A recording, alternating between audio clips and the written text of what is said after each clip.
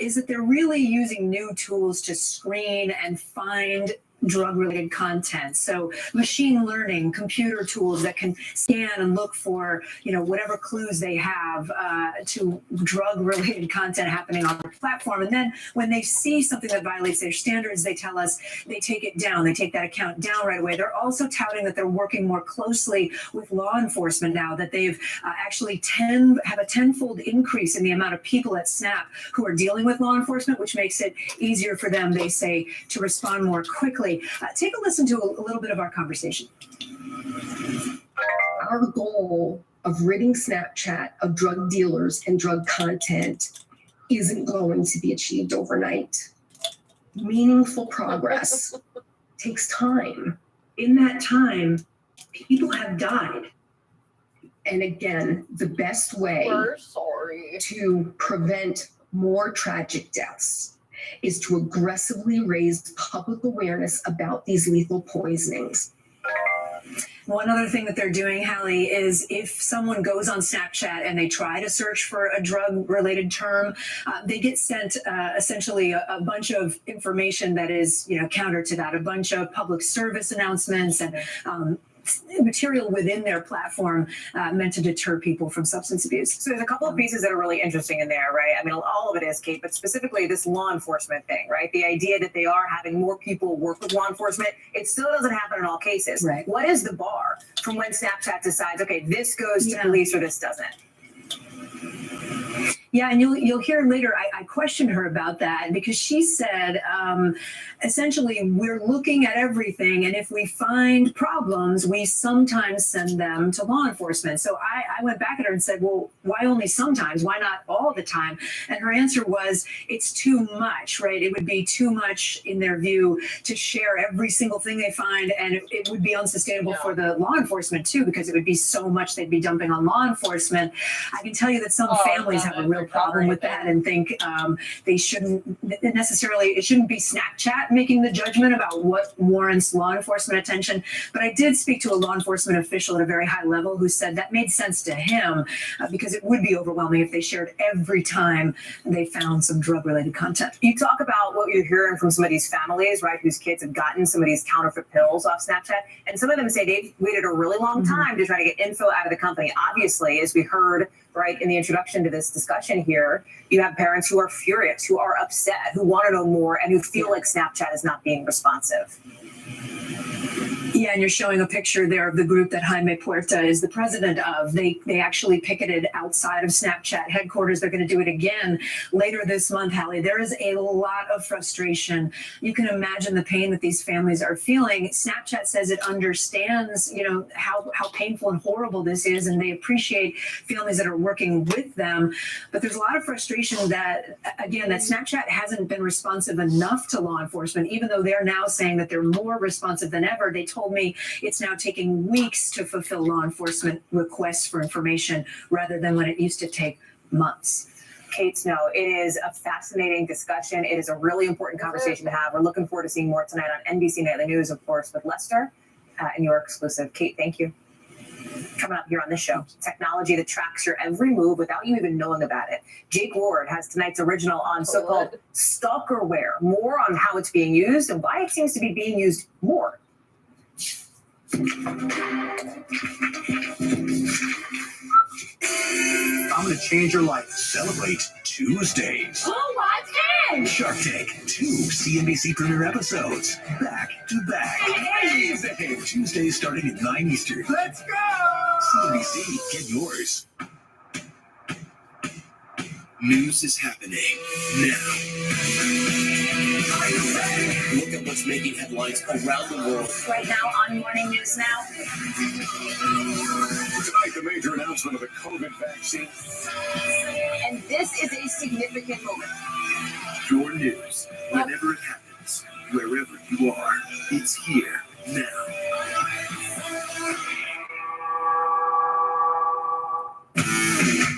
There's no better place for fun with friends. Quality time with your little golf buddy. Or an afternoon alone. Dude, what is this? Jesus.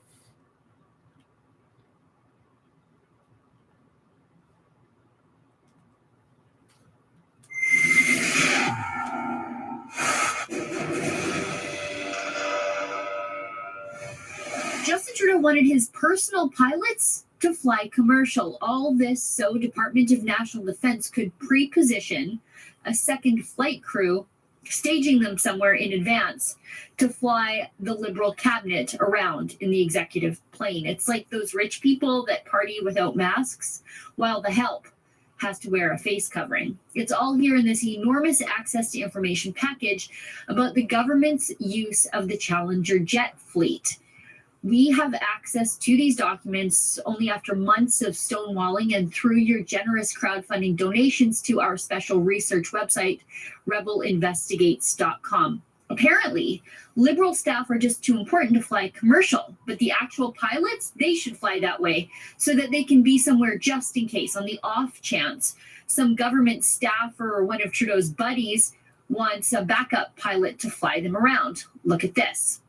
Here's the email from one Department of National Defense bureaucrat to another planning the trip. Mark, could you please provide in an email the details explaining why it is not possible to send a crew commercially to Moncton to pre-position the Challenger to carry out the second part of the proposed trip? And the response: good evening. We received direction from our CO that it was not feasible to support sending a crew commercially to Moncton. We are able to support by returning to Ottawa and swapping crews. Scheduling conflicts such as leave, courses, and existing flights are limiting our availability. So to be clear, the Liberal government wanted pilots to be flown out commercially so that a Liberal minister could avoid flying commercially. And if you look at the subject line of this email, that Liberal minister is Dominic LeBlanc. Oh. If you saw Dominic LeBlanc on the street, you wouldn't know who he was. So why does he have to avoid flying commercial like everybody else? Well, it's because Canadians are footing the bill. It's rules for the bosses and rules for the help. These people are all the same. You can fly around the Prime Minister and his precious cargo of his family on his boozy minivan in the sky, but you're always still just the help, not as worthy as MP Dominic LeBlanc. Now, this story was part of a larger access to information investigation document package about a year in the making. Now, it takes filing fees, appeals, and research help to obtain and then read through each of these line by line. It's expensive, but we think holding the government to account is worth it. To help fund our research and paper trail investigations, please donate at rebelinvestigates.com. For Rebel News, I'm Sheila Gunn-Reid. Okay.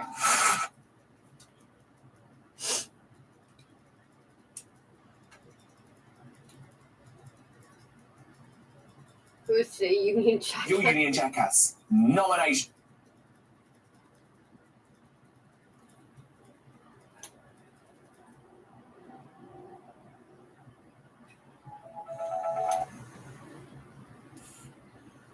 Urging the administration to change course, to change strategy. Is it time? It is time for us to do what we have been doing, and that time is every day. Every day it is time for us to agree that there are things and tools that are available to us to slow this thing down. Hey, moron! Have you been wanting to take your life to a whole new level, but you haven't known how? Well, now you can. Introducing Kamala Harris's Secrets to Success Self-Improvement course. How wouldn't your life be radically improved by learning the same success principles that the first female vice president in U.S. history used to get into office, while also having the deep state place her into office? Are you feeling stuck in life? Well, each Kamala Harris Success Secret lesson provides you with cutting-edge tools and mindset technology that'll elevate you to a level of success you never thought possible. It's like karate for your mindset. Just watch this clip from Success Secret lesson number 1 and check out the results that people just as pathetic as you have been getting. It is time for us to do what we have been doing, and that time is every day. This has changed my life. Before, things were in shambles. I was living like an idiot, and I was just in a downward spiral. And then I heard Madame Vice President's deeply insightful words. It's time for us to do what we've been doing, and that time is every day. I immediately implemented that wisdom into my life, and it made a dramatic difference, right? Because it made me think, Well, things aren't going well for me at all. So it's time for me to do what I've been doing.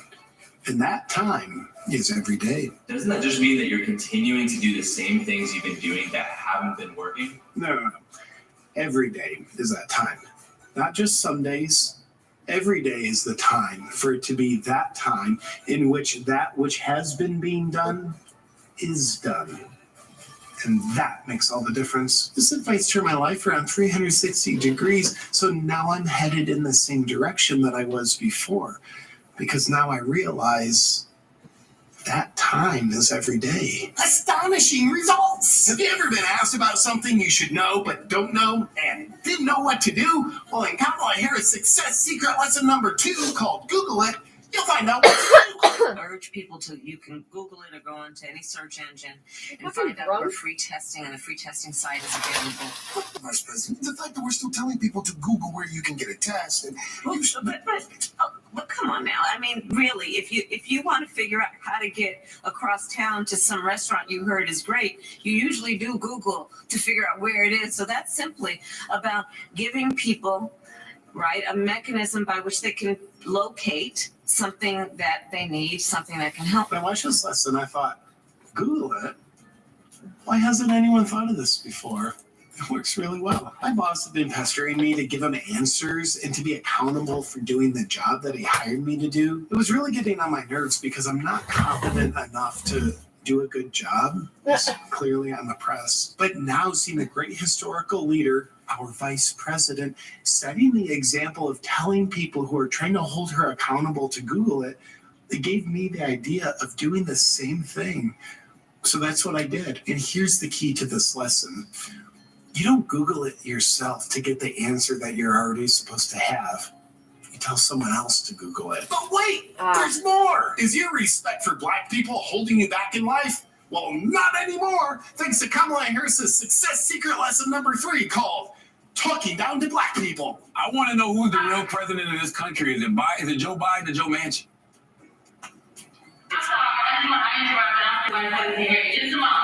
I'm so sorry, Charlie. We have She can hear me. I can hear you. Can you hear me, Madam Vice So President? I'm sorry, you got a rap. Oh. So I'm sorry to interrupt. They're acting like they can't hear me. I can hear you. Oh, so who's the real president of this country? Is it Joe Manchin or Joe Biden? Madam Vice President. Come on, Charlie. It's Joe Biden. I can't No. It's Joe Biden. And don't start talking like a Republican about asking whether or not he's president. Before this lesson, I had a lot of Black friends who would just think for themselves. And I didn't like that. But Madam Vice President helped me realize I can bully them into falling in line with what I want them to think by telling them not to talk like a Republican. How's that working? I don't have any Black friends anymore for some reason, but the most important life-changing insight I got from this lesson was to always have the honesty and integrity of having a technical issue anytime I'm in a conversation that I don't want to be in anymore. I am so sorry, sweetheart. I can't hear you. We're going to have to end this conversation. Just answer the question. Did you in the kitchen trash again? That connection, we're going to have to disconnect. Incredible! Order Kamala's success secrets now and receive a free copy of How to Sleep Your Way to the Top and Cackle Like a Maniacal Maniac.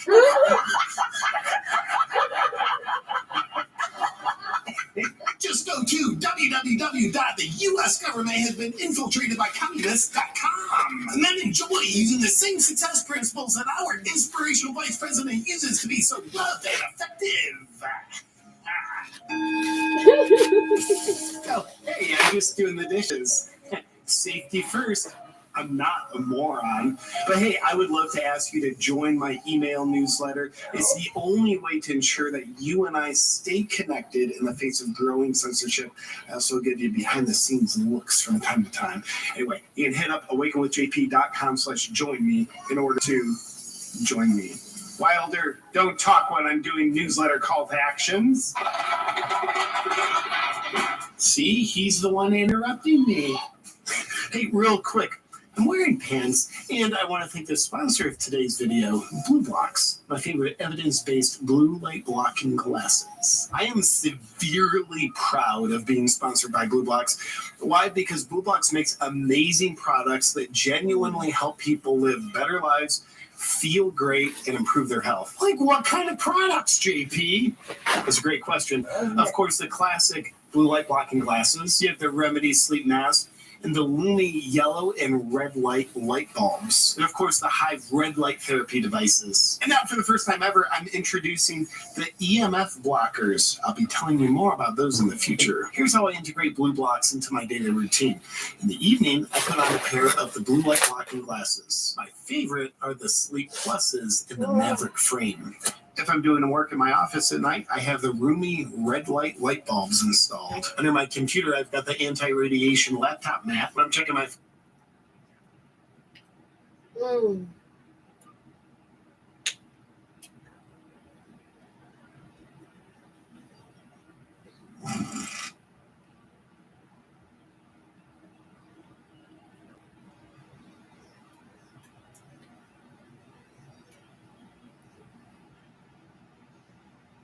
Hello, dear viewers, and welcome back to another episode.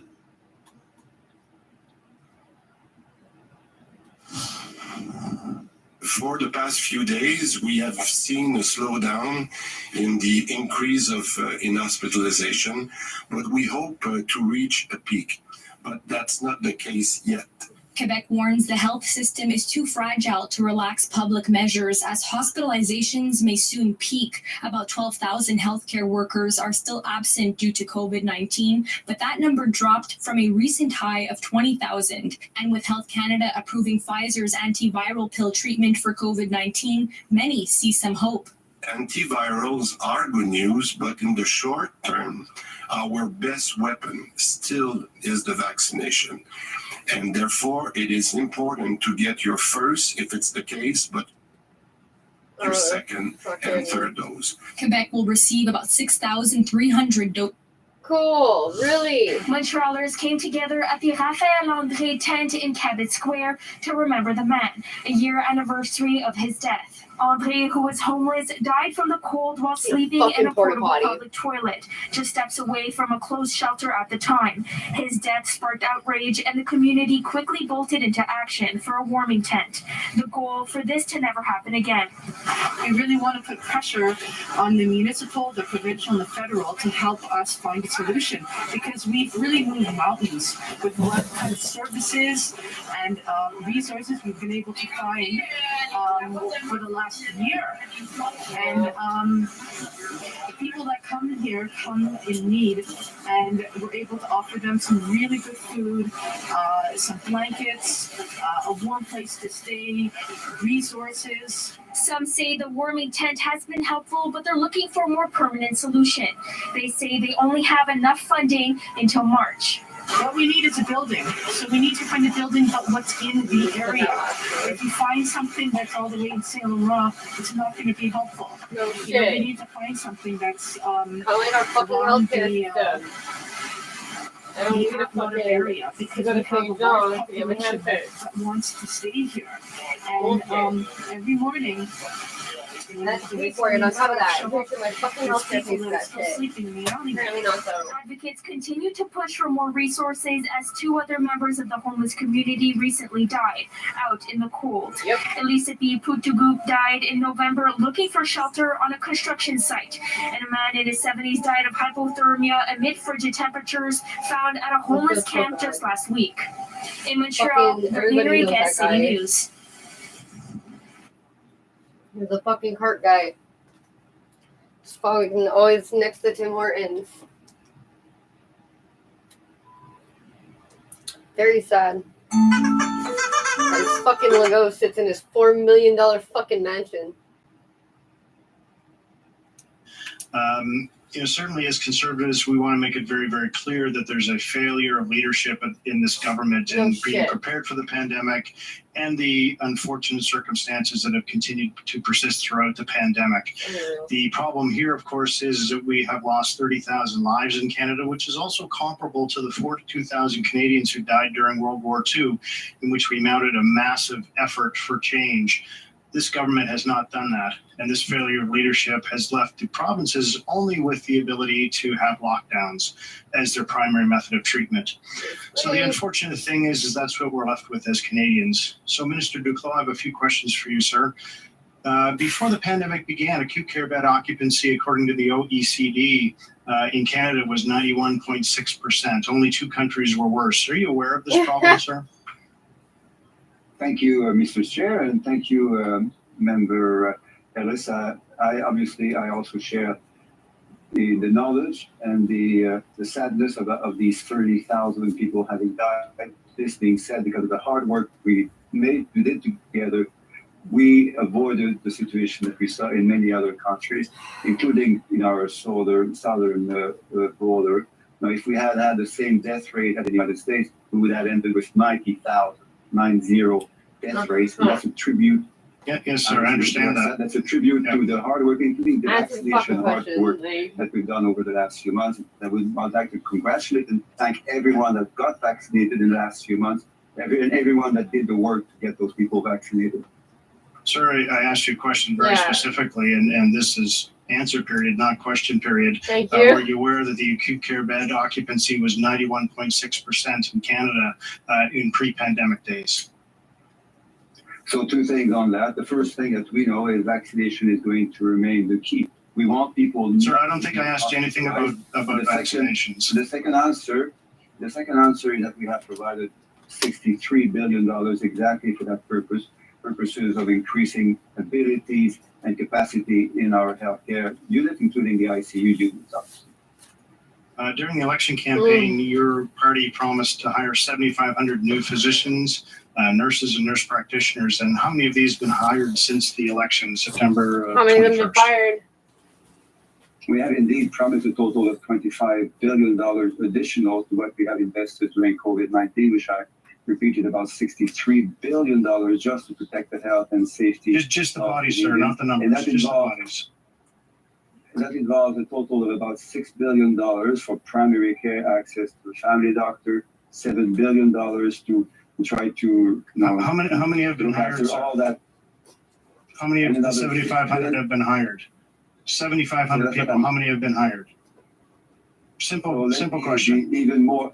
Let me be even more clear. $63 billion invested until now, with obviously thousands of nurses and doctors are being paid and being recruited and being provided with the appropriate care that they need. Sir, how many new hires since September 21st that your government promised? So $63 billion, that's obviously of great substance and great value to that's not bodies. Colleagues, and they've been able to not only to recruit, but to maintain, and equally importantly, to provide the working conditions that they deserve to look after so many others. Those are people that are there, sir. Is it fair to say that you do not know how many people have been hired that you promised? So not only are these people now being looked after, because they need to look after so many others, and that's why we're so pleased to add another $25 billion in our campaign to make sure that those significant investments will continue. Blah blah blah, like bullshit. Good morning, everybody. Happy Tuesday. We have an amazing show for everybody today. What do we have, Crystal? And we missed everybody. Indeed.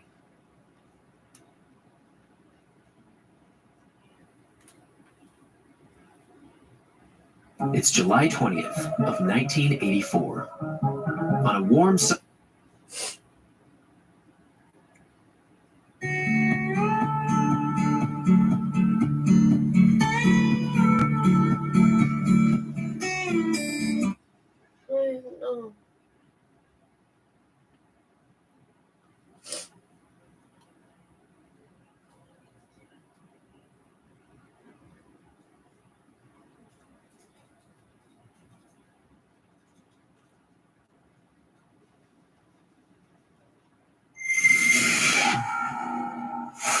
While more and more Canadians are getting vaccinated right now, it's also important to plan ahead for the future. We've reached an agreement with Pfizer for 35 million booster doses for next year and 30 million in the year after. This deal includes options to add 30 million doses in both 2022 and 2023, and an option for 60 million doses in 2024. Pfizer has been a solid partner for Canada in this fight against COVID-19, and we're happy to be one of the first countries.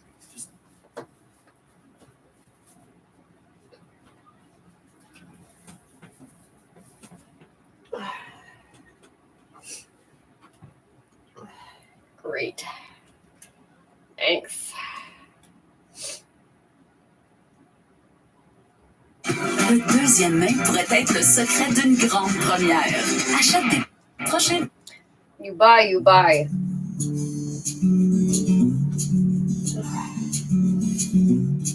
In the previous video, we talked about the panic attack cycle. First comes a sensation or feeling. Second, you judge that feeling to be unacceptable, bad, or dangerous. Then this triggers an escalating fight, flight, freeze response, and your brain learns that panic and anxiety are dangerous. So let's take a deeper look at step 2, the thoughts that transform a physical sensation into something we interpret as dangerous. Here are common ways of thinking that trigger panic attacks. It would be disastrous if I had a panic attack. It would be awful if my anxiety takes over. What if I'm having a heart attack? What if I pass out? If I can just force myself to calm down, almost rolled into traffic. Why does this always happen to me? The big issue is believing that panic attacks are dangerous. Now, panic attacks are inconvenient. They're uncomfortable. Not just inconvenient. They can be embarrassing, or they can interfere with what you want to be doing, but they aren't physically dangerous. All these uncomfortable symptoms are just the body tossing you into fight, flight, freeze mode, which actually makes it less likely that you'll pass out, stop breathing, or any of those other fears. If someone's having a panic attack and they go to the ER, an EKG will show a regular but rapid heartbeat. When people worry about passing out, you should know that you pass out with low blood pressure. A panic attack takes your blood pressure up. Heart attacks feel worse when you walk around, but when you move around with a panic attack, you actually feel better, right? So panic attacks are not actually dangerous. And our society doesn't help. It's constantly talking about how bad stress is for you and how bad anxiety is for you. Now, at its root, stress is not dangerous for you. Chronic stress is dangerous, but stress itself isn't, and neither is fear.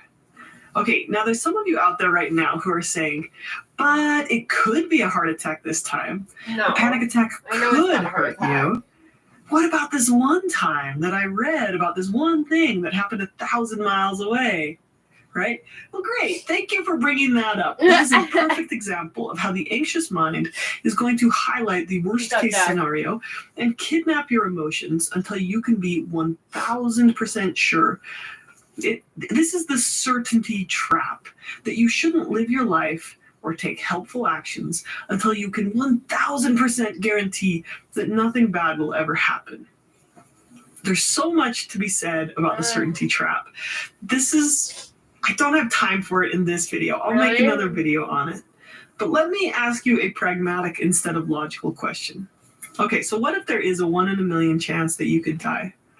Not gonna now die. what? It's not a worry. Do you want to spend the rest of your life afraid of panic attacks? Or do you want to choose to face life and accept uncertainty and live the life you value? Drive places, see your loved ones, hold a job. You have to choose between living a life in fear of emotions or a life of acceptance of emotions. So panic attacks aren't dangerous. You can choose to live a rich and meaningful life even if you have some anxiety or you experience the occasional panic attack. But when we fear anxiety, when we fear panic attacks, we feed that cycle of fear and panic. So this is where if you search how to stop a panic attack, you get really bad advice if you have chronic panic attacks. The articles all say, try to take some deep breaths, try to calm yourself down, try to distract yourself. Look, if you've tried this and it worked, you wouldn't be here. Yeah. This is the exact wrong advice. Stop trying to calm down your body, because that sends a message to your brain that the anxiety is actually dangerous and it must be avoided. This feeds the fear cycle. Okay. You can learn to calm down. You can learn to calm your body You have down. to come in here But now? this is a paradox because something has to come first before change, and it's acceptance. So the only way to stop this cycle of You panic can do it attacks now? is to demonstrate to your brain that anxiety is Yeah, not but, dangerous. Is to show your brain that you can feel anxiety and be okay. And Yeah, the way but you do I that move is willingness. everything. I've talked about this a bunch, Yeah. but basically you have Okay. to shift your relationship to anxiety. Oh, You say no, anxiety is no. uncomfortable, Ah, but not fucking right, dangerous. put the dog in a This is fucking uncomfortable, but Great. not dangerous. These body sensations aren't dangerous, they're uncomfortable. So try this experiment instead. Oh. Say, fear, bring it on. Go ahead, make me as anxious as possible. Or say something like, I can feel the fear and do it anyway. It's Get out impossible of to the make way. yourself have a panic attack because the thing that causes them is trying to make them go away. Okay. Number two, No, you're in make my space way. for your sensations. yourself. If you're in a death match with your sensations, you might think things like this. I can't feel this way. I have to breathe slower. I have to calm down. You're essentially telling your brain that these feelings or sensations in your body are dangerous. This triggers that spiral. So instead, send the opposite message. Open up to your sensations. Get super curious. Oh, I wonder what it feels like to breathe fast. Get back in your body and get present in the moment. Notice what you're feeling and allow it to be there. Be compassionate toward your sensations, even the ones you don't like. Say, hello, upset stomach. It's okay. You can keep doing that if you need to. Say, hello, jiggle legs. What do you feel like right now? What do you need? You can even exaggerate those sensations if you'd like. Tense your muscles tighter. Try to breathe faster. Jiggle your legs faster. Just show yourself that you can feel this and be okay. So instead of trying to calm your body, say, it's okay to have a fast heartbeat. It's okay to breathe this way. You can create awareness without that negative interpretation. So when you judge your emotions, you say things like, oh, this has to change. This is so bad. This is so dangerous. This means I'm dying, etc. And when you change your relationship to your feelings, you say, this is a feeling. It is what it is. I can handle feeling feelings. Okay, next, don't distract yourself. Don't leave the situation. Stay in it. Because when we avoid anxiety, we reinforce in our brain that anxiety is actually dangerous.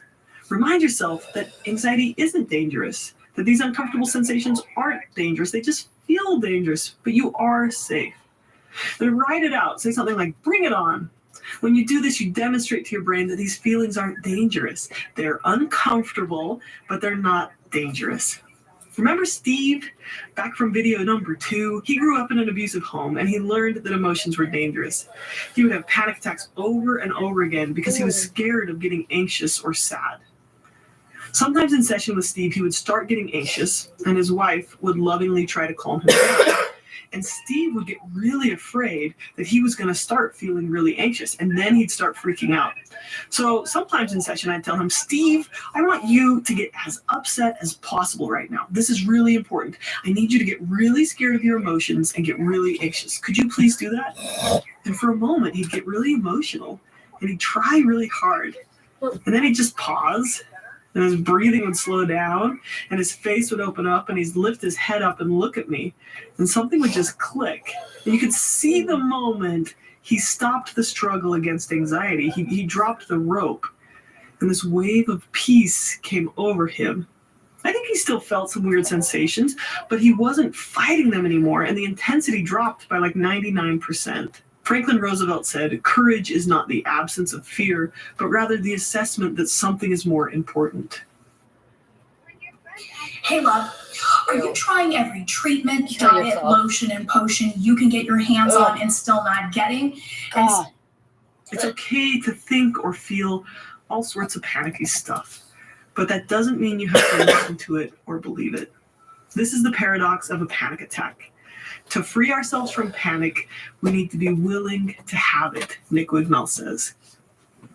Remind yourself that you're actually safe, Anxiety won't hurt you. Your situation is actually safe.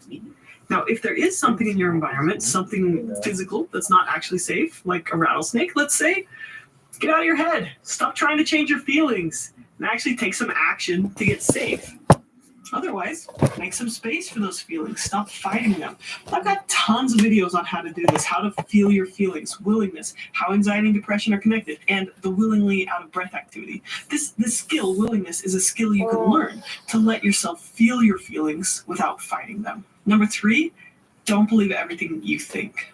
The third step to stopping future panic attacks is to get really good at noticing your panic story. So for Steve, his panic stories were, what if I always feel this way? What if I never get better? What if this means I'm losing my mind? The way you tell your story reinforces your brain's perception of danger. So you need to learn to notice the panic stories that you tell, and then just get good at noticing them without buying them, noticing them without believing them. We talked about some of those thoughts earlier. It's catastrophizing. It's believing you're having a heart attack. It's saying, why does this always happen to me? This is awful. This is terrible. It's any sentence starting with, what if? It's saying, I can't handle feeling this way. Well, what are your choices? You can keep struggling against your feelings and have more panic attacks, or you can let yourself feel the anxiety and keep living your life. So recognize your thoughts. Name what you're experiencing. This is a panic attack. I'm not actually in danger. I'm actually safe. Or say, oh, hello there, worry thoughts. Are you going to tell me that I'm dying again? Nice to see you again, but you're just a cute little catastrophic thought. Just like the Bogarts in Harry Potter, fear can't stand being laughed at. If you can't laugh, just be like, hey there, you little panic thought. I know what you were trying to do. That's cool, but I've got some other stuff to think about right now. Or you say, right now in this moment, I'm actually safe. Okay, so back to Steve. One day Steve went to church, and he really didn't want to feel anxious that day. He didn't want to get upset or emotional. But as he started to walk in, he started to feel that tightness in his chest. He started to feel the anxiety building up inside of him. And at first, he tried to fight it. He tried to slow his breathing. He tried to distract himself. But he could feel that panic attack about to blow. And in that moment, about 6 months of therapy finally clicked for him. He said, it felt like a light bulb clicked on, and I suddenly realized that my feelings are just feelings. They can't hurt me. And he just opened himself up to let himself feel them. It's like he stopped struggling against them and just let himself ride through them while staying at church. And when he did, they suddenly didn't have power over him anymore. He stayed through the whole meeting. When he came to session the next week, he was super excited to tell me, it's working. It's actually working. My feelings are just feelings. They can't hurt me. And when he'd get really scared, he'd say, I'm feeling really scared right now, which is noticing the feeling and making space for it, instead of what he used to do, which is say things like, will I ever get better? Am I going to feel this way forever? Does this mean I'm losing my mind? Yeah, now, but sometimes it's not Steve that still simple. gets scared of his emotions, but in general, he's doing so much better. He's decreased his panic attacks by like 95%, and he's overall just doing so much better at letting himself feel his feelings without fighting them. Okay, number 4, panic seems to come from nowhere. You can't always predict when panic will come, but you can prepare for it to a degree. So learn to notice your triggers. Get better at predicting when you're going to feel some anxiety or physical symptom. And that way you can prepare yourself to use your skills instead of trying to avoid or control your anxiety. So don't try and avoid your triggers. That tells your brain those triggers are more dangerous than they actually are and makes your panic or anxiety worse. It's also important to work to decrease over anxiety. So if you imagine anxiety on a scale from 0 to 10, I often see panic attacks in people who are constantly running at this baseline of like 6 or 7 on the scale. And small situations that are like a level 1 or level 2 just pop them out of okay and into panic. So, for example, someone who is extremely stressed out with work and kids and financial problems, they might have a panic attack from what seems like out of nowhere. But upon careful inspection, it's like everything was just piling up. And then the traffic and being late to pick up the kids, something that's not normally panic attack worthy, that little thing just puts you over the top. So treating anxiety is this combination of changing your relationship with anxiety, of accepting anxiety and making space for it, and also putting things in your life in order. So doing that groundwork to resolve your background stress, that can make a big difference. Okay, so just to summarize, panic attacks are usually anxiety about anxiety or anxiety about the physical symptoms of anxiety. They spiral out of control when you catastrophize about these symptoms or you try to force them to go away. If you want to stop having repeated panic attacks, you can learn to accept anxiety as normal, safe, and natural. Make space for those uncomfortable situations. Don't believe your catastrophic thoughts, and take steps to decrease your overall anxiety. When you take these steps, you'll show panic that it doesn't control your life, and over time, you'll retrain your brain that feelings of anxiety can't hurt you, and the panic attacks will greatly decrease or stop altogether. Okay, hope you found this helpful. Thank you for watching, and take care. I love a new year. I love a new start, and I love setting lots of big goals and New Year's resolutions. And sometimes I accomplish some of them, but the problem with huge goals is that they're hard to maintain after the initial excitement wears off. So this year, I'm setting habits instead. I'm just going to work on one tiny habit every day for a month. So, for example, I'm going to work on spending a few extra minutes of quality time with my family each day. But you can set any habit you want, like practicing gratitude, or noticing the positive, or smiling at strangers. And if you want to, you can use my little... How was smiling? Smiling my favorite. I used the little habit tracker in the back to try to get a 30-day streak. And the little daily check-ins prompt you to look for the positive in each day. You can get the journal download as part of my $9 course. So if you want to use my system, check out the link in the description. Regardless of how you choose to learn and grow this year, I hope it's an awesome year for you. Thanks for being here.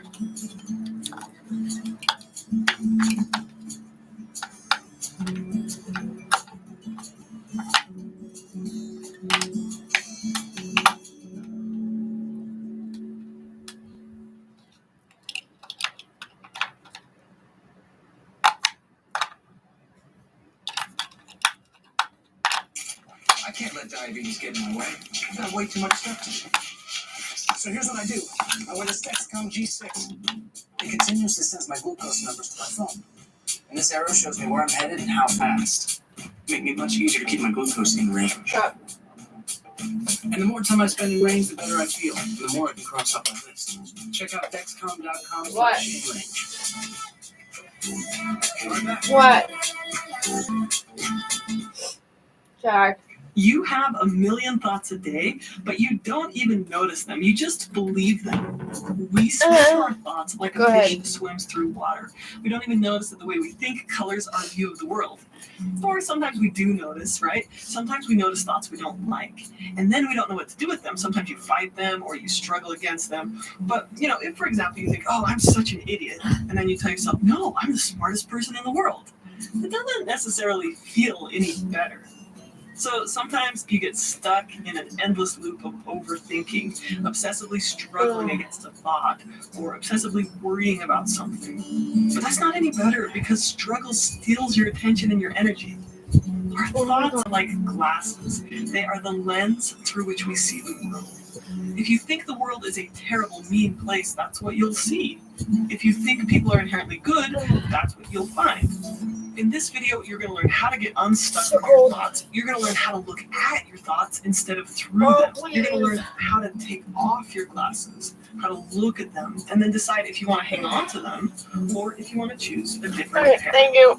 This skill is called cognitive diffusion. It's the difference between having a thought and buying a thought. This is such a powerful skill for processing emotions and fighting depression and anxiety. If you want to improve your mental health, the skill of cognitive diffusion teaches you to separate yourself from your thoughts. And this will give you power over your thoughts instead of letting them run the show.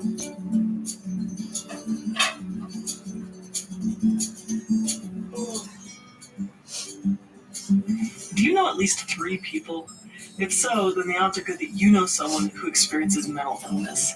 But if you're like most people, you may feel anxious and uncertain about how to help. Everyone needs to learn these skills, but most people are never taught them. So I built a course with 55 short videos teaching how to help when a friend or loved one experiences mental illness. In this course, you'll learn how to build a relationship of influence, how to set healthy boundaries, what to say and what not to say. And in addition to these personal skills, you'll also learn how to help them access resources that you might not even know about, and what to do if they won't get help or if they don't want to talk about it. You really can learn how to help when someone you cares about struggles with mental health. If you'd like to learn more, click the link in the description and you can get started today. So first, to understand cognitive diffusion, we need to understand what is cognitive fusion. Your brain is a word machine. It says stuff and it thinks stuff all the time.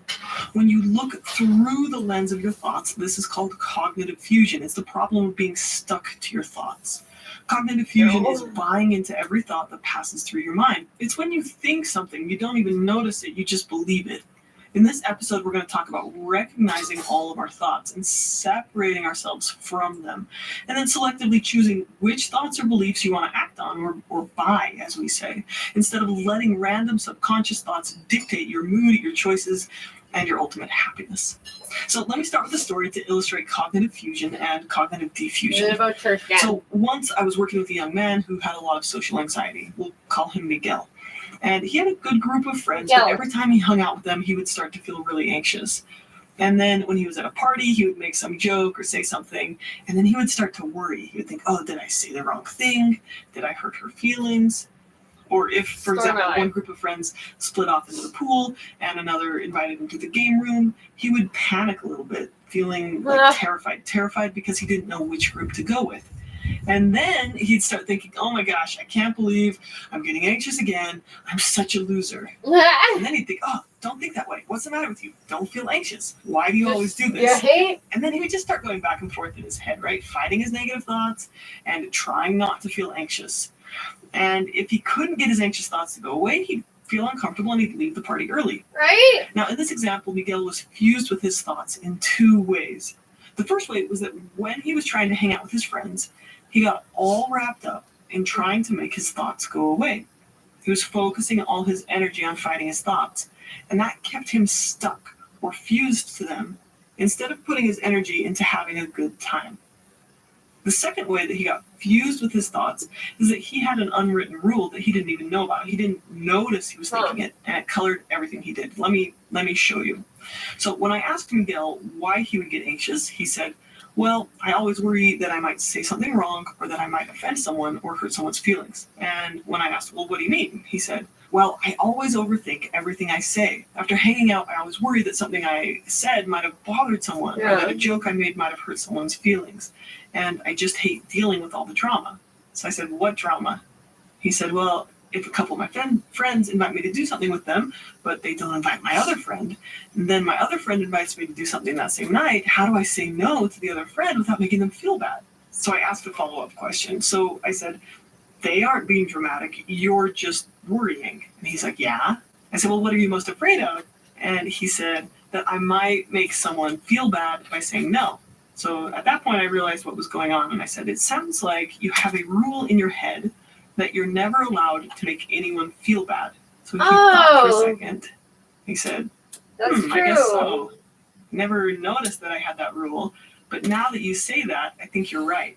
Well, why would I want to make people feel bad? He said, once I had a girlfriend who I wanted to break up with, but I didn't for like a year because I didn't want to make her feel bad. And I was like, yes, that is a good example. And then he gave me another one. He said, if the food is terrible or it's cooked wrong at the restaurant and the waiter asks, how's the food? He always says, great, even if it's a lie. So this young man, Miguel, he didn't realize he was thinking this rule, right? I can never make anyone feel bad. And this rule that he didn't even know he had was making him really anxious. He had bought that thought. He had believed it without even noticing that he was thinking that way. So in Miguel's case, he was stuck to his thoughts. It was keeping him from being present with his friends. when we buy our thoughts, when we believe everything we think, it makes it hard for us to change. So the antidote to this is learning to notice your thoughts without buying them. You learn to look at your thoughts instead of looking through your thoughts. And you notice yourself as the thinker, the place where these thoughts happen. When Miguel noticed his unwritten rule, he could see how impossible it was, how it was keeping him from having good relationships. And when he was able to notice that rule, it was like, before he noticed the rule, it was like, oh my gosh, I have to make everyone feel good or I'm a bad person.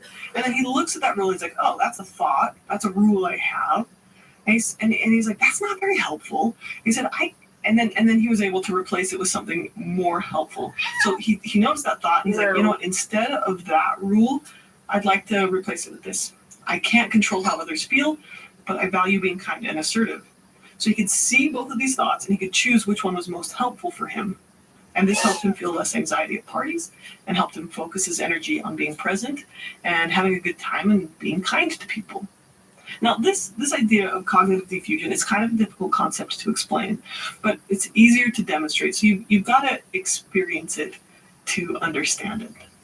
So I'm going to give you about 4 exercises that you can try to get a feeling for what it feels like to look at your thoughts instead of through your thoughts. Now, this first activity is really easy to do with a negative thought about yourself, but I'm not going to do that on YouTube, partly because I don't want to trigger people here where they might not have been expecting that. So check out the course resources in the full course to experience that activity. And instead, we're going to do a little bit of a milder version of that activity. So for the next minute, write down or say out loud all of the thoughts that run through your mind.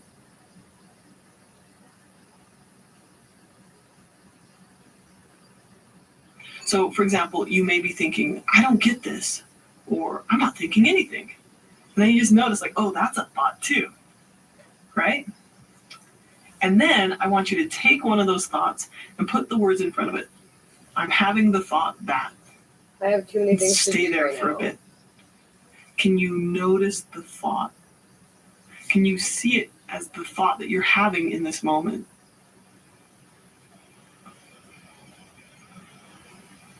Now, replay it one more time, but this time add the phrase, I notice that I'm having the thought that. So, for example, I notice I'm having the thought that this is boring. Now, what happened? Did you notice that sense of separation or distance between you and the thought? Yeah. And see if you can look at yourself while having thoughts. Oh. While you're noticing yourself having thoughts, take a second to open up your awareness to what other thoughts you're having. Is word popping up in your mind? Or perhaps the thought, how much longer is this going to take? Or are there other thoughts running through your mind? And just take a second to notice them and then to notice yourself noticing them. Mama. You just practiced cognitive diffusion, looking at your thoughts instead of through your thoughts. You are a person that experiences thoughts and emotions. Thoughts and emotions are experiences that you are having. They aren't necessarily reality. They're just something that you're experiencing. You can have thoughts without buying them. Another great way to practice this is through the Leaves on a Stream exercise. Check out that meditation on my YouTube channel.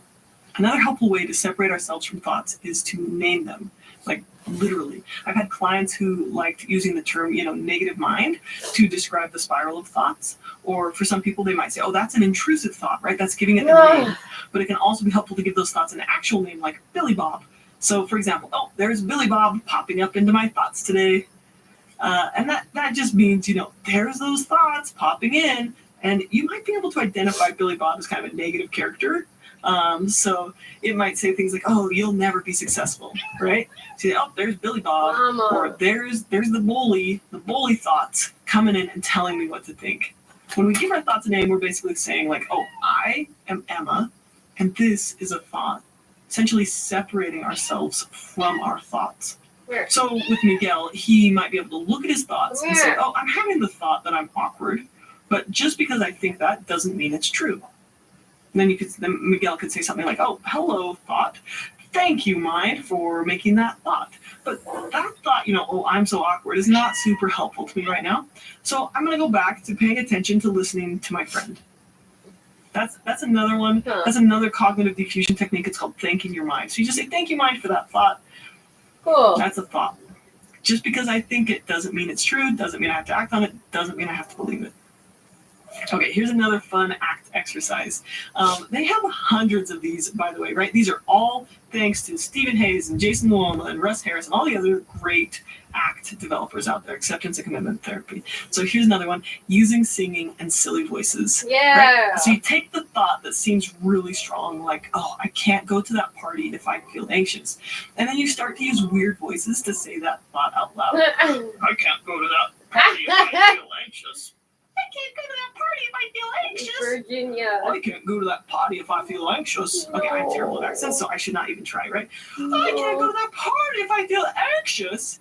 And the basic idea is that when you start to say a thought in a bunch of weird ways, it starts to feel like this weird thing, like this weird jumble of words, instead of feel like just, the water that you're swimming in. Same thing happens if you say a word over and over again. So if, for example, Miguel's like, oh my gosh, I'm so awkward. Then he says the word awkward over and over and over again. Awkward, awkward, awkward, awkward, awkward. Say it with me. Awkward, awkward, awkward, awkward, awkward, awkward, awkward, awkward, awkward, awkward, awkward, awkward, awkward, awkward. And at some point, awkward all of a sudden turns into this weird jumble of sounds. That's a cognitive diffusion technique, right? This is just a word. Your brain is a word machine, and everything it makes up, some of it's true, some of it isn't. Some of it's helpful, some of it's not. It's just a thought. And when we separate ourselves from our thoughts, we can create choice for ourselves. Okay, another exercise that's often helpful is to symbolically put your thoughts onto an object to give them a tangible form. The easiest way to do this is to write it down on a piece of paper. Bruce Lee said, I have a system of ridding my mind of negative thoughts. I visualize myself writing them down on a piece of paper. Then I imagine myself crumpling up the paper, lighting it on fire, and burning it to a crisp. In residential treatment, I worked with a whole bunch of kids who found it helpful to make their thoughts concrete by putting them on an object. So I had one client who had really low self-esteem. And again, we were not forcing the kids to do this. They were choosing to engage in these activities to help themselves.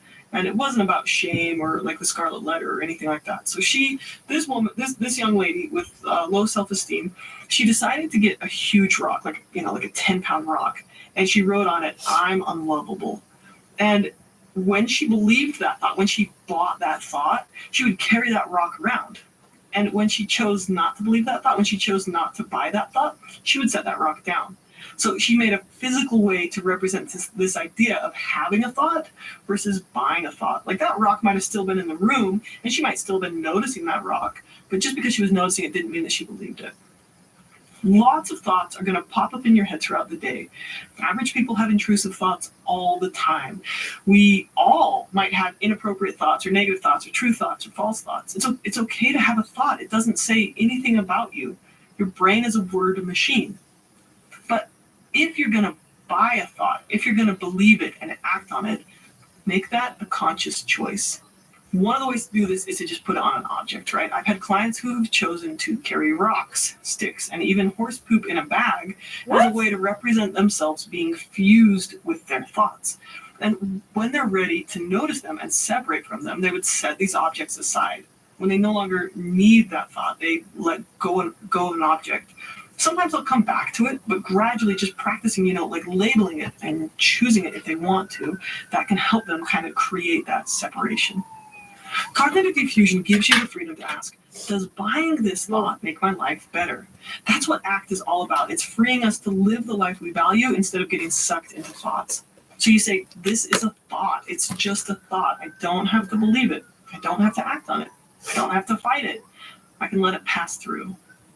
So the essential question is thought helpful to me? Does it help me live my values? If the thought is helpful, you can buy it. You can believe it. You can hang on to it. You can act on it.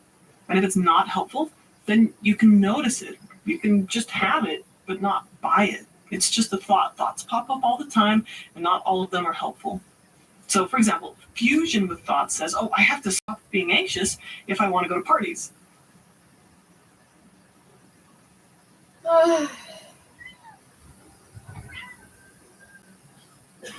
With schools waiting to reopen, Premier Doug Ford is strongly hinting good news is coming regarding lifting restrictions.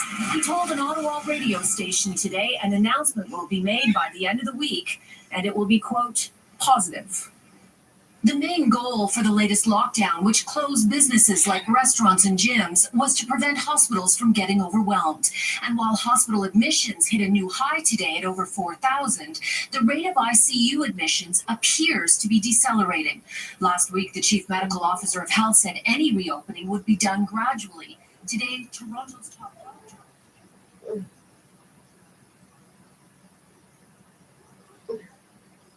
They're making this so hard.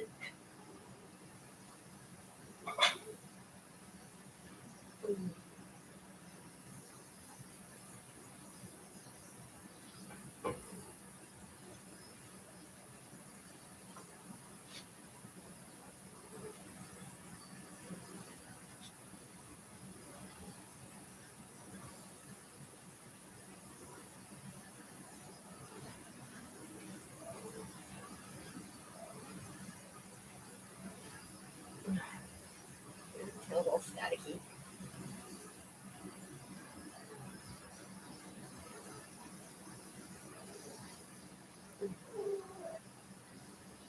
No dandruffy. Gross.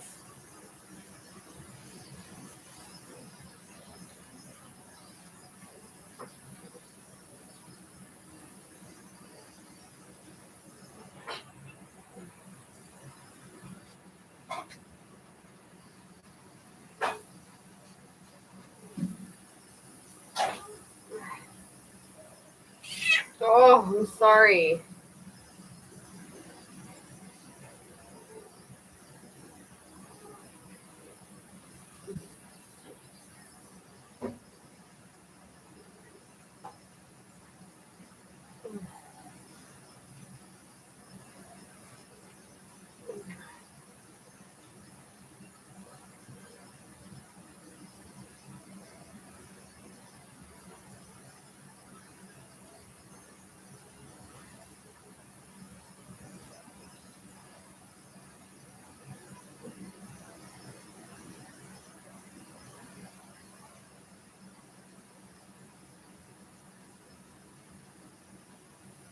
Ah.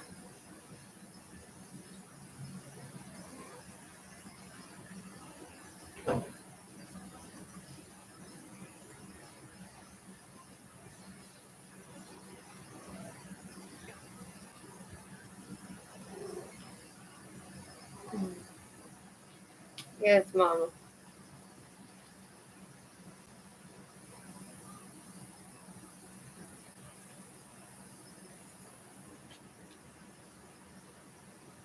Can I see your fat butt? Ugh, gross.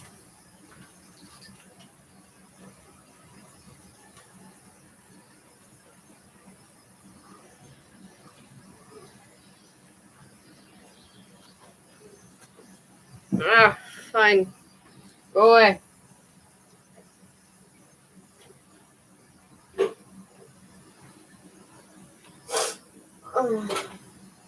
Oh, interesting. Introducing the Land Rover. Just the thing for those little everyday trips. Giving someone a helping hand. Completing the commute.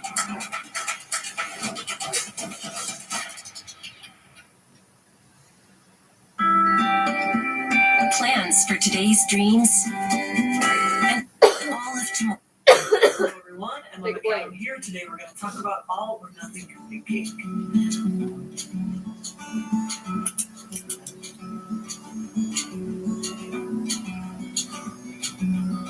Once I had a job interview at a company I really wanted to work at. I was pretty fresh out of school, and this company had a very good reputation for being one of the best programs. So I got an interview, and it was just a few days after coming out of the field at this adventure therapy program. And I went to the interview, and it was one of those interviews where they have like 5 people in the room, and because the people doing the interviews were therapists, they asked some questions that were like designed to throw me off a little bit. And I'll be honest with you, I actually cried. Yeah. That's terrible. I actually cry pretty frequently, especially when I care a lot about something. And Yeah. I am no longer that bothered by it. But I went out of that interview thinking that I had completely bombed it. Now, when you make a mistake, it's easy to think that the whole interview was awful, or that the interview was a complete waste of time, or even that you're a complete failure. But this type of thinking might be making you depressed because it's a cognitive distortion. So today we're going to talk about all or nothing thinking. Despite the popular belief that depression is simply a biological condition, it's actually a lot more complicated than that, which is awesome because it means that there's a whole lot of options for you. Things you can learn, skills you can develop that can make a huge difference. Depression is treatable. So today we're going to explore another cognitive distortion, a thinking pattern that if you do it a lot, it's going to make you more depressed and anxious. So all or nothing thinking sounds like, if I'm not perfect, I'm a failure. Or don't even bother if you can't get it right. Or if I'm not going to win, I'm not going to try. With all or nothing thinking, you might believe that any outcome less than 100% equals 0%. You're not first, you're last. You think that if you've messed up, it's pointless to keep trying. This is faulty thinking. It lies because it ignores the progress that you've made. It ignores the successes that you have. Or it really just denies the fact that truth is nuanced and has lots of parts to it. All or nothing thinking means that you're only seeing one side of things, and it's usually the negative side. All or nothing thinking convinces you that you have to do everything right, or why bother? And it basically encourages you to quit trying. All or nothing thinking is a cognitive distortion that can make you depressed because it convinces you that something's hopeless when it actually isn't. Hence the disorder part of major depressive disorder. But here's the crazy thing about cognitive distortions. When you're in the thick of them, or when you're stuck in a depressive spiral, you're not going to notice that you're using a distorted thinking pattern. You're just going to believe your thoughts. When you tell yourself that I'm a complete failure, or nobody likes me, or I have no friends, you're probably just going to think that those thoughts are true. So if you want to work on healing from depression, learning to notice and replace all or nothing thinking is going to be an important skill that can make all the difference. Now, going back to my job interview, I actually got the job. I did pretty well during the rest of the interview.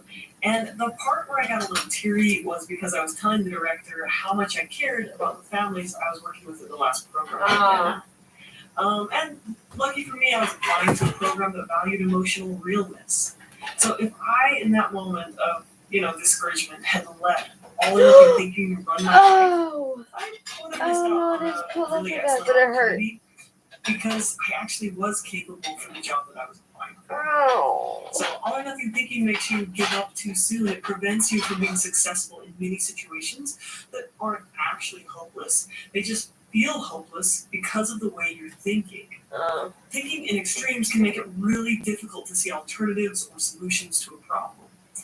For someone with depression or anxiety, this often means only seeing the downside to any situation.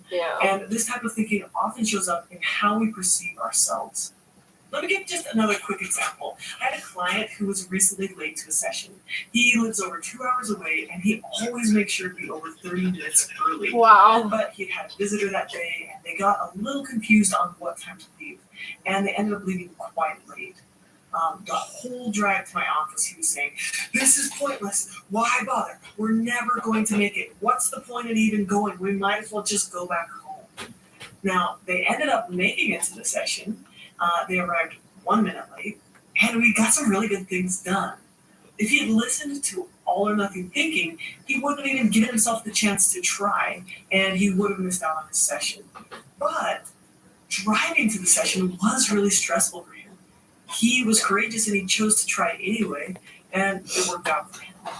But even when he had made it to the session, I had to convince him to notice the positive, that being 1 minute late was actually due to his diligence and to his good habits and not a failure. He had a positive trait of being early to appointments, and because of that, he made it on time, even with the mix-up. But that distorted thinking had tried to convince him that by being 1 minute late, he was actually a failure. So, if we want to combat depression and beat all or nothing thinking, there are some basic steps we can take. Now, the first one, as usual, if you've watched my videos, you'll not be surprised. The first thing is noticing. You gotta notice this type of thinking. It's like wearing a pair of dark glasses. When you take them off and look at them, you can actually see the other things around. So you can actually see other ways of seeing a situation. You can look at your thinking. Now, this is a skill from acceptance and commitment therapy. It's called cognitive diffusion, and it's learning to look at your thoughts instead of looking through your thoughts. But here's a couple of ways to identify all or nothing thinking in yourself. So first off, what kind of words do you use? So any extreme kind of wording, like always, never, everything, nothing, totally, completely, ruined, can't, no one, etc. Anytime you're using extreme thinking or extreme words, that's a good sign that you're using all or nothing thinking. And then identify in what type of scenarios do you tend to think this way. So, for example, do you tend to do it with school or with social situations or when you're really tired? And if you can notice those situations, you might be more likely to catch yourself thinking this way. When you catch yourself thinking this way, you could say something like, oh, there's that faulty thinking again. Or, oh, there's all or nothing thinking. And when you notice it, then you can realize that just because you think something, that doesn't mean that it's true or helpful. Our amazing brain can have all types of thoughts that run through your brain, but just because you think it doesn't mean it's true. So if you can't tell if a thought is true or not, it may be helpful to ask yourself, does thinking this way help you accomplish your values? Does it help you make good choices about where to devote your energy or whether to take risks? If it doesn't help you live the life that you want to live, then it's probably not the type of thinking that you want to hang on to. You can also try to name an emotion instead of creating a distorted reality. So instead of saying, no one likes me, say, I feel lonely. Instead of saying, I'm a complete failure, you can say, I feel anxious about my career. When you identify emotions, it gives you a chance to do something. So if instead of thinking everyone hates me, you say I feel lonely, then it opens up the opportunity to reach out to some people and to feel more connected, to actually solve a problem. Okay, another way to combat all or nothing thinking is to explore other ways of seeing a problem. So you look for alternatives, you look for a more nuanced approach. You try to see both the good and the bad. You might see something like, well, I did some things great, I did some things good, and I made some mistakes. Ask yourself, what can I learn from this?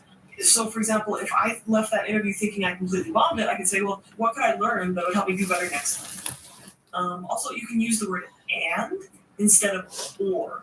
So instead of saying, I had a great week, or I had a terrible week, say, oh, I had some wonderful things happen this week, and I had some things that were difficult. So instead of saying, I'm a good person, or he's a bad person, say, I have a lot of great qualities, and I do a lot of good things, and sometimes I make mistakes and poor decisions. Another thing you can do to kind of question all or nothing thinking is to get perspective from someone you trust. So someone who's doing your value, ask them how they see the situation. And so that's a way that you can start to replace that all or nothing thinking with some alternative thoughts. Notice how I'm not telling you to just focus on the positive. The reason I do that is because just seeing the positive can also make you mentally ill. I just did some dishes. Or, for example, if you mess up in a relationship and you only see the positive, that can lead you to deny any responsibility that you might have or prevent you from learning skills you need to improve yourself. Always all up in my shit. I always go back to values. What kind of person do you want to be? If someone always sees themselves as the worst person ever, this doesn't help them grow. Or if someone sees themselves as I'm perfect, I never do anything wrong, that also doesn't help them grow. A more helpful alternative would be to acknowledge both your strengths and your weaknesses, and to hold yourself with a growth mindset. Replacing all or nothing thinking is not trying to make yourself out by saying, no, you were perfect, everything went fine. It's that you're trying to create the space that gives you personal power, the ability to choose action that lines up with your goals and your values. So with the job interview example, it's not that you try to convince yourself that everything was fine. It's that all or nothing thinking says, give up, don't even bother. Because you made that mistake, you might as well never interview again. Now, if I'm trying to change some of my own behavior, it always helps me to figure out what function does that negative behavior serve. So what function does all or nothing thinking serve? I mean, obviously it messes us up in the long run, but there's a reason to do it. Why would we think this way? And in my opinion, it's because it's self-protective. It keeps us from taking risks. It keeps us from being vulnerable. So, for example, if I'm trying to stick to a diet and I mess up once, all or nothing thinking says, well, now that you've completely failed, you might as well just eat a whole quart of ice cream, right? Keeps me from having to try so hard. Or here's another example. If a man calls and asks a woman out on a date, but she doesn't call him back, he may think, I'm a total loser with nothing to offer, or no one wants to go out with me, or I will never find the right person, so why bother? If we really want to change our thinking, we have to replace all that self-protectiveness with choosing to be vulnerable. Stay engaged in the process. Still reach out to that employer. Keep trying to eat better. Try again to ask someone out. You've got to stay open to both success and failure. This takes conscious risk management and vulnerability. You might get sad if you don't get the job, or you might get hurt if she rejects you. But living this way opens you up to learning more and even possibly getting the job, or at the very least applying to a similar job in the future. This way of thinking leaves open space for you to live the life you value instead of just shrinking back in depression or anger. This requires you to tolerate uncertainty. So instead of saying, I'm a terrible person, say, I've got some things to work on, and I'm doing okay in other areas. Being vulnerable meant that my client had to accept the stress of driving when he worried that he'd be late. And that was the alternative to just giving up and staying home but being upset about it. So I'm going to encourage you to choose to act on your values, even when it's uncomfortable or risky. The last thing that can help replace all or nothing thinking is to practice self-compassion. Choose to respond to your mistakes with kindness instead of harshness. When you make a mistake, it can be tempting to think that if you beat yourself up, you'll be less likely to mess up again. But the exact opposite is more likely. The harsher we are towards ourselves, the less willing we are to be open to learning and trying things that help us grow. Remember, how we consistently respond to ourselves creates a spiral of emotions. And beating yourself up over and over again might lead to depression. So instead of beating yourself up, acknowledge that setbacks and mistakes happen. It's human to make mistakes. Your worth is not dependent on being perfect. Another aspect of self-compassion is just to speak to yourself in the way that you'd encourage a friend. If you wouldn't say something to a friend, don't say it to yourself. Now, you really can combat depression and anxiety by replacing all or nothing thinking with a more helpful approach, and this can change your life for the better. Keep working on it little by little, and over time, you'll start to see improvements. Thank you for watching. Please subscribe and take care.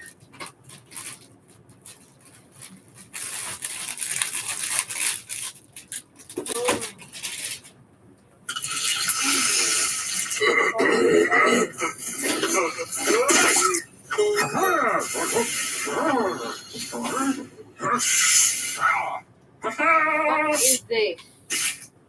Oh my god. Fucking pills and shit. As the January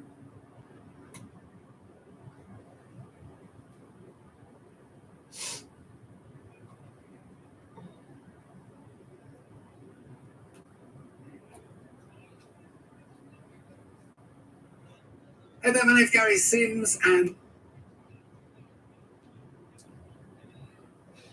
The Canadian response to COVID-19 has been confused, contradictory, heavy-handed, and ultimately ineffective at stopping this pandemic. But is there an alternative? Today, I will talk about a group of doctors who say yes, there is. I'm Candice Malcolm, and this is The Candice Malcolm Show.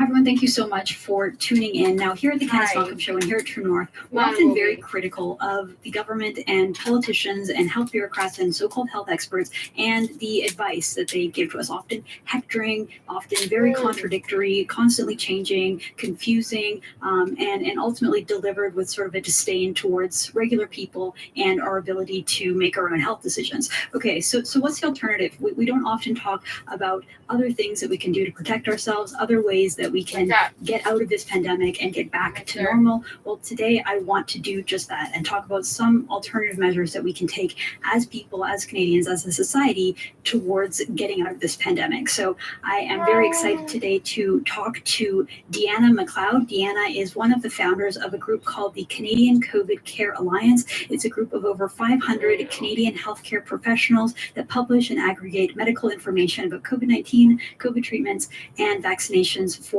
educational purposes. Deanna is the chair of the Strategic Advisory Committee for the COVID Care Alliance, the Canadian COVID Care Alliance, and she also runs an evidence-based medical publishing firm that specializes in oncology publishing. Her firm's work has been published in some of the leading medical journals around the world, including The Lancet and the Journal of Clinical Oncology. So, Deanna, thank you so much for joining us today. Thanks for having me, Candice. Okay, so first, why don't you just tell us about the Canadian COVID Care Alliance? What is this organization and what kind of work do you do? So the Canadian COVID Care Alliance is a group of about 500 independent Canadian doctors, scientists, and healthcare practitioners. And we've come together to take a look at the evidence surrounding COVID-19. I'm sure that all of you are aware that, we were all thrown into this pandemic in early March. And there was a lot of chaos and excitement and surprise as we were all locked down and thrown into the midst of this pandemic. And so a group of us got together and really wanted to take some time and look at some of the evidence and the science. It's a fast-paced field. Things are changing all the time as we learn more about this virus and its treatments. And so we wanted to be positioned as an independent voice that would provide balanced evidence-based information to Canadians in order to maintain informed consent. Candice, I think you just mentioned something about that, which is the right and dignity to make choices, medical choices for yourself, and to direct those choices according to your preferences, with all of the information at hand, as well as try and reduce hospitalizations and managing that situation. And, as you also mentioned, try and get us out of this pandemic as quickly as possible. Well, it's interesting, the idea of informed consent, because one of the news stories that we've been hearing about is Trudeau and the CDC kind of pushing this idea of eventually having forced vaccines. So the exact opposite of people consenting to a medical treatment or even having any kind of choice. This idea that we might be heading towards forced vaccines is truly terrifying. Although, a year ago, the idea of vaccine mandates was truly terrifying as well. So you have there are doctors out there, there are healthcare professionals and scientists who don't agree with the current direction that, say, the Trudeau government is taking us with regards to vaccine mandates or mandatory vaccines. What are some of the alternatives that Canadians can be doing to protect ourselves, to stay safe, to stay healthy during this pandemic? Well, I think one of the points that you mentioned is, as it relates to informed consent, it's making sure that you have all the risks, the full gamut of risks and benefits of a treatment, as well as all the alternatives. And so, you can visit the CCCA website to try and to get more information on the risks and benefits of vaccines. And whether mandates are warranted or even forced vaccination is warranted.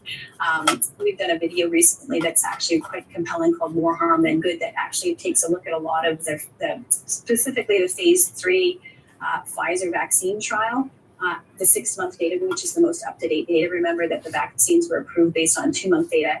And what it does is it basically dissects a lot of the details of that trial, and it helps people understand the true risks and benefits of vaccination. And I think that would be a really amazing opportunity to get informed. And another part of informed consent is also knowing all of your treatment options. And I think that's something that's probably not been very well focused on through this pandemic. And a lot of the messaging that we've received has been very vaccine focused. So I think one of the first things that I would probably want to bring your attention to is the fact that natural immunity is actually a thing. I know a lot of, it is not something that can be promoted and patented and tracked and potentially benefited from, but it's something that we all have, and our immune systems are quite powerful, and they have two arms to them. There's an innate branch of the immune system, which you can almost think of as the police force. That's the one that, if you do identify an invader, it comes along and, boots them out of the house, so to speak. And then you have things like your adaptive immune system, which is like an alarm, which identifies the intruder and helps rally the troops to remove that. And so one of the things that we really haven't focused on a lot, although we have focused on a lot of vaccine-induced immunity, which is focused on antibody production, which is the alarm system, we haven't spent a lot of time focusing on how to build robust innate immunity, which could easily counter that. So that's the ability to rally the troops and remove the invader should they occur. So on that note, how do you focus on responsibly improving your innate immune system? Well, that relates to things like being in good health, getting good sleep, having nutraceuticals, making sure to take vitamin D, vitamin C, doing proper hygiene, basic things like that. Maintaining your health is huge in maintaining innate immunity. And then if you were to come in contact with, for instance, the COVID-19, there are a lot of early treatment protocols that are available. One of the things that we've missed in our messaging related to the pandemic is the fact that the pathophysiology of COVID-19 is multiphasic, meaning it has multiple phases to it. And so it is really important, and there are very known and proven treatments that you can use at each of the different phases. And we go into that a lot on our website. You can look for early multi-drug protocols on the CCCA website for more information. And some of those are ivermectin and fluvoxamine. And there's been a lot of pushback with respect to ivermectin, specifically in fluvoxamine. These are generic repurposed drugs. And there's been a lot of talk about them not having sufficient safety data or data to support their use for treatment for COVID-19. However, on that note, if you want to be able to prove something works, then you do a phase 3 randomized controlled trial. But it is very common practice for doctors to take repurposed drugs and to use them off-label in ways that they feel would suit their patients. And there are proven drugs that have been used to both reduce viral load as well as manage inflammation, which are a couple of the key components of COVID-19. So it's so interesting. Just as soon as you mentioned ivermectin, I thought of Joe Rogan and how he used it, and then how there was this so Joe Rogan had COVID. He said that he used like a whole bunch of different sort of drugs to try to help with COVID once he had gotten it. And one of the examples that he said was ivermectin. And it was like, as soon as he said that, there was this really weird media campaign to sort of demonize him and try to discredit this idea of ivermectin, saying that it was used for pigs or it was a horse dewormer or something like that. So can you maybe try to address that issue and debunk some of the myths? Like, is ivermectin safe? Is it something that humans can take, or is it like CNN has told me something that is only used by veterinarians? Yeah, I think that you did say that it was the media campaign, and that's clear by the fact that they're calling it horse dewormer rather than actually addressing levels of evidence and data and whether there's sufficient support for that. There's been a lot of controversy. The big, pharmaceutical companies would probably want you to believe that there is no data supporting that because it's a cheap drug and nobody's going to benefit from using ivermectin. And so I could understand why there's a lot of money behind trying to debunk or to kind of attack the benefits of ivermectin. However, from an evidence point of view, there are multiple phase 3 randomized trials that and trials that actually show benefit as prevention, as early treatment, and even in later phases of the disease. And it's quite striking. The data probably isn't to the level of quality that we usually see whenever a pharmaceutical company funds a clinical trial. But this is a safe drug that's been used for years. It, was associated with a Nobel Prize. It's been going on. I think there's 30 years of safety data. I mean, when we talk about safety and drugs, the vaccine has only 6 months of safety data, and yet we're willing to call that safe. Whereas ivermectin has 30 years of safety data, and we're questioning the safety there. Seems a little bit odd. It's been used widely in many populations, so that's another thing that's really great about it. And in terms of efficacy, these phase 3 trials have been correlated to meta-analyses, and these meta-analyses have been published, and they do show benefit for ivermectin. Although even at the public, it seems at almost every level, even at the medical journal level, there seems to be pushback where they're very, very quick to scrutinize those studies, whereas they're not as quick to scrutinize vaccine trials. Needless to say that even if there weren't that level of evidence, it was shown to be able to reduce viral load, then a physician could, prescribe it off-label and use it for treatment for a patient. So this big push and this barring of doctors from prescribing it and barring people from talking about it in these mass campaigns to discredit its benefits seem like there's some conflict of interest going on that probably doesn't relate to the fact that a patient is having the option to take something that could be good for them.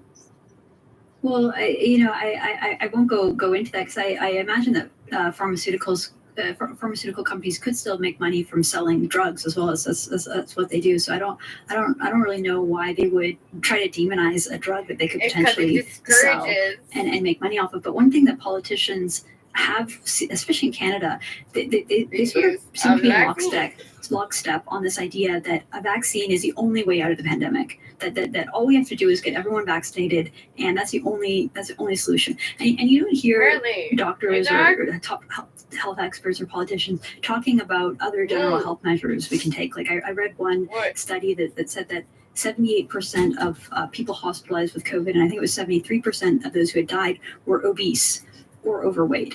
And that's not something that you ever hear politicians talk about. You never hear them say, do you know what, it's really important that you get your weight down, that you exercise, that you eat healthy, that you make sure that you're not eating a lot of junky food or processed food. Instead, try to have like whole foods and vegetables and those kind of things. You never hear them talking about that element of it. Why is it that, in your opinion, that the vaccine has become this sort of silver bullet that all these politicians have rallied around? I'm not talking about the pharmaceutical companies, because I could see how they would have their own financial incentives to try to go for a push their product.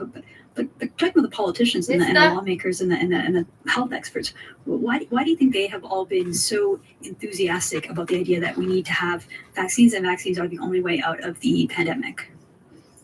Well, that's a fantastic question, and yes, probably a little bit outside of my area of expertise in the sense of, I would have to enter into the realm of speculation, but there are a couple of curious things about that choice.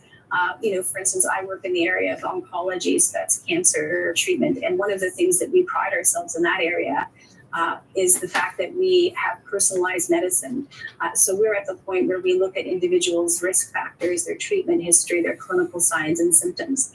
And we basically tailor treatments from a number of different treatments, even doing biomarkers and genetic, looking at their mutational records and try and customize treatments to the actual person. And so I do find it very strange that, where there's so much sophistication and so many levels of sophistication in almost every other discipline, that we would turn around and decide that, we need to vaccinate the whole population, and that there's just one strategy that's going to, match the myriad of genetic profiles and histories and clinical makeup of all the different people. So I do agree, Candace, that you mentioned things like there are risk factors, obesity, cardiovascular issues.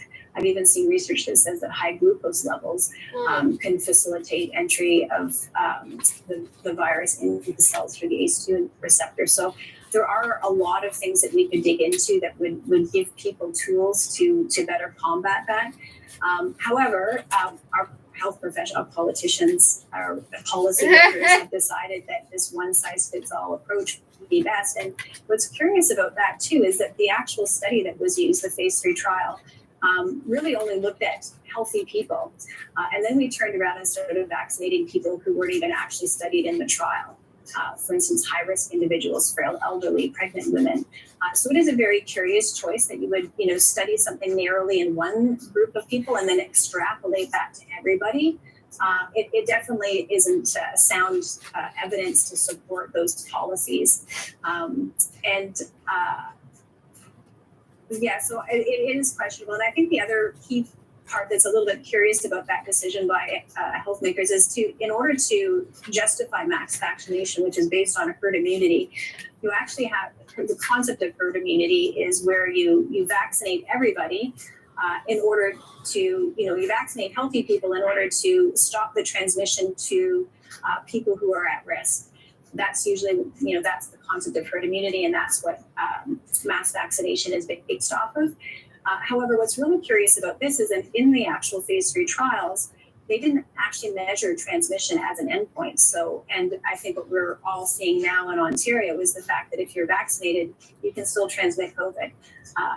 So it really doesn't make sense that we would be trying to vaccinate with an agent that can't stop transmission, because that defeats the whole purpose of vaccination. So I'm not 100% sure why we're continuing to pursue this. It's definitely something that would require a lot of scientific debate. I mean, I think it would be fantastic if we could start to be asking these questions and start to be looking at the data and seeing whether it's supporting our policy. Maybe it was a good idea initially, but perhaps now we've seen that it doesn't work, and we should probably, bring in more voices. One of the things that's curious about how this pandemic was managed was that it's particularly experts with expertise in vaccinology and epidemiology and public health that have been managing this thing. And usually you would have emergency management professionals managing a pandemic. And my thought is perhaps it's time to hand it off now out of the hands of the people who are specializing in vaccines and into the hands of people who are emergency management professionals and who have expertise in a broad area of specialties, for instance, treatment, virology, immunology, and see if we can't have a broader conversation and bring back, the strength of scientific discourse and multi-specialty voices into this particular situation. So I'm not sure if that answers your question, but those are some of my thoughts. Well, I absolutely want to echo that, because it's like the only data point that they look at is COVID and COVID deaths. And, here at True North, we try to report on an array of what's happening in society. Like, I'll just give you an example. We had a report that was based on Stats Canada numbers that showed that more Canadians under the age of 60 died of diseases of despair caused by the lockdowns, things like depression, suicide, drug overdoses. There's a huge opioid crisis in this country. Yeah. And it's like, we're focused on how many people are dying of COVID, and we're ignoring all of the sort of second order consequences, the unseen people who are also being affected, because we're not looking at the economics. We're not looking at the unintended consequences. We're only looking at COVID. And there's so much more to the story. So I completely agree. And another point I wanted to make, you mentioned that your specialty is in oncology. One of the stories that we covered over at True North is this. In 2020-2011, 11,581 Canadians died after being put on healthcare waiting lists. So we have people who are not getting the proper checkups that are required, the proper cancer screening that is required, and they're also dying. And this is something that we're not really hearing about and talking about in our public policy discourse. So specifically this number, 11,581 people died. Is this something that concerns you? I think the question and answer is pretty obvious, but what can be done, and what do you think about this? So just to confirm, I can't confirm the 11,000 number that you cited, but I do know that I see regular reports right across many specialties in cancer that say that that the lockdowns have caused delayed in screening for sure. So what that means is that cancers that should be or usually are detected earlier are now more advanced. And what that means for cancer is that if you have more advanced disease, your prognosis or your chance of survival or doing well or living long goes down dramatically. And that's especially so with very aggressive cancers, for instance, lung cancer and pancreatic cancer. I've had conversations with medical oncologists here in Canada that have seen changes in their practices. I think the other thing that I've noticed too, just in terms of cancer management, is that the healthcare practitioners are wearied Whenever we finally do open up, then all of a sudden there's this huge, deluge of cancer patients who come rushing in. We exhaust our healthcare practitioners.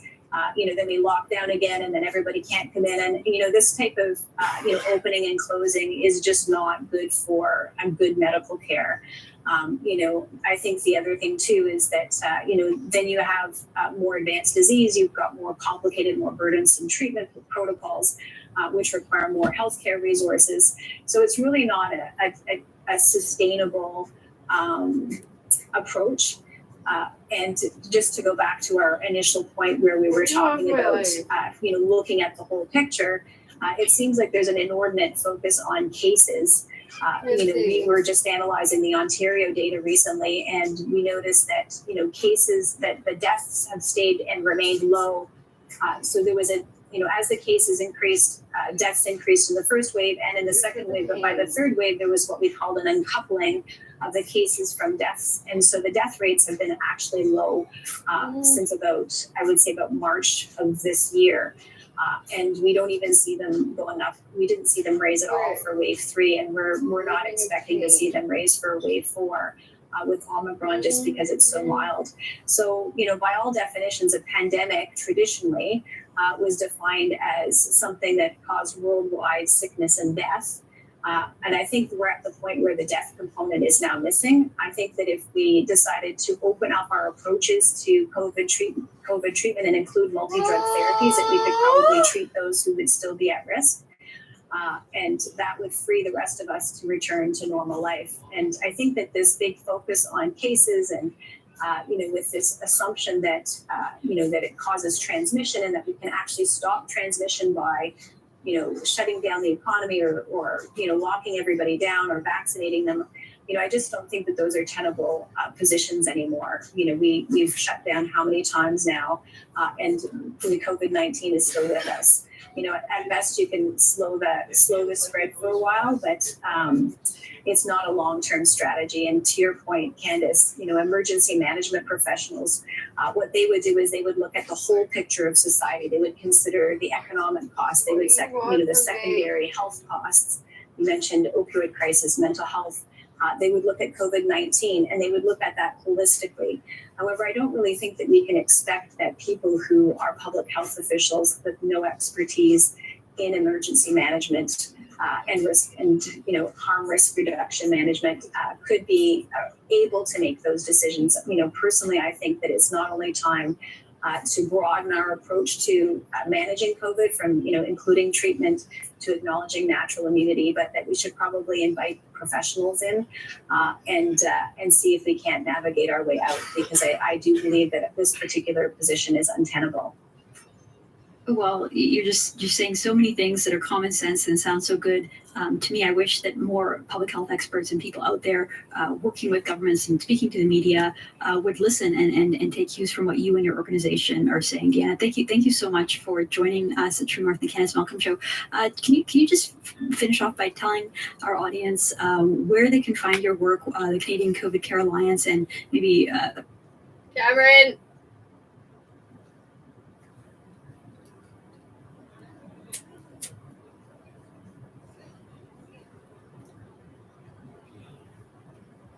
Cameron.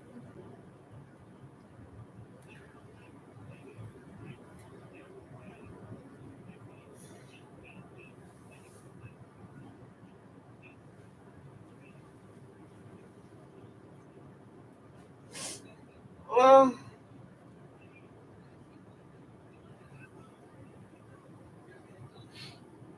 Cameron. Are you in the kitchen? Cameron.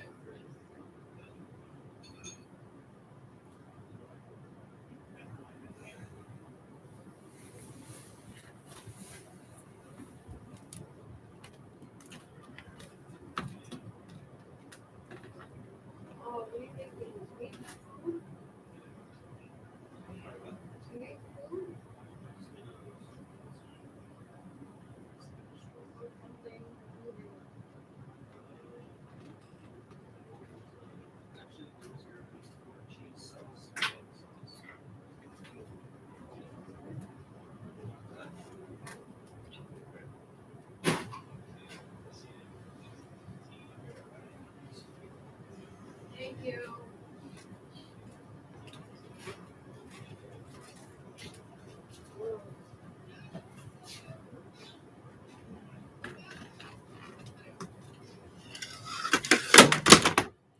God damn it.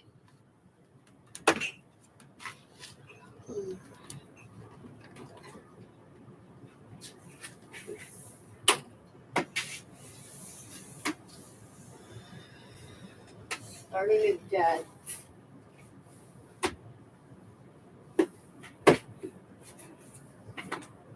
Fuck is wifey good for?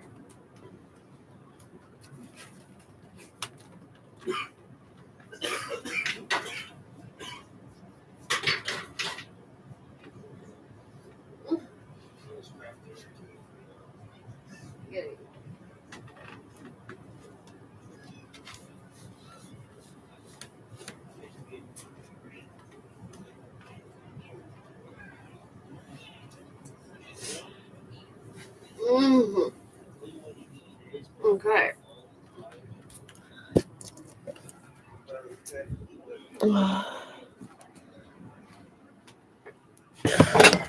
Supposed to be the fucking breadwinner.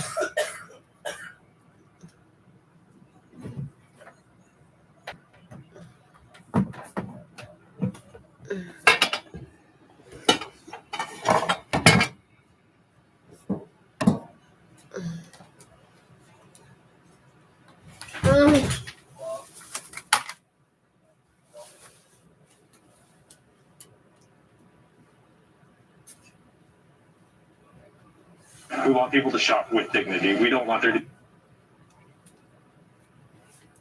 Pay what you want. Everyone? Markets? What?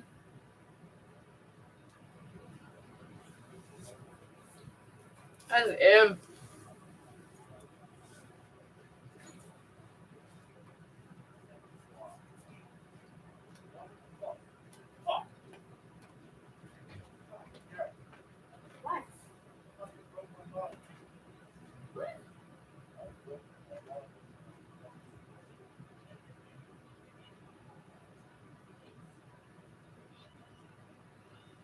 We want people to shop with dignity. We don't want there to be any guilt or shame. A new Pay What You Can marketing cafe offers Calgarians fresh and healthy groceries or just a cup of joe at whatever price they can afford.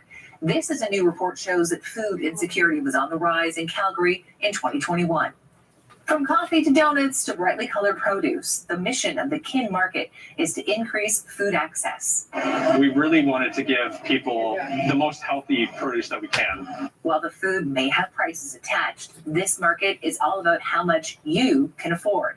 Especially, with people losing their jobs these days with COVID or they're on reduced hours, their budgets are a little bit tighter.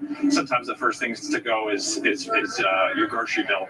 And so, you come to the market, you say you've got $10 for groceries, that's okay, that's perfect.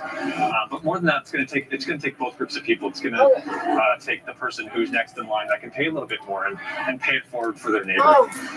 And this kind of market couldn't have arrived at a better time. According to a new report released by Vibrant Communities Calgary, food bank usage was on the rise in Calgary in 2021. People are spending $70 more a month on average for groceries. We also know that food bank usage went up 44% last year. So the amount of food insecurity that we have in the city is quite extraordinary. Reed says the Kin Market will help many bridge the gap, especially helping people on supports who often have to choose between heat and food. She adds, this city is also in dire need of affordable housing, with 15,000 people on the wait list right now. Not all just due to COVID-19 and the pandemic. We know that the pandemic exacerbated a lot of system vulnerabilities that were there prior to the pandemic. One of our best poverty reduction strategies is to get to know your neighbor. Or perhaps your kin. People are interested in volunteering. The Kin Coffee Cart is always looking for volunteers. The shifts are 4 hours long. You can look on our website at weareallkin.ca to sign up. In Calgary, Tara Overholt, City News.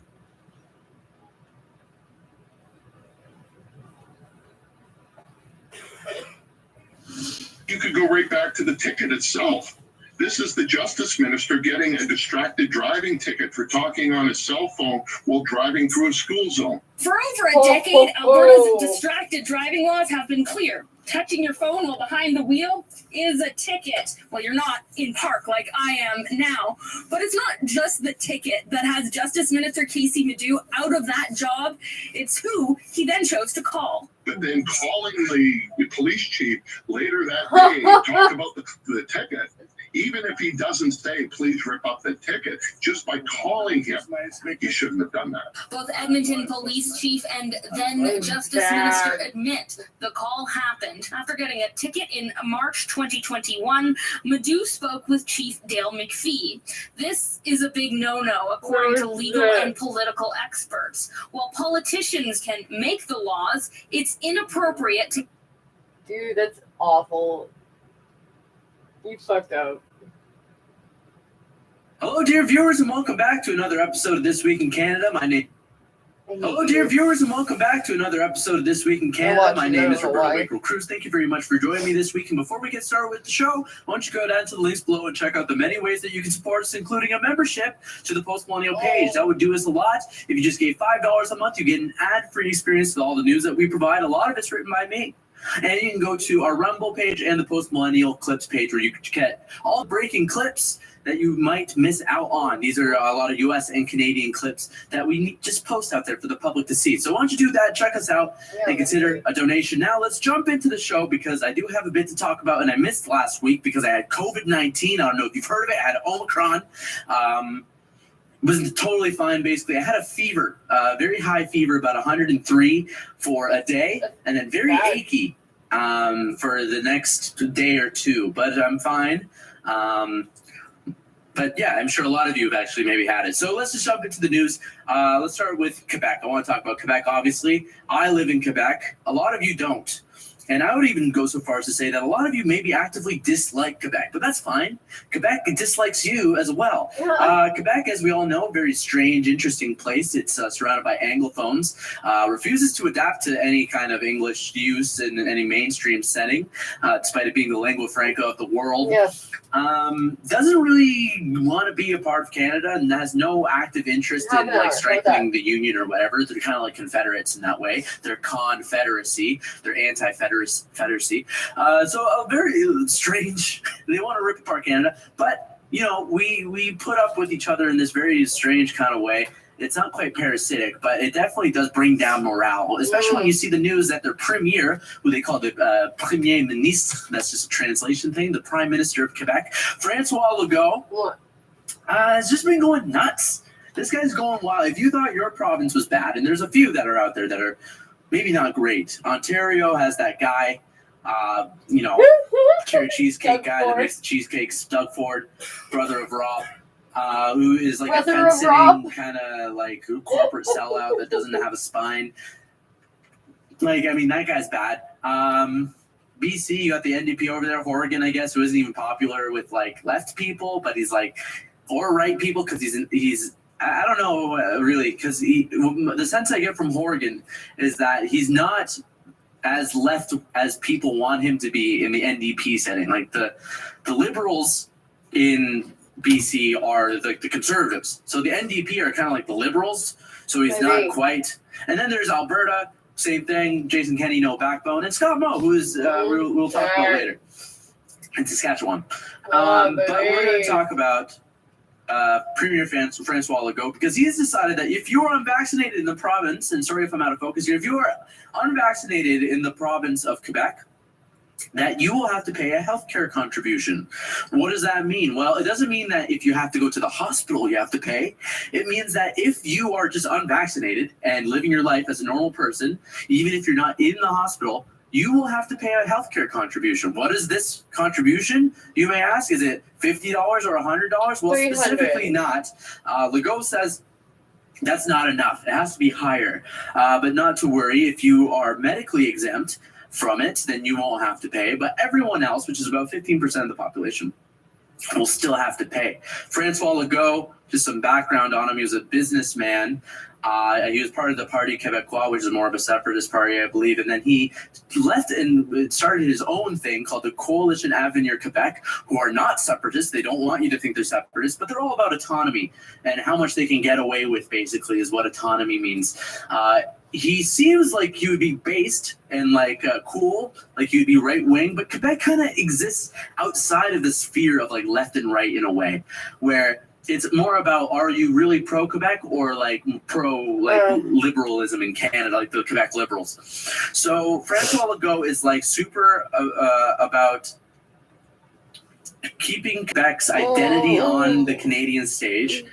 But and is a very popular leader in Quebec. He's polling very high. He's probably going to get reelected come the elections in October.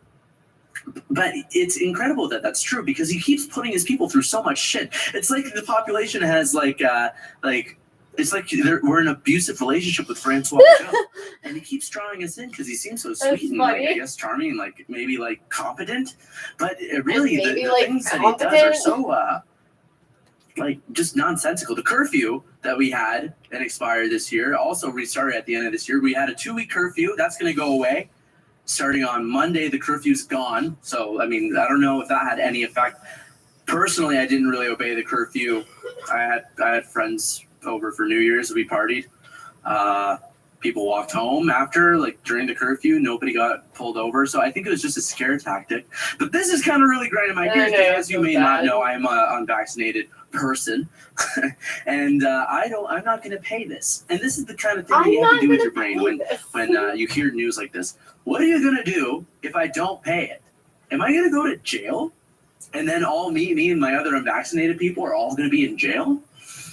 Is my credit rating going to go down? Why are we giving like the tax bureau my health records as well? That doesn't seem like a good thing. It doesn't seem like this was thought out at all. And what did Justin Trudeau have to say about this?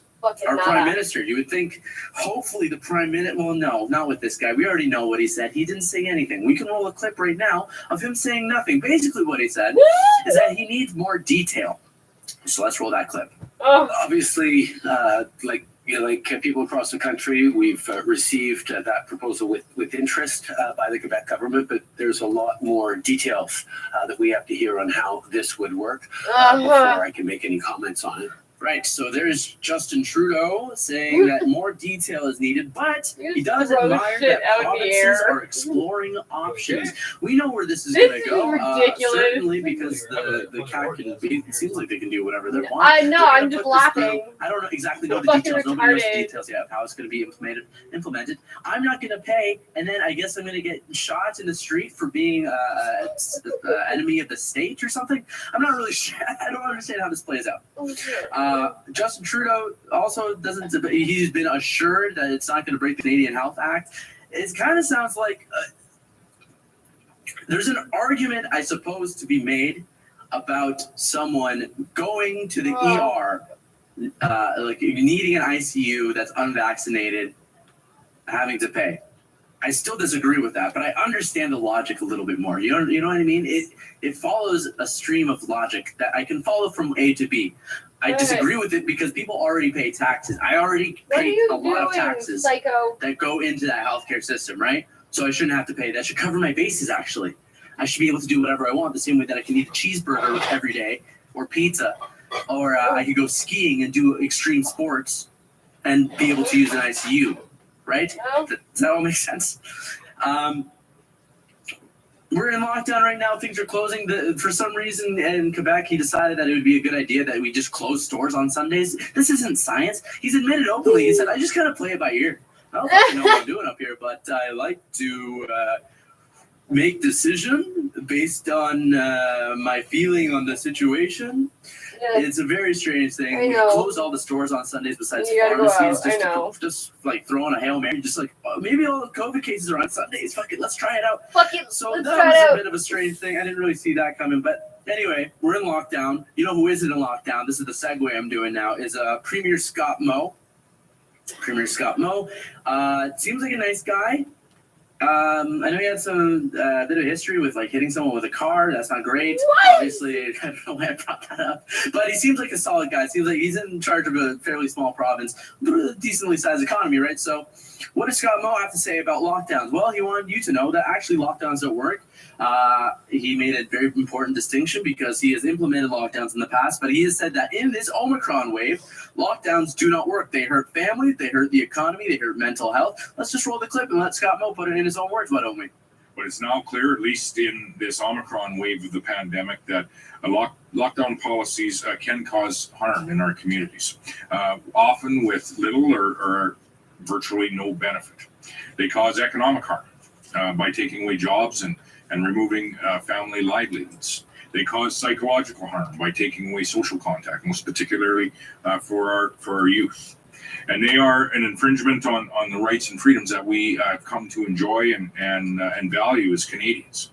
And that's why they should only be used if absolutely necessary, and only if they can clearly be shown that they are they're dumping their bodies into the earth in another room. And we're not seeing that as being the case No one's today. claiming the body. Of course, in Saskatchewan, you still do need a vaccine certification to get in, as you do basically everywhere in Canada. You need a pass to get in. Allegedly, when I was in Ontario, I just got in a few restaurants without needing anything. I've heard that that's since changed. That's also just an alleged story. I just kind of made that up.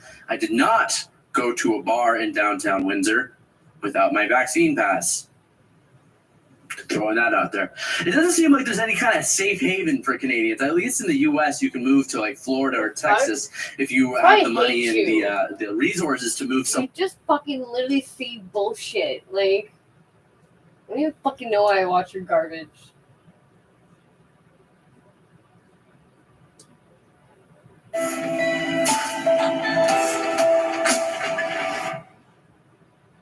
I think there's a big shift underway right now in Canada in terms of how people are experiencing COVID-19, and that is going to cause a shift in terms of how they think about it and how they think about government restrictions and the lockdowns that many Canadians now find themselves living under yet again. What shift am I talking about? Well, for the longest time, from March 2020 until, well, not too long ago, a lot of Canadians could still maintain that they didn't really know all that many people who had actually had COVID-19. So when they thought about the virus, when they had fears about the virus, they had fears about the unknown. But now with the Omicron variant, there are a lot of cases all across the country. Thankfully, most of them are mild, very mild, asymptomatic, and people are sharing their stories. They're telling their family members, their friends, their neighbors, their coworkers. Everybody's now got stories, if not of themselves and one of their own immediate family members, of people writing to them, texting them, saying, yeah, I tested positive, either through a PCR test or through a rapid test. And they're saying, I have COVID. And of course, you text back, you call back, and you say, oh, well, how is it? I hope you're doing okay. By and large, the overwhelming vast majority of people are saying, well, yeah, I don't really have much going on. I have so many experiences of that in my life. Everyone I talk to, they say they've got similar experiences as well, of people saying all of that. And I think even people who were previously very supportive of past restrictions, past lockdowns, they're hearing all of this about just how mild it's been for so many people. And they're going, okay, then why are we under lockdown? Why are we facing such tight restrictions on our lives if this is how it's playing out for most people?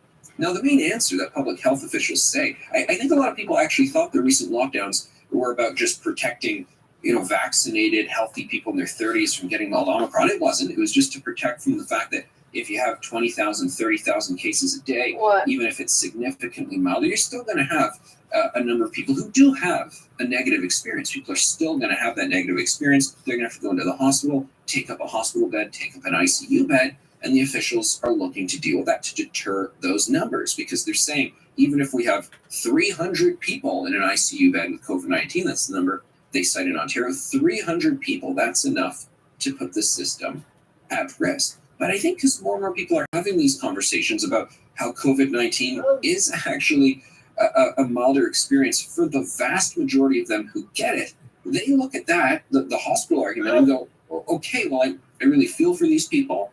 It's regrettable that they're in the ICU, and I want to do whatever we can, throw resources at them and help them out. And we want to, encourage other people to get vaccinated. But you have to shut down my kid's school, even though I now have a firsthand experience with this being very mild, and all my friends and neighbors do as well, because you're concerned about 300 people being in an ICU bed. That's not adding up for me. Can we kind of try a better way? Can we do something different? Can we do what's called focused protection? We have had untold billions of dollars thrown at the system to deal with COVID-19. Can we just scale up a little bit? Can we go and work on surge capacity? And I think people are getting increasingly frustrated at the idea of these very well-paid public health bureaucrats and administrators and executives, not the frontline heroes, but the people in the back office who are paid to manage all of this, them turning around and saying to people, no, it's not our job to protect the hospitals, it's your kid's job to protect the hospitals. And I think now, based on these experiences everyone's having with Omicron being a milder variant, I just think they're less open to accepting that argument. And I think they're right to think that way.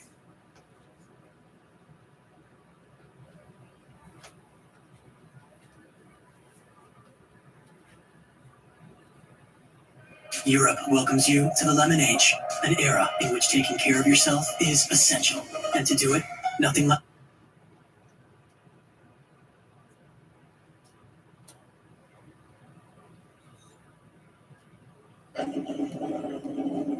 Uh-oh. Cool. That's fucking hysterical. There's a barricade tree right there. That was Rick's truck. We just did the interview with him just in front of his truck there. That's fucking the best. You guys are so funny. Go for it, man.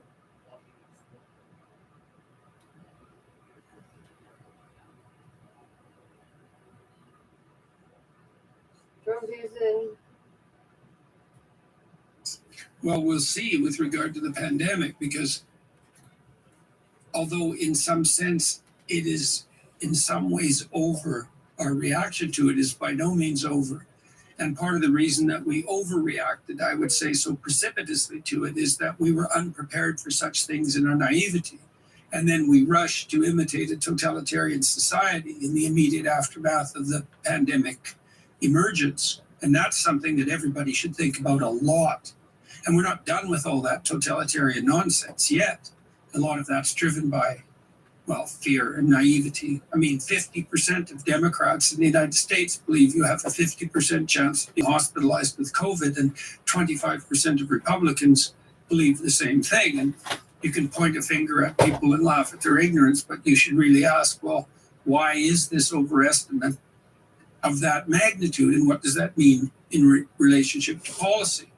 And I've had conversations with people advising at the highest level of government, in particularly in Canada, who've told me flat out, and they're very reliable sources, that none of the COVID policy for the last year was driven by reliance on science. It's all opinion poll. And that's really pernicious because, who's asking the questions, and how do they set up the answer, and who's answering, and in what emotional state? And so to what degree are we led by considerations of short-term propitiation of unwarranted fear? That's no way for free people to live. It certainly won't work in the long run. We're already seeing tremendous supply chain disruptions, and likely the emergence of an inflationary pressure that we haven't experienced since the 1970s in the aftermath of the oil shocks. And none of that has sorted itself out yet. I believe that we will conclude that our response to the pandemic caused more death and misery than the pandemic itself. And we have no end game in sight. Another thing I asked the people that I was speaking with is like, when is this over? Well, we don't know. Well, what would over look like? Well, we don't really know. And now what you see is this insistence on about a monthly basis that a new and radically different variant has emerged. And this viruses mutate all the time, but this virus particularly mutates. And there are small mutations and medium-sized mutations, numbers, let's say, and also effect. And larger scale mutations, when is that a variant? Well, how about whenever it's convenient for the pharmaceutical companies? Think, well, that's cynical. Is it now? The biggest lawsuits in the history of the American judicial system have been levied against the largest pharmaceutical companies on a regular basis for the last 20 years. And since when has it been a proposition of the political left that pharmaceutical companies necessarily have our best interests in mind? Now, I'm not particularly cynical about pharmaceutical companies. I think they have a hard job, both in terms of research and development and marketing and sales. And they're going to do what they can to market and sell. But that doesn't mean that they are now to be the arbiters of all public policy, because our politicians are too cowardly and incompetent to do anything but devolve their responsibilities to so-called experts, domain experts. Politics is not public health. That's medicine. Politics is the art of analyzing the entire situation and charting a course forward, all things considered. And for politicians to trot out the experts and say, follow the science, just means that they've abdicated their own responsibilities. And I think it's appalling. I mean, I'm not convinced that the evidence that masks work is scientifically credible. It's certainly at least doubtful. And that's just masks. I read a paper the other day suggesting that to prevent the transmission of one case of COVID, you have to lock down 1,000 people. Like, how is that justifiable? Especially given that the mortality rate of COVID is actually quite low, unless you have a pre-existent health problem, particularly obesity. And although old age also qualifies, as it does for most diseases, but not all. And with regards to, let's say, the issue of child vaccination, it's like children have an unbelievably tiny chance of dying from COVID. I don't think there's any scientific justification for immunizing children under 12. Now, at least it's debatable, and I'm not a domain expert, although I'm a decent scientist and I know how to read the research material. Thank you. And so, oh. Well, we'll see what we have to learn from these tectonic shifts underneath. And, you know, you might ask yourself, well, was that a tectonic shift in dire physical necessity because the COVID virus was genuinely so dangerous, or was it an indication tectonically of our absolute inadequacy in the face of even a moderate existential challenge? And maybe it's a little column A and a little column B, you know? So I have to ask the question, if we were to make your Jordan Peterson the president of the world, and these were your decisions to make, do you know what you would have done differently or in response to this virus emerging in Wuhan? I would say, well, thank you for the offer, but I declined the position. And the reason I would say that is because I think the right solution to the most serious problems is to be found at the level of the individual. Thank you. So I don't think, if I wanted to pursue what I regarded as the ultimate goal, the ultimate goal for me is the encouragement of the individual. And that's not essentially a political enterprise. It's essentially a theological enterprise. And politics has to be subordinate to that. And so I've debated throughout the entire course of my life whether I would adopt a political career. It was my initial ambition when I was very young, 14, I would say. But when push came to shove at every decision point in my life, if I had to choose between working on the encouragement of the individual and pursuing a political career, I always chose the former. And really? That's happened every time the decision has come up. I've been approached by people in Canada to involve myself more deeply in a practical role, and also publicly as a political figure, but I'd rather do what I'm doing. I'm in contact with people working politically all the time, both on the people in the middle, people on the right, people on the left. I'm agnostic about that because I know full well that conservatives have something to say and left-leaning liberals have something to say. That's basically predicated to some degree on their temperament. So conservatives tend to be more conscientious. So that's orderly and industrious, dutiful, patriotic, willing to make and keep verbal contracts, reliable, capable of implementation at the level of detail. that's kind of conservative virtues there, but they tend to be lower in creativity, openness to experience. They don't think as divergently, and their conscientiousness tends to constrain their creativity. Whereas the liberal types, they're high in openness to experience. That's the creativity dimension, but they tend to be lower in conscientiousness, particularly orderliness. And so what that means is those with a liberal temperament tend to be creative / entrepreneurs, and those with a conservative temperament tend to be managerial and administrative.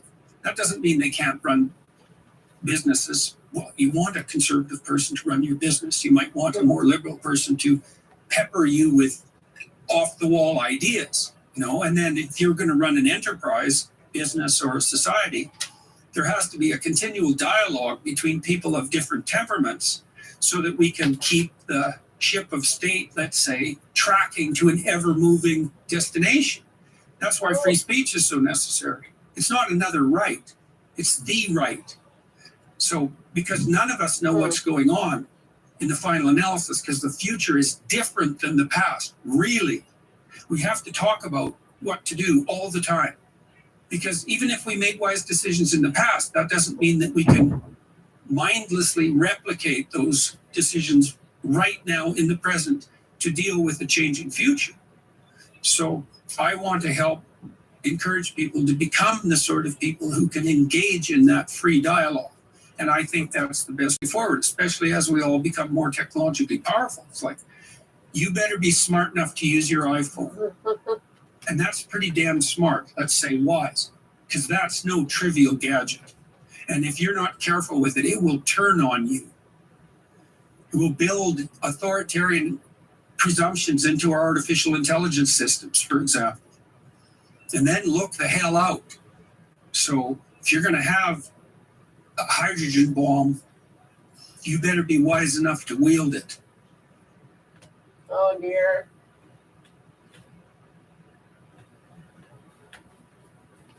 Are we? Probably. Here's to 100 years of being there for Canadians. Ha! No thanks.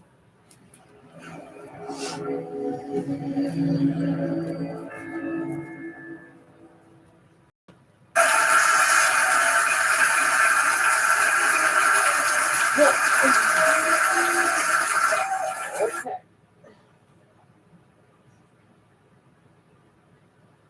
And then we did two young boys. Oh dear. Some numbers of the day first.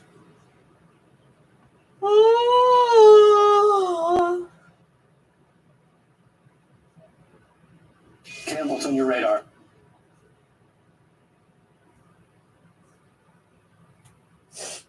Okay.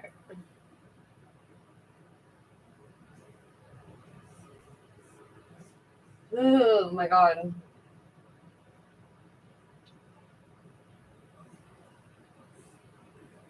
For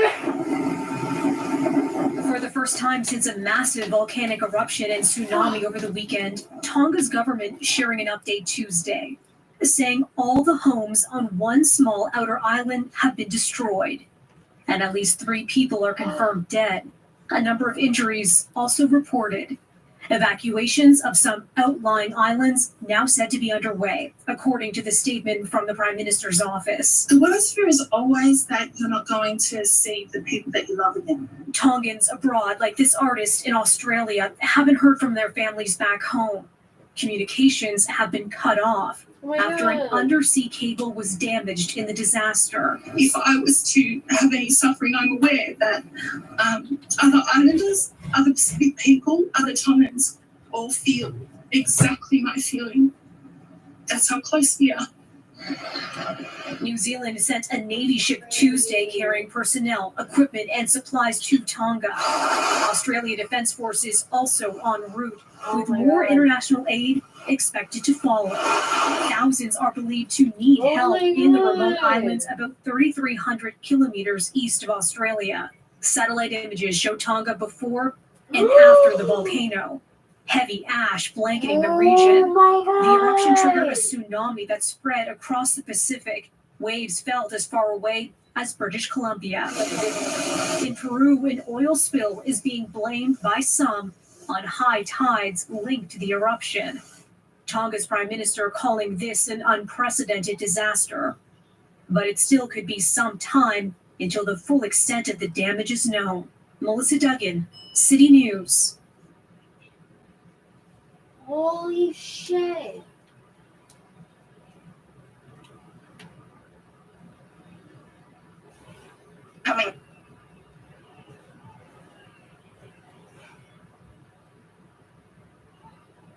Coming out of the holiday season, Ghislaine Maxwell's conviction may now be in question as her lawyers plan to request a retrial over recent comments made by a juror in the media. The juror in question says he was sexually abused in the past and discussed his experiences during the jury deliberations. He told two British newspapers that he revealed his story after other jurors raised doubts about the credibility of two of Maxwell's accusers. The imperfection of memory, especially as it related to victims of abuse and trauma, was a contentious issue during the trial, with memory experts even called to testify. Maxwell was convicted last week of sex trafficking and other charges.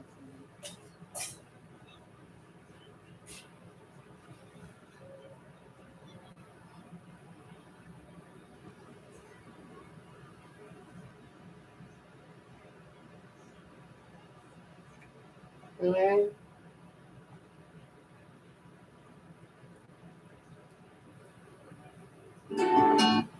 The Agenda with Steve Pagan is made possible through generous philanthropic. Hey, so it's not live.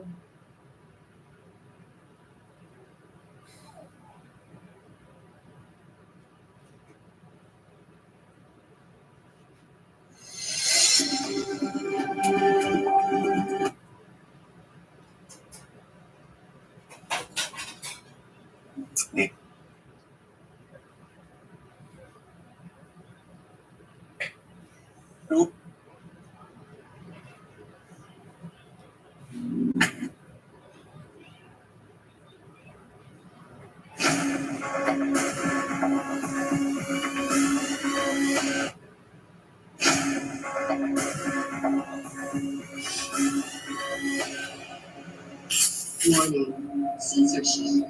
Warning, censorship.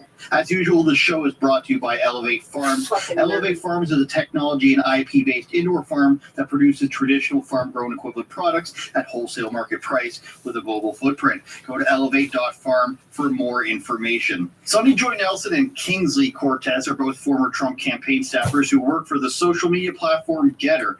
It's been getting a lot of publicity and high-profile influencers jumping ship amidst censorship on Twitter. They join me now. How are you both? I'm doing great. Thank you for having me back. Excited to be here. Now, Kingsley, this is an interesting way for us to both meet. You've been suspended, or what's the term they're using for kicking off Twitter for now? I have been locked out of Twitter. So in other words, I'm in Twitter jail for the next 12 hours. What exactly is that for? I didn't see that they actually told you what it was for. Do you know what it was for? Do you think you know? Correct. They did not tell me what it was for. I received an email this morning that my account had been locked for spreading COVID misinformation, whatever that means. Those goalposts move a lot, so it's hard to keep track. But I suspect it was my tweet where I said that, parents shouldn't be giving children an experimental vaccine for a disease that by and large doesn't affect them. I stand by that statement. I think the science stands by that statement. And luckily I can say it on alternate platforms like Getter. For the time being, I'm in Twitter jail along with a lot of other folks who have said, similar things about COVID and similar things about people action. Now, do you think Twitter sort of has a target on you guys? Obviously, they're probably their main competitor right now. We could talk about Parler and other platforms, but in terms of publicity and what everybody's talking right now, it's Getter. Do you guys as a company feel like Twitter's looking out for you guys, and maybe this might have had something to do with it? Go ahead, Sonny. I was just going to say, I'm sure that they are. Anyone that probably comes against what they believe is truth, they're going to be coming after. And I'm sure that's why they have their eye on big conservative figures like Kingsley and other people that are going to be speaking the truth or even just their own political opinion. Twitter's going to be coming after them. Now, 100%. And I would add to Sunny's point too. I think, they've seen this influx of new users that we've had. We had Joe Rogan join the platform recently, and the day that he See, joined, look we what had you've done. You've opened them up to like fucking never 171,000 fucking stop users follow talking. him just in Thanks. that day alone. So I think they're seeing, that there really is a hunger for an alternate platform, and they're getting scared, and they're scared of Getter because, like Rogan, like MTG, who is just banned, Getter is a disruptor. Yeah, I wanted to ask you guys about that huge uptick in, I was going to say viewership, I guess, readership, participation. I've noticed it in just since Joe Rogan. What other names can you throw out there that's joined? Somebody's getting emails. Marjorie Taylor Greene. I see Tucker Carlson, but he's been on there for a while, hasn't he? Have any of these people really reached out to you guys, or is it sort of, do people do that, or are they just sort of joining? People do reach out to us, but Tucker, I think Tucker's account is new as of yesterday. Oh. Along with him, we've had Tulsi Gabbard and some other, really big names joining. Also, Ian, I don't know how to say his last name. I always messed up. Bowen, I think he's from Yellowstone. If y'all watch Yellowstone, I'm a big Yellowstone girl. So, we're getting all ranges of people joining, whether it be political actors, athletes. So we've had a huge uptake in users since Joe Rogan joined, and now over 4 million users on Getter. Huge increase for us. Definitely. And we're seeing a lot of news accounts start to join too, which is something that's new and exciting for us. We just had Daily Mail join the other day. Obviously, we love having you guys on there. PragerU recently joined. So we're seeing a lot of, it's really becoming a place where you can enjoy a nice conversation without, fear of censorship, fear of opinions, and you can really consume and read news and see what's happening in the world. So that's something that we're really excited about as we see more of those accounts join.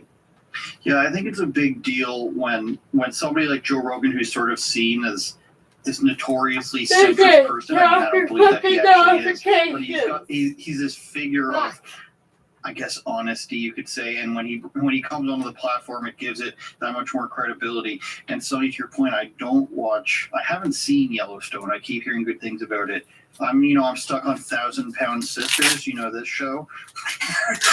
That's disgusting, right? It's one step above 600 Pound Life, I think. Hey, Well, Jacko? you need to check out Yellowstone. They just finished season 4, and I highly recommend it. Okay, I'll check it out on a streaming platform that I have that doesn't have it, I'm sure. Kingsley, how did you get into all this? I've asked Sonny this before, probably too many times, but how did you get involved in the Trump campaign and politics? Your father is involved in some capacity. I always forget what his title was. Can you tell us a bit more about how this became your life? Yeah, definitely. So when I was in college at UCLA, I survived that liberal indoctrination camp, thank God. But when I was in college at UCLA, I started writing for a publication called The National Pulse, which is run by Raheem Kassam. So that kind of was how I, dipped my toe into a lot of this world. Got to know Jason through that, and then eventually worked the campaign with him in 2020. I have no idea. In the I strategy just department. went He was to the senior advisor for strategy on that race, and my dad was also a senior advisor for strategy. So it was pretty cool to work in the same office as your parents. Was also in the same office as Sunny, so that's how her and I met. The election being stolen wasn't how we wanted the race to go. But I think in many ways, that election really kind of opened our eyes for sure, and a lot of the American people's eyes, and just how far these institutions, whether it's mainstream media, big tech, how far they're willing to go to censor opinions that they don't agree with. And I think that's why our CEO, Jason Miller, really saw a need for something like Getter when we saw, them censor the President of the United States. That was a big wake-up call. I'm trying to glue it on, and then the other one, it's like, at I'm least still holding out for the My Pillow website. No, so are you from California? I'm guessing if you Why want are they to so fragile? Well, I do have to say, quick note on the My Pillow, I'm currently wearing my slippers. So I would recommend the My Slippers. They're incredibly comfortable and awesome. And use promo code Steve. Oh my God, I knew it. I was about to ask if there was a promo code coming. You're not cool in conservative circles that you have a promo code for the pillow site. So are you from California? I am not. No, I'm originally from Chicago and living in New York now. Getter is headquartered in New York. So yeah, unfortunately, I've only lived in blue cities. I should be more like Sunny and live in, a red state where it's warm and the taxes are terrible. But unfortunately, I'm stuck here in New York. Again, for, when this is all happening and you're coming up writing for National Pulse and then working for Trump, are you seeing a different treatment of you when you go? I know home? why, because Like, I is that a went real on thing? the I've talked to Rumble. Who have I talked to? I know Owen Schroyer from Infowars was big on Rumble like, is where I all lost a the people lot of go who friends have been from my demonetized. politics. When you're going home or when you're in school, are you But like, seeing there are people people who that, oh my Spotify's God, I now can't trying believe she works for to such censor and Joe such. Is that a Rogan. real thing? And they're saying that Joe Rogan is 100% spreading that's a real thing. misinformation. Like, Working on we the have campaign, 200 I can and some definitely odd say I lost a lot of fucking friends. My family has scientists. not been But if you invited look at to the a scientists, some of them are Thanksgiving, with psychologists. our extended family One's since like a 2016, marriage since February. counselor. So These yeah, are I not think like there's scientists, unfortunately a lot whatever. of But like, animosity. what can you consider a Unfortunately, it scientist? doesn't have to Like, be that way, but you can give a it's fuck the what a political marriage climate that we're in counselor right fucking now. has to say And I about think COVID. that Like, I've seen just interacting with but interviews, like, a lot of them have said, what the they've fuck had do some you, or bad what experiences. expertise do you So have? it can Like, definitely that be says tough, Joe Rogan should but or should I not say think something. that Like, when you believe what you're doing and it's and not right, even, it's important once to again, stand it's up not for even that. him saying something. I It's know that's someone something that he like brings on Sunny and I his show definitely that always says try to something. remember when we going And out to who is Trump anybody to campaign. say like what I can and So cannot watch? definitely I can speak to that for Like, sure. well, spreading misinformation. Sonny, what do you think is the going forward? Who is the 2022? czar Let's of put like our what is 2022 like? goggles on here. These are people who are How do doctors we who are going reach on like to actual PhD this younger doctors, demographic that I'm guessing you guys and are they're part of? saying I something think that you're both 20 is years like, old, is my I guess, against Um, their I'm 19. regulations, or is like dissing on fucking the What do you vaccine, think are the whatever. methods to, get people more involved? We've got the political groups, the TPUSAs and such, but I feel like there's a section or portion of And the it's like, generation that kind of okay, sees so that it's a as doctor like who's still saying too establishment. that there are Do you other have things that work any other than the thoughts on vaccine. how that gets better? But moving forward, how you YouTube get people is like the czar of involved medicine. in wanting to actually change real Like, policies what is and not see like? it as some You have sort a of doctor hopeless and you have cause. YouTube. I think You it's know, like you with actually took my first sponsors, stage like because they're I all was going to say sponsored. places like Turning Point, they My have a lot of great pleasure. information for people. But for those that are turned off by groups and organizations like that, I think you take it back to the Government basics is the new and god. you take it back to the policy and to policies that are Always beneficial was. to every It's the new single person's religion. life. We used Take it to That's what the Catholic First Amendment, Catholic your is. freedom and your right to speech, something that's been taken away from so many people, and we've seen it not just being conservatives that are being attacked online. You have people like Nicki Minaj who are getting censored on Because we Twitter gave them just all for our stating their power. opinion. And I think when you see that start happening to Over more mainstream convenience. people, that will start resonating with the We younger give them our bank generation to say, accounts. hold on, I If don't it think I wasn't want to for, live like, in a country shit coming out that on the censors what internet I can and cannot say online. putting So out if you shit take like, it oh, back like, to priests are, just like, policy and raping things that really people, impact your kids and everyday stuff, life, like gas prices, like, then lost those are power, types of things that will everything's resonate. gone Now down they're the trying wall. to even Moving discredit forward the into 22 in fucking the midterms. the children's Kingsley, graves. are you going to be creating They're like, TikToks like Sonny? to well, reach they the- didn't actually find children's bodies in the I ground. will not be creating TikToks like It's like, how Well, I haven't fucking engaged dare yet, so you? maybe if Like, are I'm you fortunate fucking enough to kidding get me right engaged, now? I'll also make an engagement There are TikTok. people who are still No, alive. we are going to be Who launching. went to them? You fucking sort of assholes! TikTok They're saying they went there with their siblings and they never left. They're still alive. These people. How fucking dare you? Like, I can't believe this. That's not taken off YouTube though. It's a market that we definitely want to pursue and go after at Getter. Just younger people, we have shorter attention spans, I think, just growing up looking at screens and stuff like that. So I think, It's those unbelievable. kind of short Like, bursts and quick videos are really popular and something that, I think we'll continue to see more of on Getter. like, but you know what? And they get away with it because, like, there are no birth certificates, there's no death certificates. Can I make a disclaimer? There's no that proof. I don't Like, make TikTok videos Okay. for whoever knows. It's the person's fucking work. All the Like, dances. that's not good enough. I do not. Everything you No, see this is is fake. not true. Although I have tried some of them. My cousins tried to teach me some of them. Guys, I don't do any of the dances. Quickly move to some of them. the Let hell? me see where this is. Hey, they stay in the drafts. They don't see the light of day, so it's fine.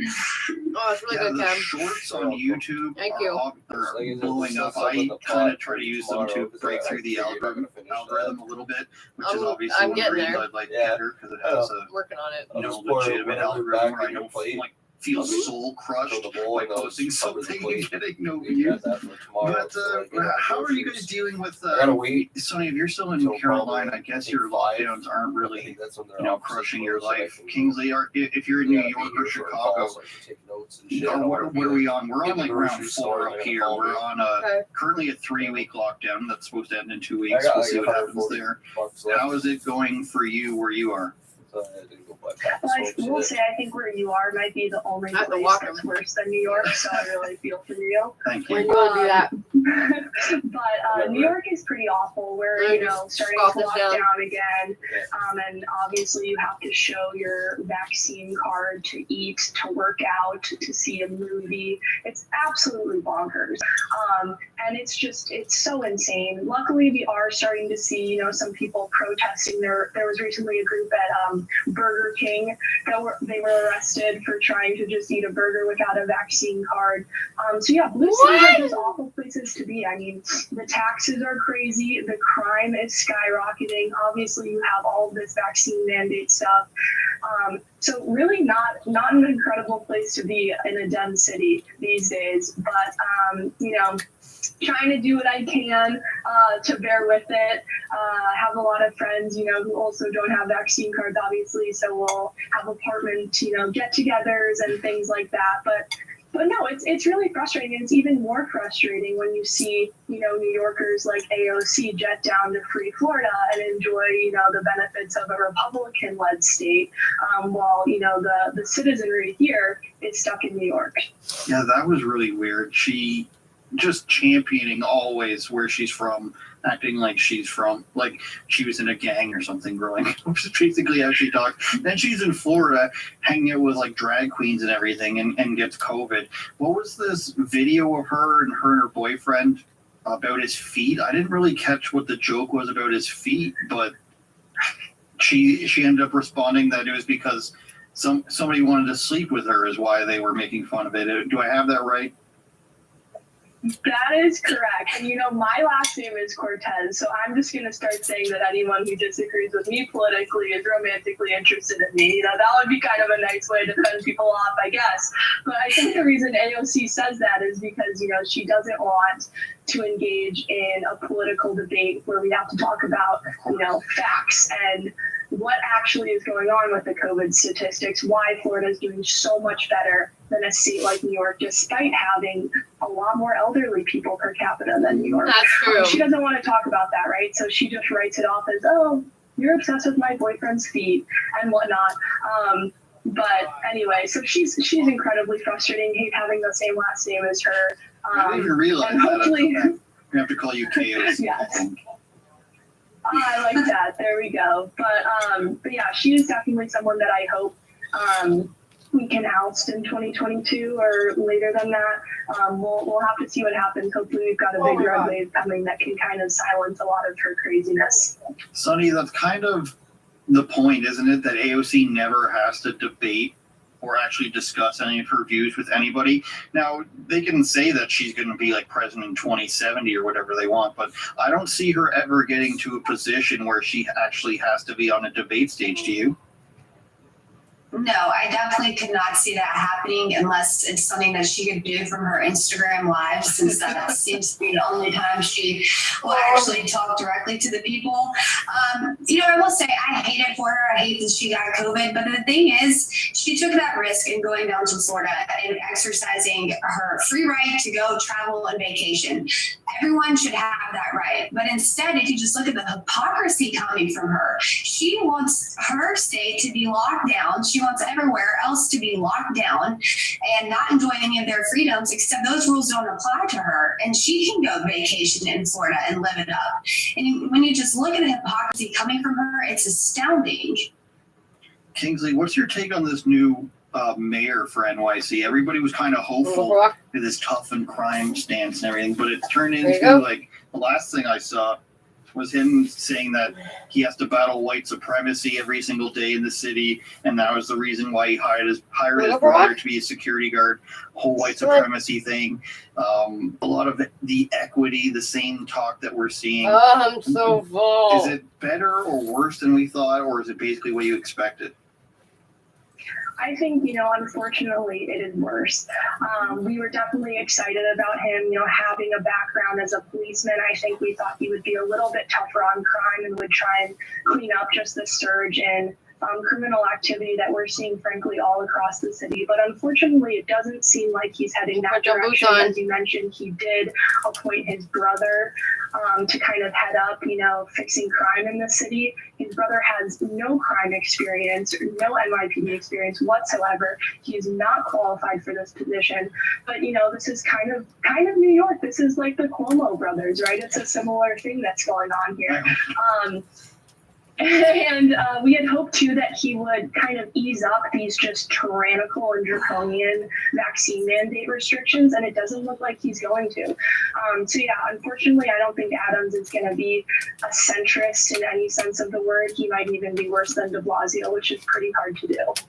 Oh, man, I hope it's not a de Blasio 2.0. I think everybody I hear talk about New York says de Blasio is the worst of all time. I can't think back much further than Giuliani, but it's definitely the city appears to be doing much worse. What do you think that is? I mean, I have my own conspiracies. I kind of think that maybe this might have been done on purpose so that some people can buy up a lot of real estate, take control of the city. That seems to be what's happening here with the crushing of the small businesses. And obviously large businesses are booming and then taking up more real estate. Bill Gates, of course, buying a whole bunch of stuff. I know I'm jumping around here, but what do you think? It's the eternal question of dumb or evil. Which side do you think this falls on in terms of the Cuomos and the de Blasios? Right. I think you hit the nail right on the head there. I think it is because small businesses are just being decimated. The lockdowns have forced, middle-class families who own a restaurant or a small business, they've been forced to shutter that business. And I think the financial hurt that comes with that sometimes encourages people to lash out in different ways, whether that's looting, whatnot. So I think, there's a lot of factors that go into why we're seeing a surge in crime. And I think that's a big part. I would also say another huge component is just, that they've seen, criminals throughout the city have seen, you will be released, no bail if you commit a crime. I can remember, sorry for interrupting. That's the new thing. What was it? Armed robbery, as long as you don't hurt somebody, then there's not going to be any jail time. Was that correct? Correct. The city has announced, that they will no longer prosecute a number of crimes, and armed robbery was one of the ones on those lists. So that obviously is just going to incentivize bad behavior across the city, right? We're just going to see absolute mayhem. So I think just, the reluctance of leadership to be tough on crime because they're scared, of being called racist or white supremacist or whatever it is, right? The reluctance of them to enforce the laws that they should be enforcing, that they took an oath to enforce, is really, really going to hurt the city and make it a dangerous place, like it was, before someone like Giuliani came in and really cleaned it up. Where's Batman when you need him? Sonny, I was talking to you. This is what you have to deal with on my show, is my bad jokes. Don't worry about it. We'll cut out any silence where they're and place a laugh track over it. Sonny knows. See, this is the part we have to cut now, producer, unfortunately. I want to ask you, I was talking to John Doyle last week about the, supposed red wave for the midterms. What are you thinking? Do we think it's going to be a red? Because we're disappointed every time, most popular president of all time, Joe Biden, up here, greatest prime minister of all time, Justin Trudeau, the votes never lie. What are you thinking coming this summer? It's 5-ish months away, I want to say. Do you think it's, as strong as everybody thinks it's going to be, or are you leaving the door open for some disappointment, whether artificially or realistically, in terms of who wins? Well, I will say I'm an optimist, so I am hoping for a huge red wave. But I think what's different this time about other elections is that Joe Biden has done such a horrible job just within his first year as being president. We have, an unprecedented supply chain crisis. We have bills going up, immigration out the wazoo. We have wide open borders. And a lot of people, I think, are finally realizing what their vote for Joe Biden actually meant. It wasn't just for a nice guy, somebody who says nice things, doesn't hurt your feelings on Twitter. They voted for bad policies. And so I think that people are really feeling that in their pocketbook, and they hopefully will make their voices heard come November when we have our midterms coming up, and hopefully we will have a good announcement from President Trump, because I know he said that he's going to make his announcement after the midterms. So I'm crossing my fingers and hope we have an announcement coming from him around November or December of this year. So you want him to run again then? Yeah, absolutely. I would love that. I think it's going to take a strong leader like him to pull us out of the mess that Joe Biden and the Democrats have put us into. What do you guys think is the next thing that the Democrats sort of shift to? Because I'm seeing basically a global shift away from the COVID narrative. If I'm being completely honest, we're seeing them from the CDC, everything down to, our provincial, our state offices here saying, oh, we were wrong about the hospitalization numbers. It's actually half and half the people who come in for COVID versus just with COVID. And we're sort of seeing them admit these sort of things across the board. What do you think the new narrative, let's say, is going to be going into the midterms? Because they have to come up with something, because Joe Biden is, record low disapproving and approval rates, the inflation, the gas prices, the border, you name it. There's not a single marker I think that you can point to that's like, good job. I mean, I guess they try to go with the job numbers, but when you decimate the jobs and bring them back, it's gonna, it's gonna look good. What do you think that they go with to try to be like, we can't vote them in just yet, you guys? What do you think? So I think that. Go ahead, Sonny. Okay. I think that they're really going to go national security very, very hard, because we're seeing what's happening in Ukraine, and then just today the Biden administration announced that they're going to give over $300 million to the Afghan government. So I think foreign policy is an area where Biden feels comfortable, right? Because that's a lot of what he did for the Obama administration. And I think the CDC has just messed this COVID thing up so badly. The state is really seeing the elites, the elite class, the ruling class. They're really seeing the CDC isn't going to be how we seize power. It's going to be through the national security apparatus. So I think that that's kind of the next thing that they'll jump to and latch onto. I hope I'm wrong, because like President Trump argued for, there is no reason that we should be meddling in foreign conflicts that do not just concern the United States, Ukraine and Taiwan being examples, in my opinion. But I think that will really be the next kind of push we see from the Biden White House, just kind of war everywhere policy making. Sonny, you want to go ahead? Oh, sure. Yes, I agree with Kingsley on that. And it's sad, though, because I remember during the campaign, one of Obama's former national security advisors actually said that Joe Biden was wrong on every single foreign policy decision that he made throughout his entire career. And that's not someone that you want as your commander-in-chief, or, the one that's running our country, somebody that has been known as being wrong on every single foreign policy decision. I think Kingsley's right. I think it ultimately will come to that. That will probably be the next big thing, since COVID is kind of dwindling down. But I hope that Joe Biden will do the right thing and think of American citizens and our men and women in uniform, and protect their lives over getting involved in other countries' wars.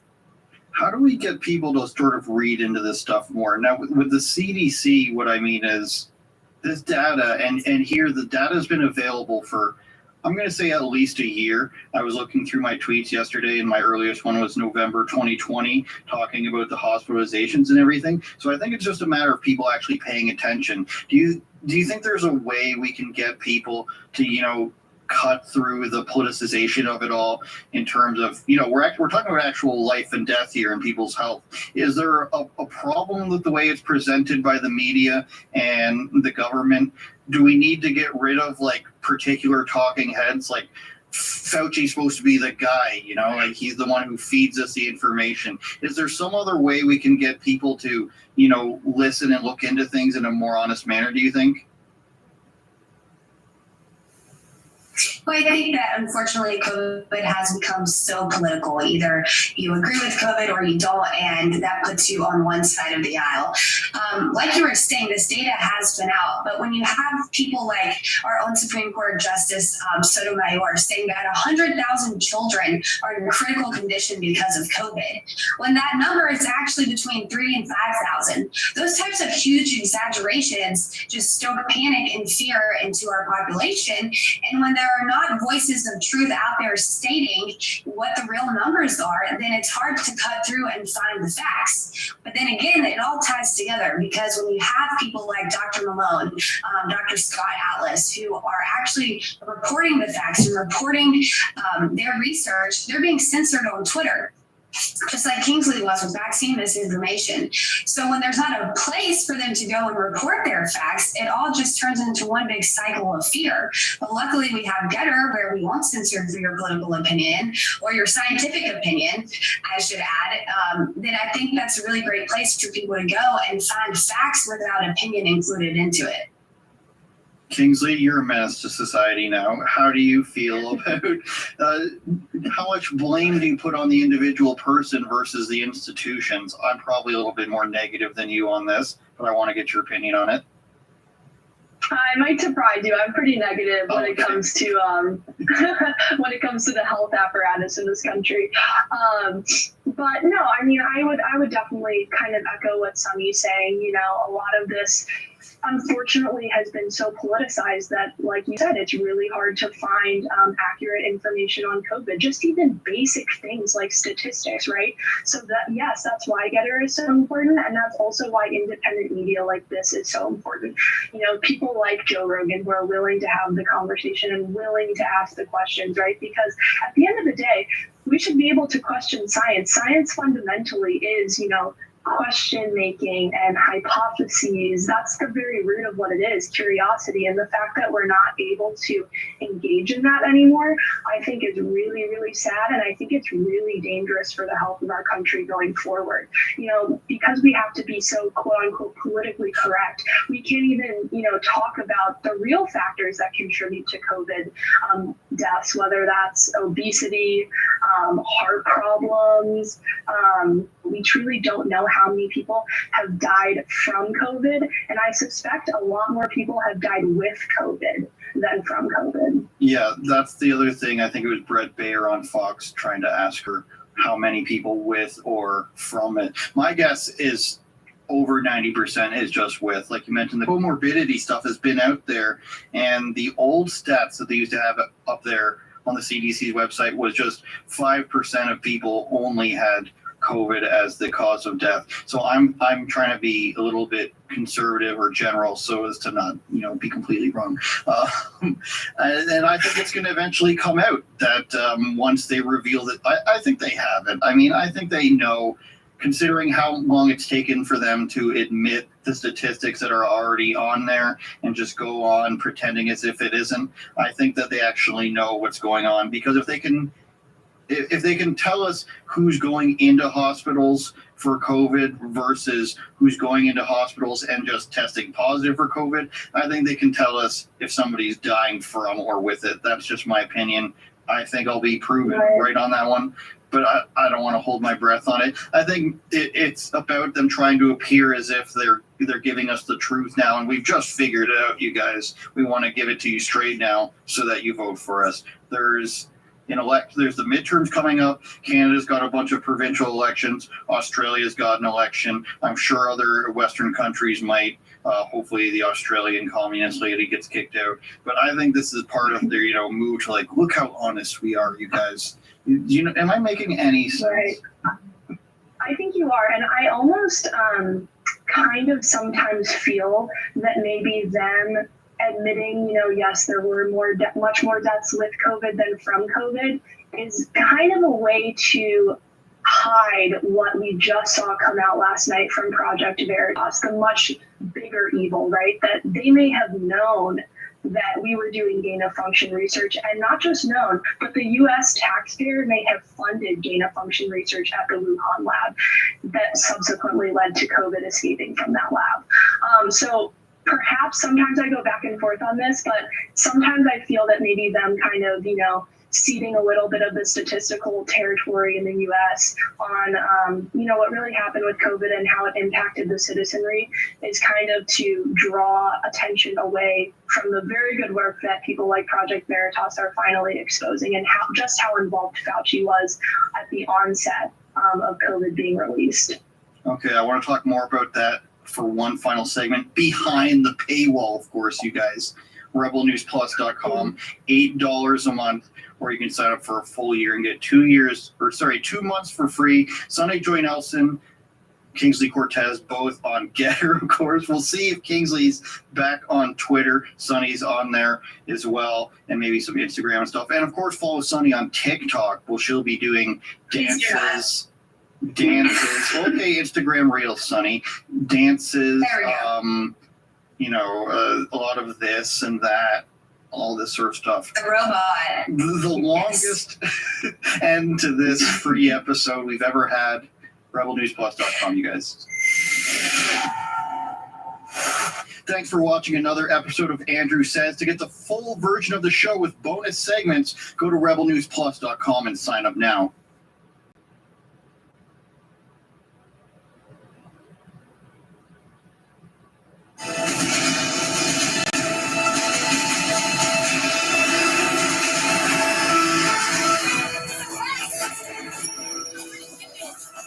Deadly explosion and fire today in the Bronx. A row house collapsing, killing at least 1 and injuring 9 people, according to the New York Fire Department.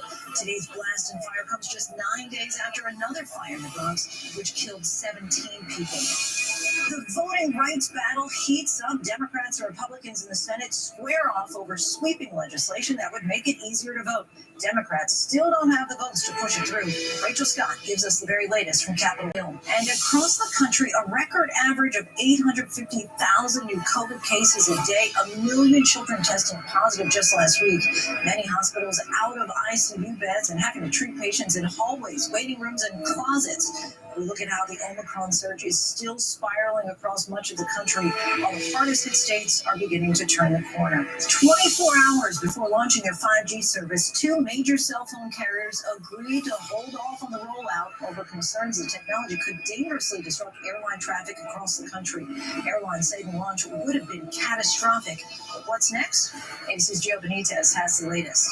Also tonight, new images coming out of the Pacific island nation of Tonga, revealing the devastation from volcanic eruptions and the tsunami that followed. It is more than twice the size of the Empire State Building and whizzed by Earth today, thankfully safely, what we can learn by looking up. And while he rose to the highest heights in the NBA, the sports world, for decades, Larry Miller kept a dark secret until now. Let's start with the secret that you write about that is corroding you from the inside, haunting you day and night. For 40 years, I lived in the corporate world and no one knew about my past. Good evening, everyone. I'm Lindsay Davis. Thanks so much for streaming with us. Help is on the way. We begin tonight with the pandemic and the relief for many Americans eager to know if they have COVID or not. We'll soon be able to readily make that determination inside their home for no charge. This comes as the Omicron variant now accounts for 99.5% of all new cases in the country. 6 weeks ago in early December, it was less than 1%. Today, the government officially opened the website that allows each household to order at-home COVID tests for free. And for many concerned parents, this, of course, cannot come soon enough. We learned today 1 million children tested positive for COVID-19 just in the past week. And a staggering 21,000 COVID-positive Americans are being admitted to the hospital each day. But there is a bit of good news. In 12 states and Washington, D.C., the first places to see Omicron, cases are starting to slow down. But throughout the rest of the country, cases are still going up by at least 10%. And while those at-home tests will likely be a big help for those hard-hit areas, we're already getting some reports of hiccups in the rollout. Stephanie Ramos leads us off tonight. Tonight, that new website where Americans can start ordering 4 free at-home tests, covidtests.gov, up and running a day ahead of the official launch tomorrow. Families across the country are already placing their first orders. Some who live in apartments having no problem. Others running into glitches when trying to order to the same address as other tenants. Nisha McCrae tried ordering for elderly relatives who live in apartments. I noticed it was saying that 4 tests have already been requested from this household. There has to be a way that we can work around this, that it has to know the difference between an apartment and the apartment building. McCrae's orders eventually going through after she searched for the addresses by zip code and went backwards. The White House acknowledging there could be some hiccups at first. Every website launch, in our view, comes with risk. We can't guarantee there won't be a bug or two. The rollout of free tests comes as Omicron cases nationally are still skyrocketing. Pediatric cases tripling in the last 2 weeks to nearly 1 million. And hospitals are waging an all-out battle that could last weeks. In Oklahoma City, doctors describe a war zone with 0 ICU beds and more than 100 patients waiting. Our emergency departments are overflowing. We have to care for patients in hallways, sometimes closets. With 1,000 workers in quarantine, doctors warn they are running out of staff and critical supplies like syringes and saline. Still, in the Northeast, where some cities were hit with Omicron first, signs of a light at the end of the tunnel. New infections in New York State diving 40% since their peak. Let's be clear on this. We are winning. With a highly contagious Omicron sweeping the nation, some are pointing to the natural immunity that comes from infection. But Dr. Anthony Fauci says it's too soon to say whether Omicron will help lead to the end of the pandemic. It is an open question as to whether or not Omicron is going to be the live virus vaccination that everyone is hoping for, because you have such a great deal of variability with new variants emerging. And some experts say protection from natural infection with Omicron won't last long if you are unvaccinated. I think what's going to happen is those individuals who've been infected and recovered and have not gotten vaccinated on top of it are going to be vulnerable to yet another wave. Doctors still sounding the alarm about the importance of getting vaccinated. Stephanie Ramos joins us now. Stephanie, let's get back to the White House's new website to order those free at-home COVID tests. How many tests can each household order, and when can we expect them to arrive? So, Lindsay, each household can order up to 4 tests, and they will ship out in 7 to 12 days. So those first orders would arrive by the end of January or early February. The White House is also saying that they will launch a call line for those who don't have access to a computer. Lindsay. All right, very helpful there. Stephanie Ramos, our thanks to you. Next to the high-stakes showdown over safety in the sky, which has been averted, at least for now. Airlines and 2 major cell phone providers have been at odds over 5G wireless technology going live tomorrow. Airline CEOs warned of potentially dangerous disruptions to travel, but today both Verizon and AT&T agreed to delay 5G near some airports. But as ABC's Gio Benitez reports, there is no long-term solution in sight. Tonight, crisis averted. AT&T and Verizon agreeing to temporarily limit the number of towers around airports that will carry their high-speed 5G signals. The unexpected move coming just a day after major U.S. airlines warned that there could be a, quote, catastrophic disruption to air travel if 5G rolled out near major airports. Here's the worry. That stronger 5G signal is very similar to the frequency of a plane's radio altimeter, a device pilots use to judge their distance from the ground. Airlines say in poor weather conditions, when visibility is low, pilots might not have reliable information to land safely, potentially leading to thousands of diverted and canceled flights. And not just for passengers, but cargo too. The FAA cannot tell us if there is a problem. The airlines are erring on the side of safety to make sure that it's scientifically determined that there isn't a problem and that the flying public stays particularly safe. The wireless carriers have long said 5G would not interfere with aircraft electronics. AT&T saying in a statement, "We are frustrated by the FAA's inability to do what nearly 40 countries have done, which is to safely deploy 5G technology without disrupting aviation services." The FAA says other countries have created permanent buffer zones, keeping the signal away from airports. But the signal in the U.S. would be more than twice as strong as those used in Europe. Our Mary Bruce asking the White House today why they didn't act sooner, despite 2 years to prepare for the 5G upgrade. Did the FAA drop the ball here? I think, Mary, there'll be lots of time to look back and see how we got here. We'll talk to the former head of the FAA in just a moment, but Gio Benitez joins us now from Newark Airport tonight. Gio, despite the rollout delay near some major airports, the FAA says it still expects some disruptions tomorrow?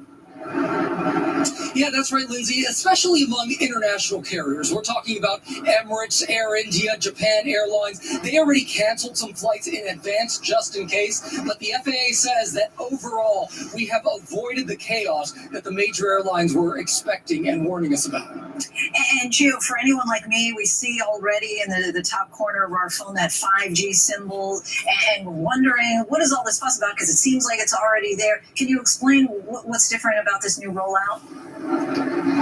Yeah, so it's a little bit confusing, but here's the deal. 5G is already here. This is a new frequency, a stronger, faster frequency for AT&T and Verizon. So you already do have some 5G, but starting tomorrow in certain areas, if you have AT&T and Verizon, you're going to start getting a faster 5G. You're going to notice videos downloading a lot faster. And so that's what we're talking about. It's a totally different frequency, and this is that frequency that they're concerned about with airplanes. Kind of a complicated matter that you've been able to simplify for us. So thank you for that, Gio.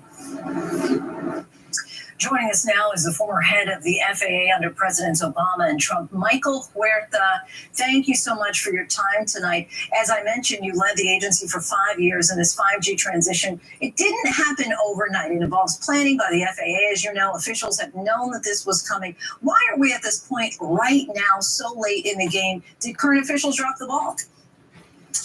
Well, I think the big challenge is that the telecoms correctly point out that 5G has been rolled out in more than 40 countries and there haven't been issues.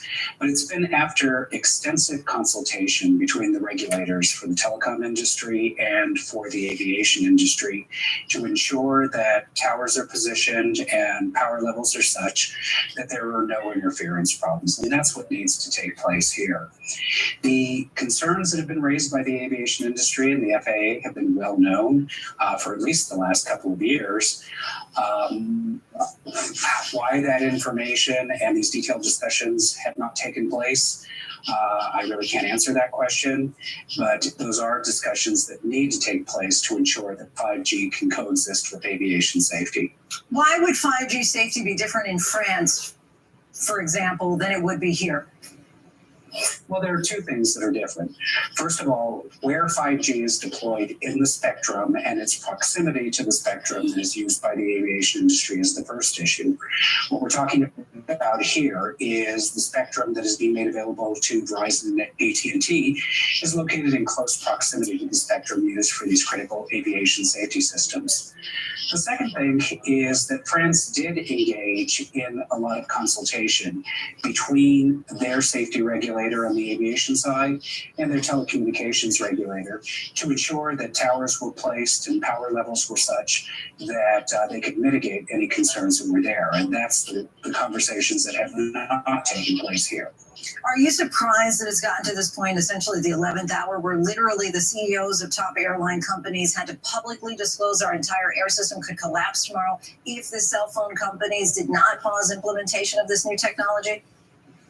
It is surprising and it's unfortunate. I do think that, the concerns have been well known for years. And again, this is a problem that can be solved through the leadership of the appropriate government agencies, the FCC and the FAA, the administration all working together to ensure that there are no safety concerns. If you look at it from an airline standpoint, if their safety regulator says there is a hazard, obviously they have to adopt a very cautious position and do everything that they can to ensure that flights are safe. And so what the airline CEOs are doing is really calling on the government to work together to solve this problem. To a certain extent, the airlines and the telecommunications companies are caught in the middle. What you really need is some leadership from the agencies. And as we've reported, AT&T and Verizon both said that they will give a temporary reprieve and block implementation of this new 5G close to airports. But they paid $80 billion for this. How long do you think it'll take for the FAA to deem this safe? I think that it's not all on the FAA, it's also the FCC. I can't explain why when the spectrum was auctioned, these concerns were not made known at that time. But I do think that everyone needs to focus over the next few months in ensuring airport by airport and aircraft type by aircraft type that any concerns can be mitigated. So that there is a solution here. It just requires everyone working together. And lastly, is this a situation where, in essence, our government bureaucracy has failed us? I mean, we've known that this was coming, as I said. Other countries use this technology, and we were all left waiting today for private companies to step in and take this action. If you were leading the FAA today, what would you do to resolve this situation? Well, the most important thing that has to happen is to bring everyone together. The technical spectrum experts at the FCC and the FAA. I think that, the FCC has great spectrum experts. They don't think there's a problem.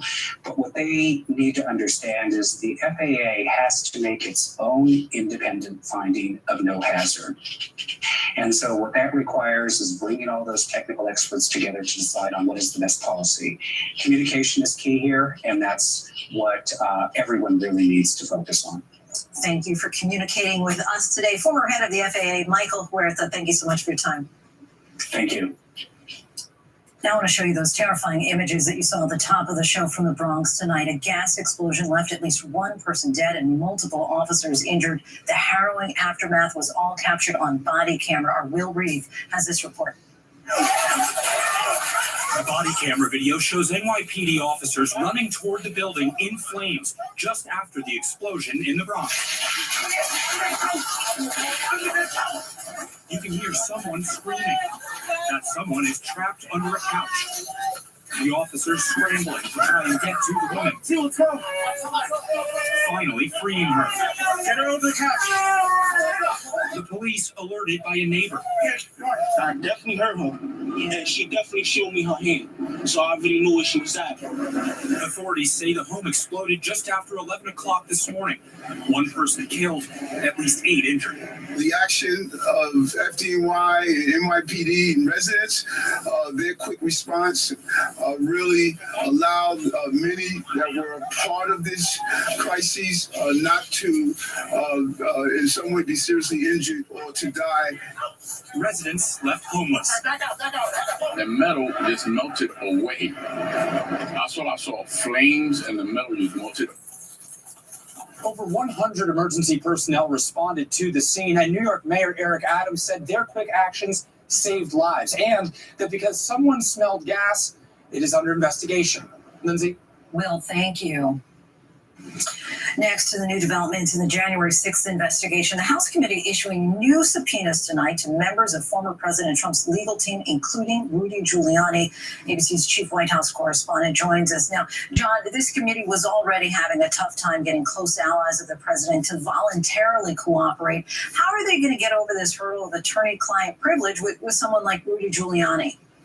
Well, that's certainly a complicating factor. I would not hold your breath to see, and before seeing any of these 4 who were subpoenaed today testify before the committee. All 4 are lawyers. All 4 would have some claim on attorney-client privilege. But I think what the committee is doing here is sending the message that their investigation is going far beyond the events of January 6th, that they are focusing more broadly on the effort to overturn the presidential election, and with these subpoenas going after 4 of those who were most aggressively pushing the lie that the election had been stolen. All right, Jonathan Karl, our thanks to you. Thank you, Lindsay. Staying in Washington now, we turn to the voting rights battle that continues to play out. The Democratic leader is vowing to hold a vote so that every senator will be on record. ABC's congressional correspondent Rachel Scott explains. Tonight, the Senate, for the first time, moving ahead with a debate on voting rights, even though the bill appears doomed to fail. Senate Democrats we are going to fight the fight. It comes after 19 states imposed new restrictions, making it harder to vote. The vast majority pushed by Republican state legislatures. The effects already plain to see. In Texas today, the county clerk in the state capital of Austin announcing she had to reject 27% of mail-in ballot applications on technicalities. Your next door neighbor who just turned 65 and who's voting for the first time because they're afraid of COVID is not a fraudulent voter. On Capitol Hill, Democrats accuse Republicans of stifling democracy. We cannot sit back and let one political party continue to unravel the threads of our democracy, one voter suppression bill at a time. The voting rights bill would, among other things, make Election Day a federal holiday and guarantee all voters can request a mail-in ballot. It would also empower the Justice Department to police potential voter discrimination by states. But Republicans are opposed, and two key Democratic senators, Kyrsten Sinema and Joe Manchin, refuse to change the Senate rules to let Democrats pass the bill with a simple majority vote. I think if you have a situation we have right now, when you have the executive branch of government and you have Congress, the House and the Senate, they're all the same, and there's no check and balance because basically you just sweep right through, and the same thing could happen if Republicans said everything. Senator Manchin still defending his decision there. Rachel Scott joins us now from the Capitol. Rachel, Senate Democrats met on Capitol Hill tonight. Any idea what came out of that meeting? Well, Senate Majority Leader Chuck Schumer told Democrats behind closed doors that they will push forward with this vote tomorrow to try to change the Senate rules in order to pass voting rights legislation without any Republican support. I'm told Senator Manchin also spoke to Democrats during this meeting. He defended his position. He is still a hard no on this one. So at this point, that vote is likely to fail, which means voting rights legislation will not get through the Senate for the fifth time, Lindsay. Wow, still a no-go, it would seem. Rachel Scott, our thanks to you. And for more on voting rights, let's bring in ABC's political director, Rick Klein. Good to see you, Rick. Hi, Lindsay. Good to be with you. We've been talking certainly a lot about the legislative fight, but let's take a step back at this point. Which voting rights are really Democrats most concerned about at this point? And if you can, give us some specific examples as far as how difficult it can be to vote in some states.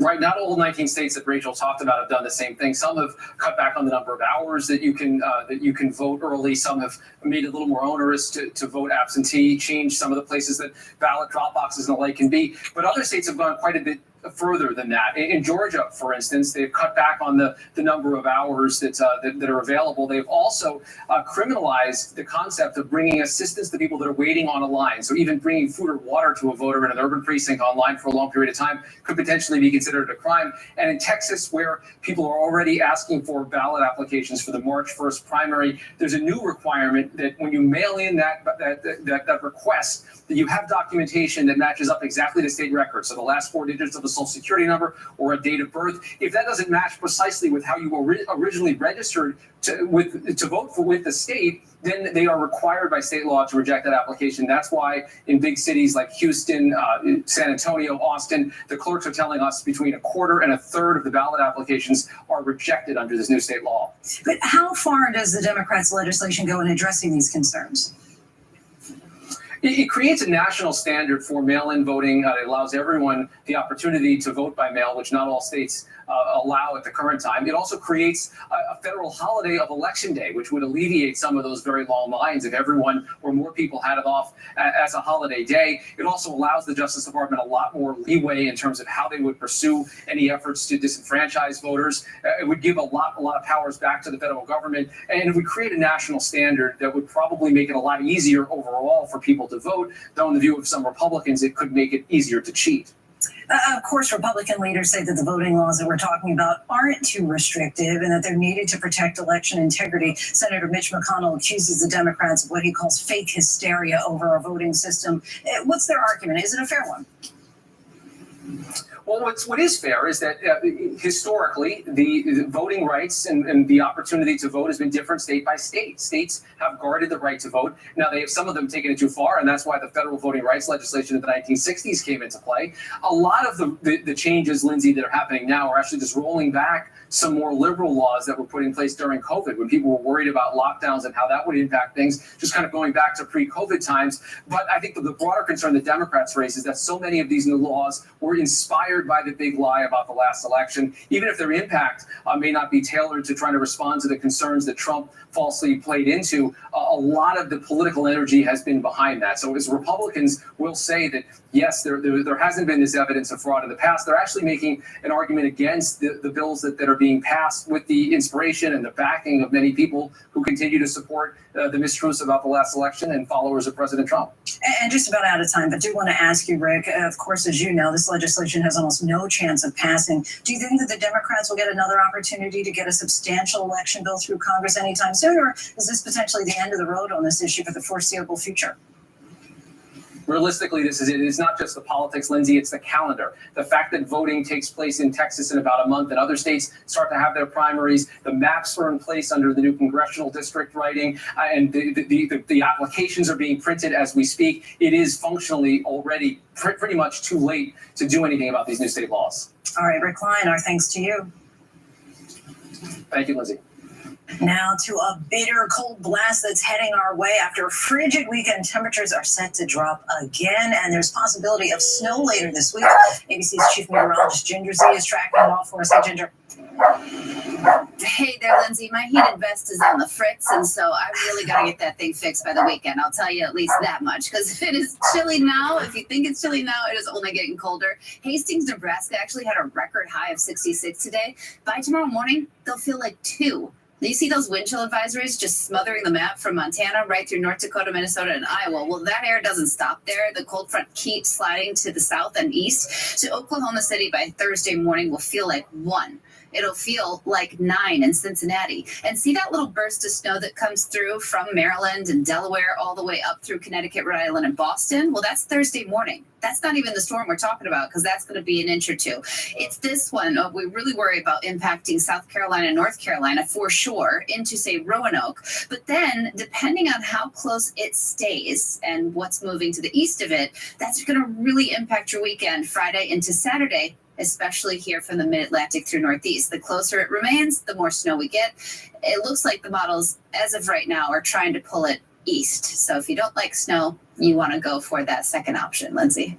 But those heated vests, that sounds absolutely like a great idea. I got to get my hands on one of those. Ginger, thanks so much. And when we come back, the officer under investigation for allegedly grabbing one of his female colleagues by the throat. Wonder Woman Gal Gadot standing up for herself after a famed director denies accusations of misconduct that involves her. But up next, the decades-long secret and a high-powered executive now in charge of the Nike Air Jordan empire who didn't tell anyone about a crime that he once committed until now. It's a remarkable story. Stay with us. With so much at stake, so much on the line, more Americans turn here than any place else. ABC News World News Tonight with David Muir, America's #1 most watched newscast, now streaming on ABC News Live. It was a scary time in the 70s. You had multiple bodies showing up in Los Angeles. There were so many murders happening. You had to have a name for it, serial killer. There was a human head in there. This was premeditated evil. You have this clock. This person is going to do this again. It's me against the killer. We'll see who laughs last. What came next was unlike anything they had ever seen. Admit it. These days, what you need to know Seems to change just about every day. What is it that you really want to know? Need to know. To help you not just get through your day, But to make the most of it. Feel smarter. feel better. Feel happier. Well, how about a third hour of Good Morning America? GMA 3. What you need to know. Now streaming on ABC News Live. It's all about you. I risked my life. I put my family in danger. If I was caught, they would have put a bullet in my head. But it was the right thing to do. It was the only thing to do. Terror plot foiled in Garden City, Kansas. That would have been one of the most deadly acts of domestic terrorism ever in the United States. It would have been Oklahoma City. He put his family, himself in jeopardy for us.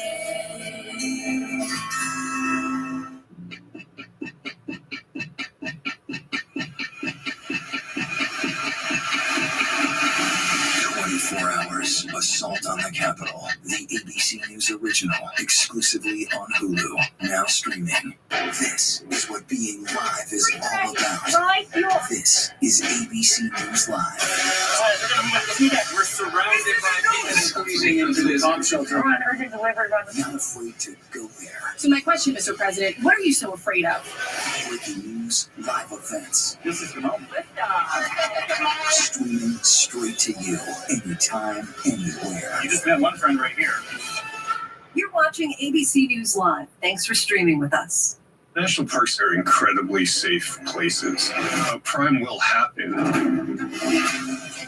My wife had fallen in really critical condition. At that time, I thought it was just a tragic accident. There's still a lot of questions we need to ask. There were small things that didn't totally add up. This is 2 lives for Harold that have died now. I was shocked. Something's not right.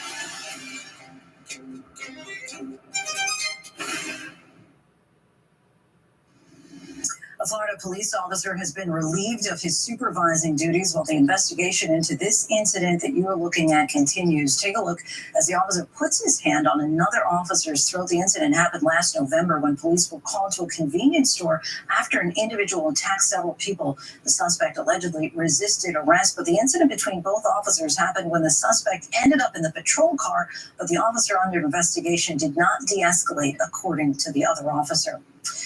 Well, he rose to the highest heights in the NBA and the sports world, but for all that time, he was keeping a dark secret from everyone about what he did decades ago until now. We talked with Larry Miller about why now is the moment to come clean and what he hopes that young people can learn from him now as he shares his story.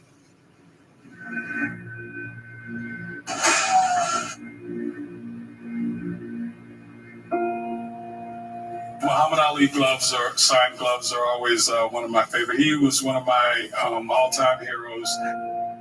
Over his storied career, Larry Miller has amassed an impressive sports collection. I still have to pinch myself that I worked with Michael Jordan.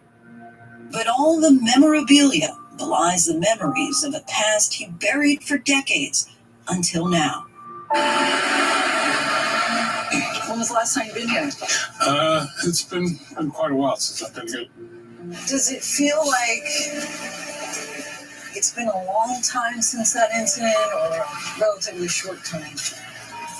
It feels like it's been a long time sometimes, but then other times it's like it's fresh in my mind, like it was yesterday. He's the former president of the Portland Trailblazers, now the chairman of the Jordan brand. And like the icon of the brand he oversees and helped create, Miller himself has become a symbol of human possibility, soaring to dizzying heights, but carrying a secret along the way, which he now reveals in his new book, Jump, My Secret Journey from the Streets to the Boardroom. You write, the secret will die because of this book. The biggest secret was the homicide that I was involved in when I was 16 years old. It was 1965 in West Philadelphia, a hotbed for gangs. Battles over territories erupted into bloodshed and often ended in death. At the time, Miller embraced the power he felt came from street life. And by the time he was 12 years old, he'd already started a fairly frequent spate of stays inside a juvenile detention center. So let's talk about September 30th, 1965, corner of 53rd and Locust. How do you end up there? I was 16 years old, drunk. One of my gang members had gotten killed a little while before that. And we were just angry and out to get somebody. It was totally senseless. He just happened to be at the wrong place at the wrong time, and I regret that every day. Every day I think about the fact that I took the life of a young black man. How do you not have, in that moment, any remorse?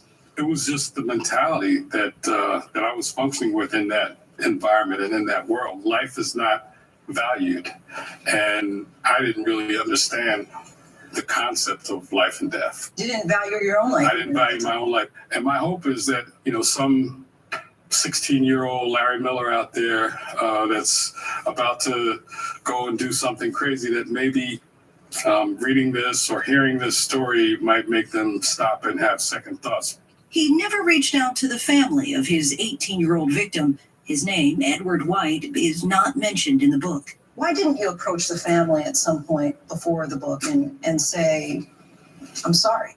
Mainly because I was trying to black that part of my life out. I was, trying to hide that story. I didn't want it to come out. And I guess for that reason, I never thought to reach out or to try to connect with them because I was almost trying to pretend like that part of my life didn't happen. Have you reached out to the family? I have. And can you share at all the conversation? Can't share the conversation, but I will say that my goal is to work with them to come up with a way to memorialize him into the future. Edward left behind 2 children. His sister, Barbara Mack, is now 84 years old. She describes the book as opening an old wound. He owed the family an apology. He owed the family to correctly say, this is not a stranger. This was Edward White. Miller pleaded guilty to second-degree murder and served 4.5 years. But it would not be his last time behind bars. 1 daughter and a string of armed robberies later, Larry found himself locked up again. But this time, he was determined to never return.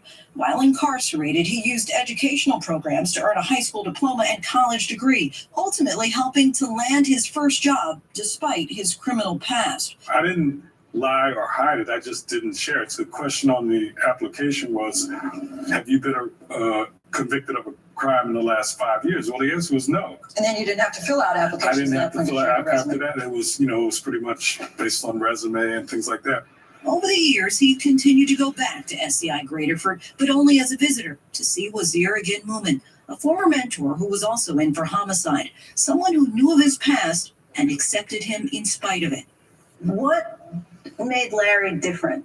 Once he latched on to the educational thing, that's where his dedication was. Then he was never really in prison, but not a prisoner to the prison environment. Toward the end of the book, you quote Frederick Douglass in your book, and you say, knowledge makes a man unfit to be a slave. Is education the key? I think education is a key. It's also changing the perception of yourself. And I think at the end of the day, you have to realize and believe that you can do something different with your life. That something different for Miller includes taking Nike's Jordan brand and building it into a $5 billion empire, immortalizing the Jumpman logo. I still always felt like I wasn't being true to myself because I was holding and hiding a part of me that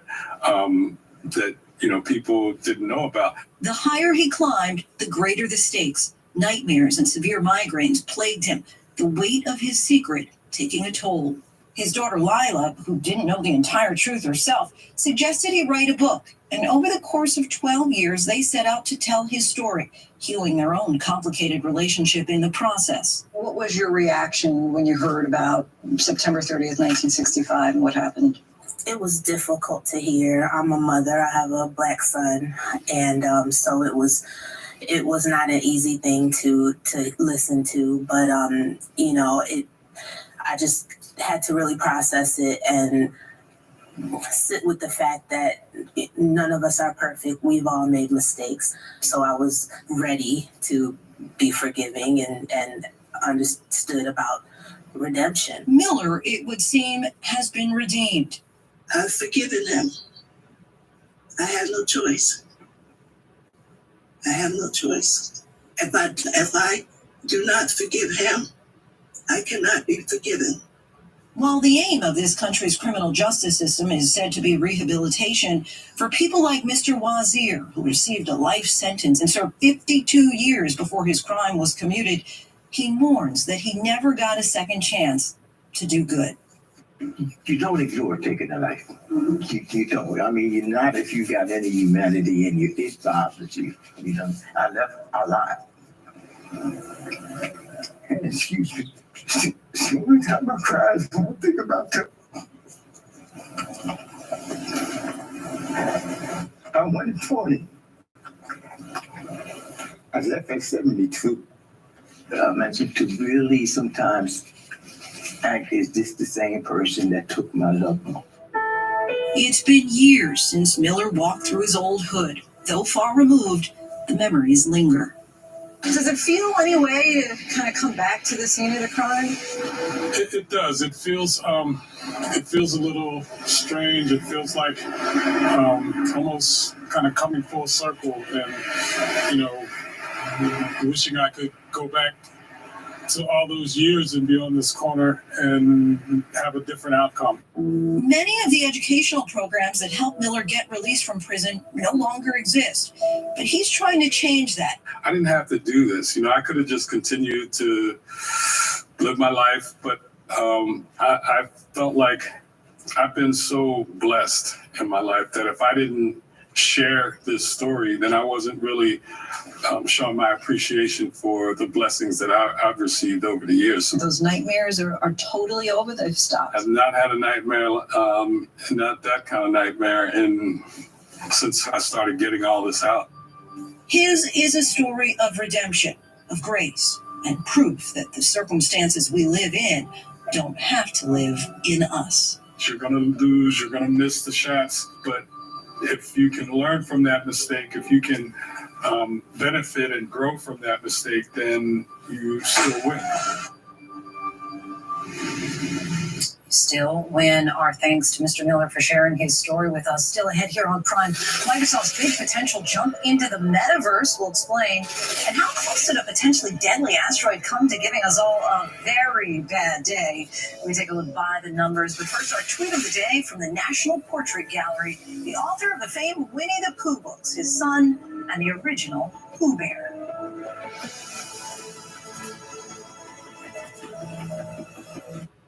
Christopher Steele, the guy who picked a fight with two presidents, and he's lived to tell the tale. That now infamous dossier.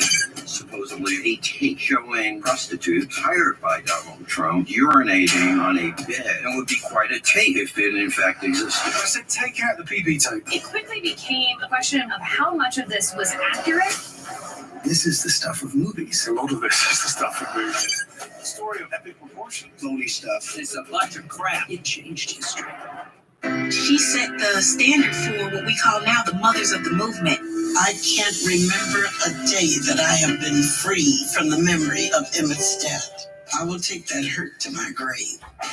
The fight in Mrs. Mo, the warrior in her. She was willing to go anywhere at any time and speak to anybody. She was a mourning mother, and she decided that enough was enough. Let the world see. Thursday night right after Women of the Movement on ABC.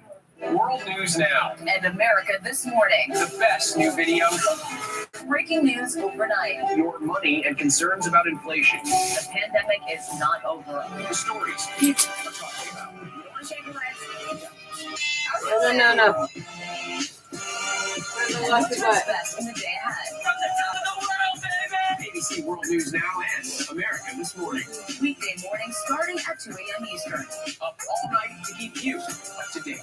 This is American history. A violent white mob, a brutal attack. 300 Black Americans killed right here in America. Now, it is time to uncover Tulsa's buried truth. The gripping story brought to light in a new podcast from ABC News. Available now on Apple Podcasts, Spotify, or your favorite podcast app.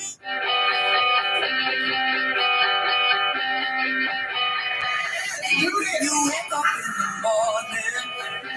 When you wake up in the morning, darling, I'll be by your side. I'll be there by your side. I'll be anything you want to. I'll be there by your side. If you need a light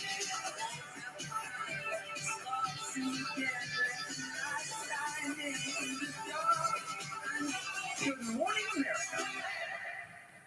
This is what being live is all about. This is ABC News Live. We're surrounded by people squeezing into this bomb shelter. Not afraid to go there. So my question, Mr. President, what are you so afraid of? Breaking news, live events. This is the moment. Streaming straight to you, anytime, anywhere. You just met one friend right here. You're watching ABC News Live. Thanks for streaming with us. Welcome back, everyone. If you've happened to catch that new Netflix movie, Don't Look Up, well, you might be a bit paranoid about a life-killing asteroid hitting the Earth. That is not likely to happen, but today, a giant asteroid did come close enough to be considered a so-called near-Earth object. We look up by the numbers. About 1.2 million miles. That's how close asteroid 7482 flew to Earth today at 4:50 p.m. Eastern Time. That's more than 5 times the distance between the Earth and the Moon, but still the closest that this space rock will come to our planet in 200 years. The massive asteroid measures roughly 3,200 feet, about 2.5 times the height of the Empire State Building, and it whizzed by us at a brisk clip of nearly 44,000 miles per hour relative to Earth. And unlike the fictional asteroid in Don't Look Up, we've known about this one for decades. It was actually discovered back in 1994. And if you are worried about an asteroid like this someday hitting Earth, rest assured that would be a once in a 600,000 year event, according to researchers at MIT. And we still have lots to get to here on Prime tonight. Our team now in the region, what we know about the volcano catastrophe in Tonga and the horror on the subway tracks, the deadly unprovoked attack, and the search for answers. But first, a look at our top trending stories on abcnews.com.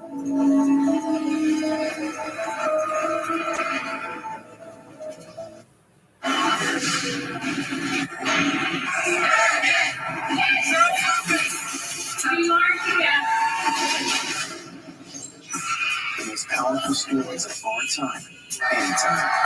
Nightline. It's an extraordinary story. A computer salesman was supposed to report to prison to begin a 17-year sentence. They let him turn himself into jail with no escort. No one thought he would run. How do they catch her for 25 minutes? How do you do that? Now, join the search, following the U.S. Marshals as they uncover new leads in a global manhunt. Can you help catch this fugitive? Have you seen this man? Have you seen this man? Have you seen this man? Listen and join the all-new hunt wherever you get your podcasts. Now streaming on ABC News Live 2020. True crime, cinematic, real-life drama, stunning, the unthinkable. Follow the clues, the hunt. True crime 2020. Now streaming on ABC News Live. National parks are incredibly safe places. A crime will happen. Very much what my wife had told me. She's in really critical condition. At that time, I thought it was just a tragic accident. There's still a lot of questions we need to ask. There were small things that didn't totally add up. This is too high for Harold. That have died now. I was shocked. Something's not right.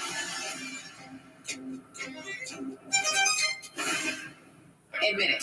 These days, what you need to know Seems to change just about every day. What is it that you really want to know, need to know, To help you not just get through your day, but to make the most of it? Feel smarter, feel better. feel happier. Well, how about a third hour of Good Morning America? GMA3, what you need to know. Now streaming on ABC News Live. It's all about you. I know what happened, and I'm not guilty. Why the fascination with criminal trials? Figure out what's really out there. She revealed she had murdered his family. I know in my heart they did this. It's the time of suspicion. The ending's really tough. You don't know whether truth is going to be difficult to find unless you try to find it.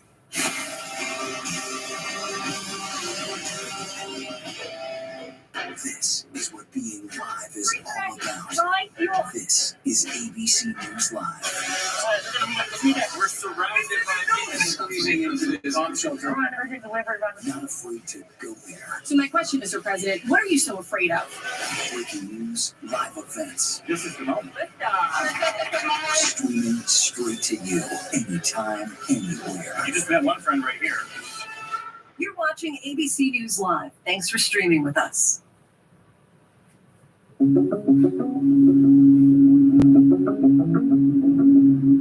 Crisis averted. AT&T and Verizon agreeing to temporarily limit the number of towers around airports that will carry their high-speed 5G signals. Here's the word. That stronger 5G signal is very similar to the frequency of a plane's radio altimeter, a device pilots use to judge their distance from the ground. Airlines say in poor weather conditions, when visibility is low, pilots might not have reliable information to land safely. The FAA cannot tell us if there is a problem. The airlines are erring on the side of safety to make sure that it's scientifically determined that there isn't a problem and that the flying public stays particularly safe. The wireless carriers have long said 5G would not interfere with aircraft electronics. Our Mary Bruce asking the White House today why they didn't act sooner, despite 2 years to prepare for the 5G upgrade. Did the FAA drop the ball here?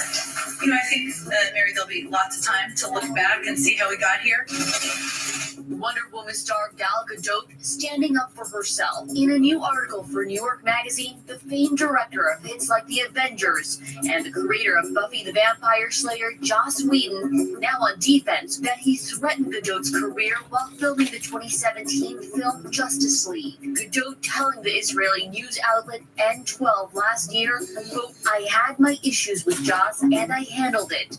He threatened my career and said that if I do something, he will make sure my career is miserable." Now, more than 8 months later, Whedon speaking out for the first time about Gadot's allegations, telling New York Magazine, "I don't threaten people." Who does that?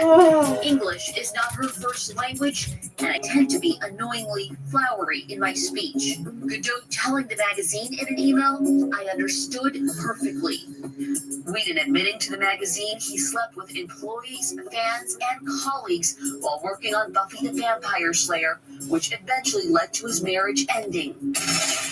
And those wanting to order free at-home COVID tests from the federal government are able to do so today, Monday earlier than expected. You can place an order online at www.covidtest.gov, and they're free, so you won't have to pay any shipping costs or provide any credit card information, but there are limits. At this point, you can order 4 per household, and we're told that they'll ship within 7 to 12 days of ordering, about a week to a week and a half. Lemaire's confession that even he does not feel safe using his own city's public transit comes just 3 days after Michelle Go was killed in Times Square.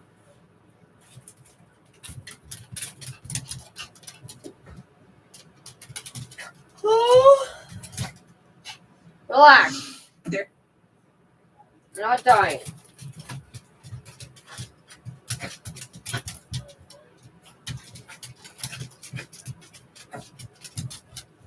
Jack.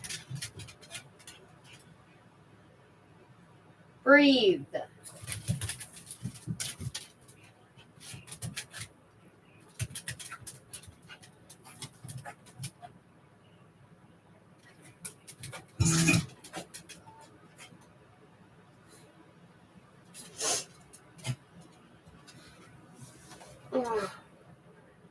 What harm does your attempt to shut down what words you regard as harmful? What's that likely to produce for harm? Well, not. Skip the cough, not this ad. New Buckley's Dry Cough, extra strength.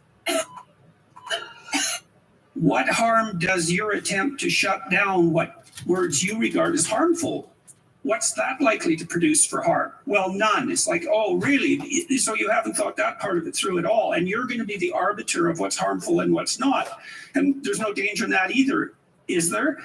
So that's a good way to deal with that sort of thing. I agree. Of course, another thing that a lot of the time people don't see is they think, we can impose on people's speech, we can tell them how to behave various ways, but they don't think that that's an instrument that can be abused in all sorts of ways. So if you mandate speech on one thing one day, it's going to be mandated on other things the next day. And in general, I think with any form of coercive principle, you need to think what's going to happen in the hands of somebody wicked and tyrannical. That's how we should think about these things, not only in university, but in politics more generally.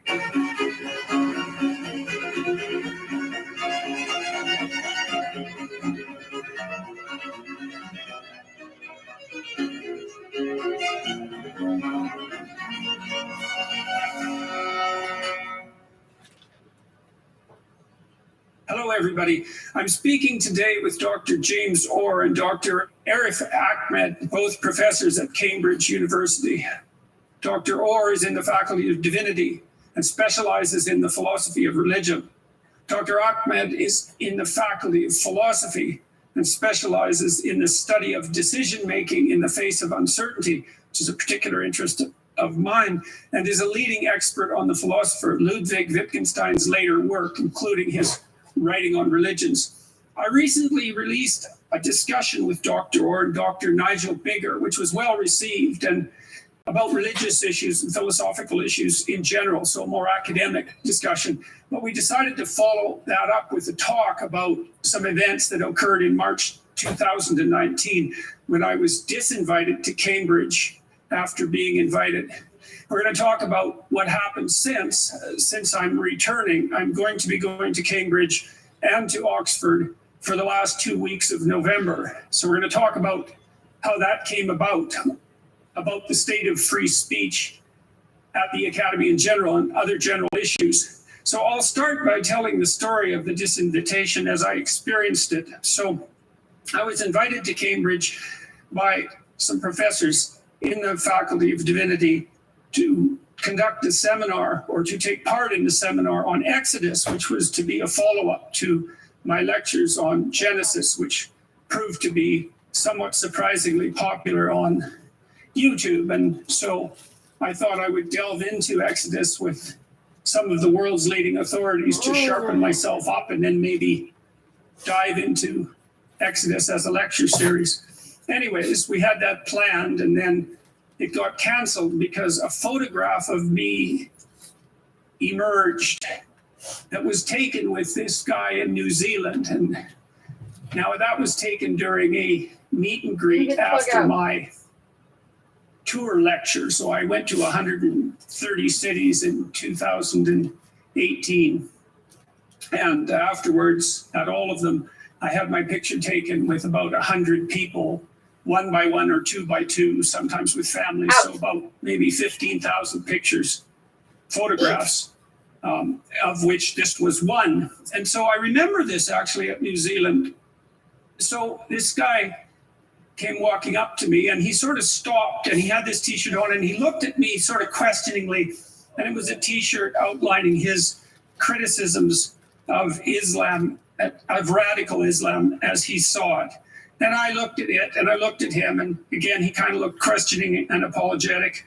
And then I thought, well, you know, that's your t-shirt, mate, and that's up to you to wear that. And so, you know, I motioned him forward and we had our picture taken, and I really didn't think anything of it after that, but apparently many people did. And so I was disinvited because of my repugnant views, which were hypothetically indicated by the fact that I took one picture out of 15,000 with this gentleman wearing a opinionated t-shirt. And so that was apparently justification for canceling an intense academic endeavor aimed at bringing the work in Exodus to as broad a public population as possible in the most rigorous manner possible. And so that was quite a shock, I would say. And, you know, it wasn't particularly enjoyable to go through all that. So, well, that's turned around and now I'm invited back and I'm going in November. And so how did, James, maybe you could start, how did that all come about, do you think? Like, why did that happen and why has it been reversed? Well, thank you, Jordan. And just listening to you recount your experiences of beginning of March 2019, was it beginning of 2019 is, well, it's pretty moving to watch and difficult to hear. But I just want to stress that with all that in the background, it's incredibly gracious of you to have accepted my invitation to come over to Cambridge. I'm thrilled about it. I'm thrilled about it. It's not a favor in any sense. It's a great university, and I think it's an unbelievable privilege to go there and to go to Oxford. So I'm absolutely thrilled about it.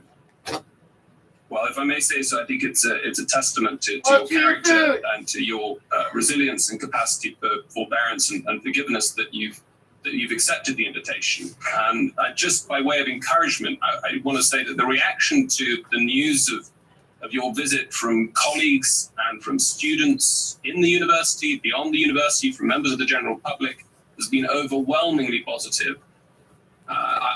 It's been difficult to respond to all the supportive messages I've received in the wake of the announcement.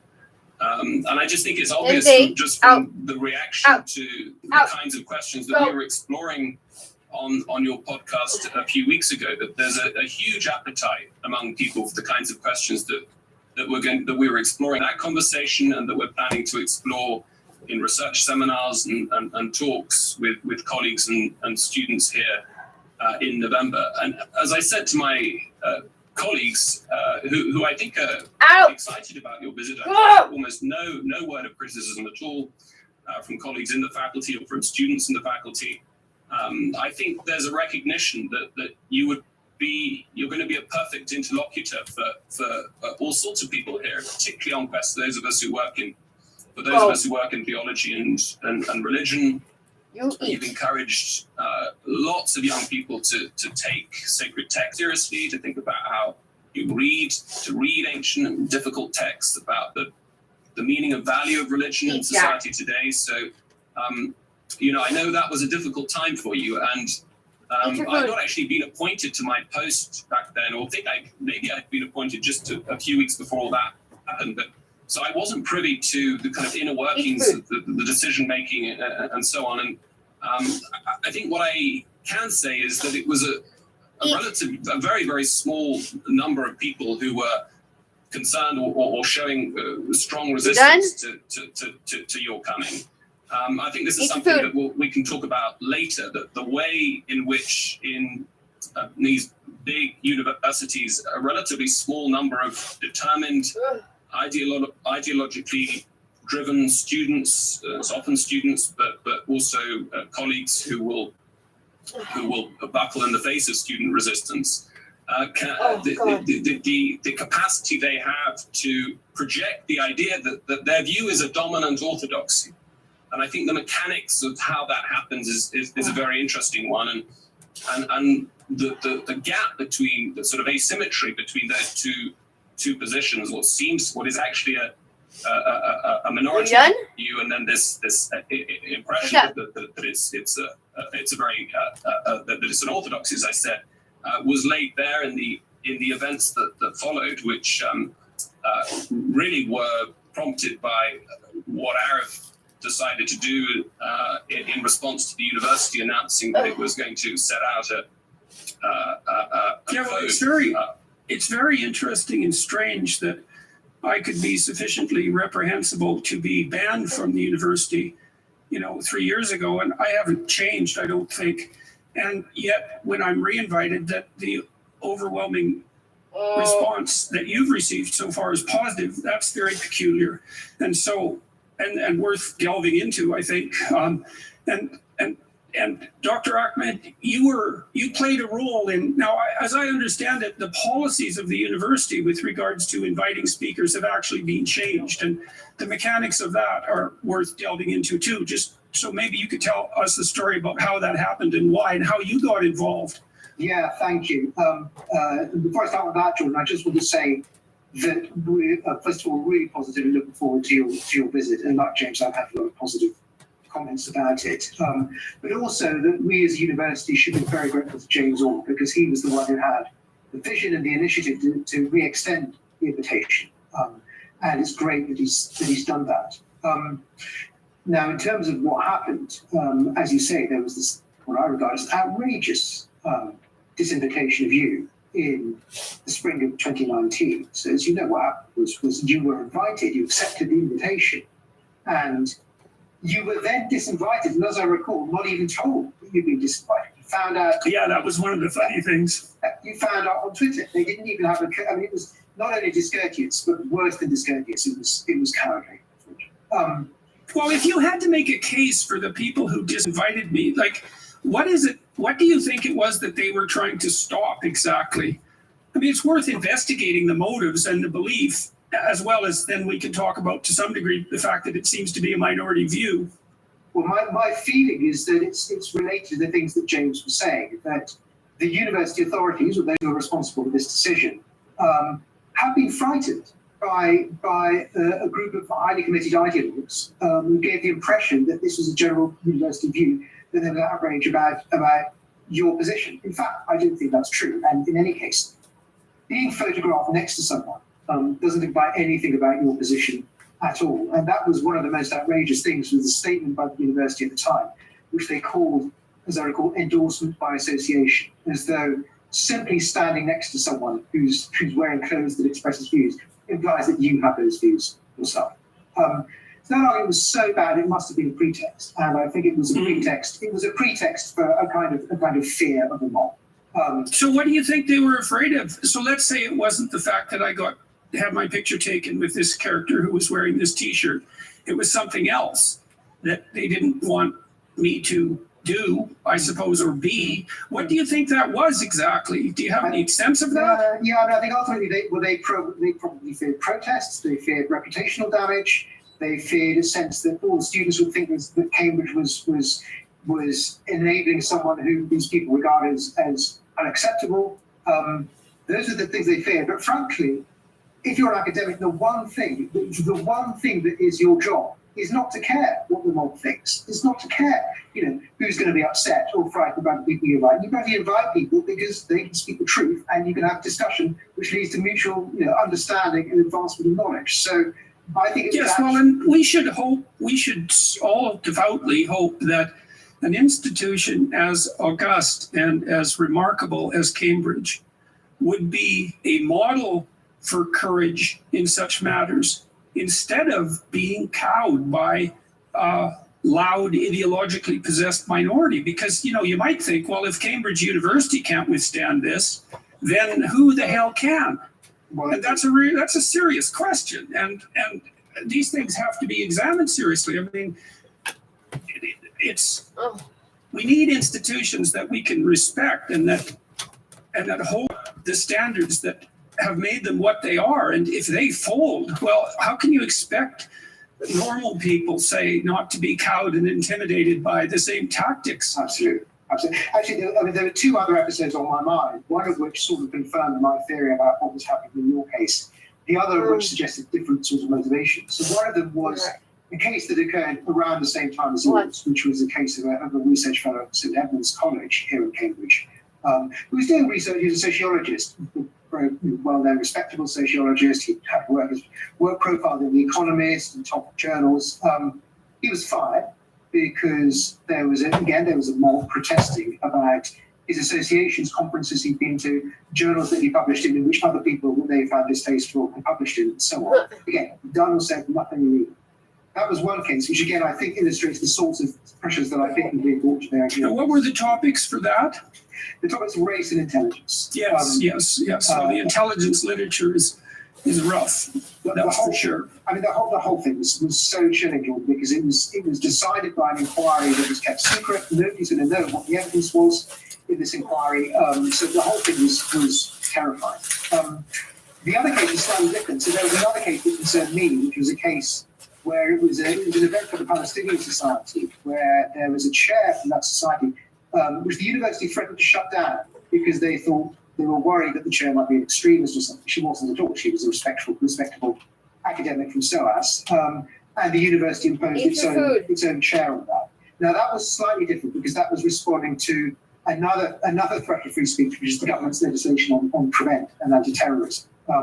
But those three events were sort of coalescing in my mind around the time that I tried to change the university's free speech policy. Okay, so let's talk about the change in the free speech policy.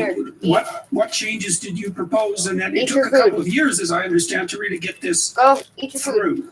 And I also understand from James that it wasn't that easy to get people to speak in favor of your proposal, but that it was passed, and we need to go into that, by an overwhelming majority of the people who were concerned and able to legislate such things, so to speak, for the university.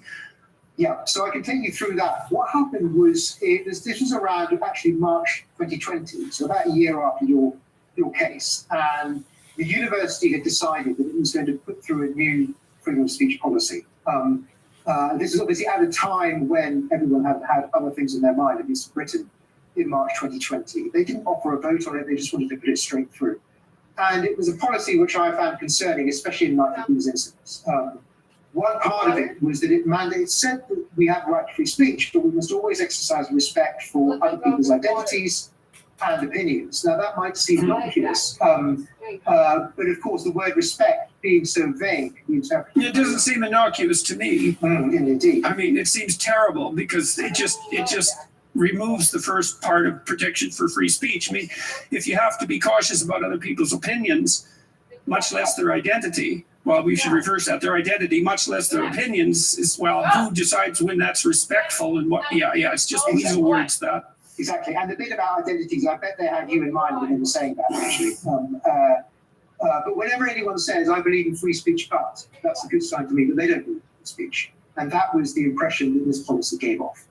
Other parts of the policy, which may not have been directly explicitly new, but which certainly brought you and those other cases, for instance, the Palestinian Society, to mind, were rules which said that the university could stop speaking events if they thought they would threaten the welfare of students. Notice now, welfare is defined to get undefined and could be interpreted broadly, and indeed allow the university to stop events under pretty much any circumstances that they like, speaker events, for instance. So that was the proposed policy in March 2020.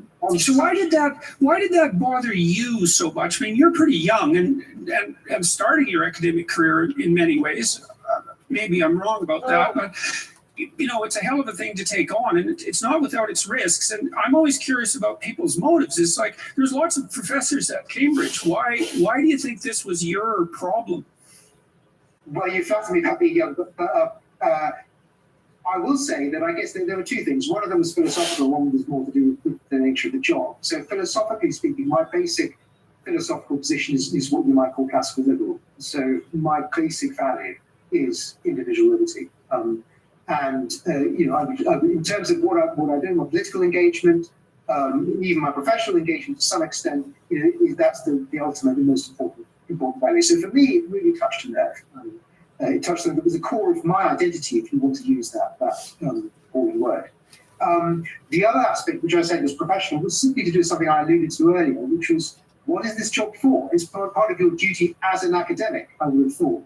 Academics are normally cautious, as they should be, but the one thing that they shouldn't be cautious about is defending the ultimate purpose of the academy, and that cannot be pursued without free speech and without the ability to question freely beliefs that are held by the majority, also beliefs that are held by minorities, and without worrying about who you're going to offend, who's going to be hurt by your words, especially in a subject like philosophy, and I dare say in a subject like yours, and certainly in a subject like James's. You can't have free discussion if every time you talk about something, you're frightened that you're going to offend the other person, and then they might report you, and you might get in trouble. I can't do my job. I don't expect James can. I don't expect you can. If discussion is curtailed in that way. So no scientists can, because that freedom of inquiry and the freedom to upset traditional truths, let's say, well, in a really fundamental sense, that's what science is all about. And as let's say, a creative scientist, you're always working against what's established, because otherwise what you discovered wouldn't be new. And you're always going to be facing people who are upset for one reason or another by your hypotheses and your research. So it's not a side issue here. It's crucial to the academy as such.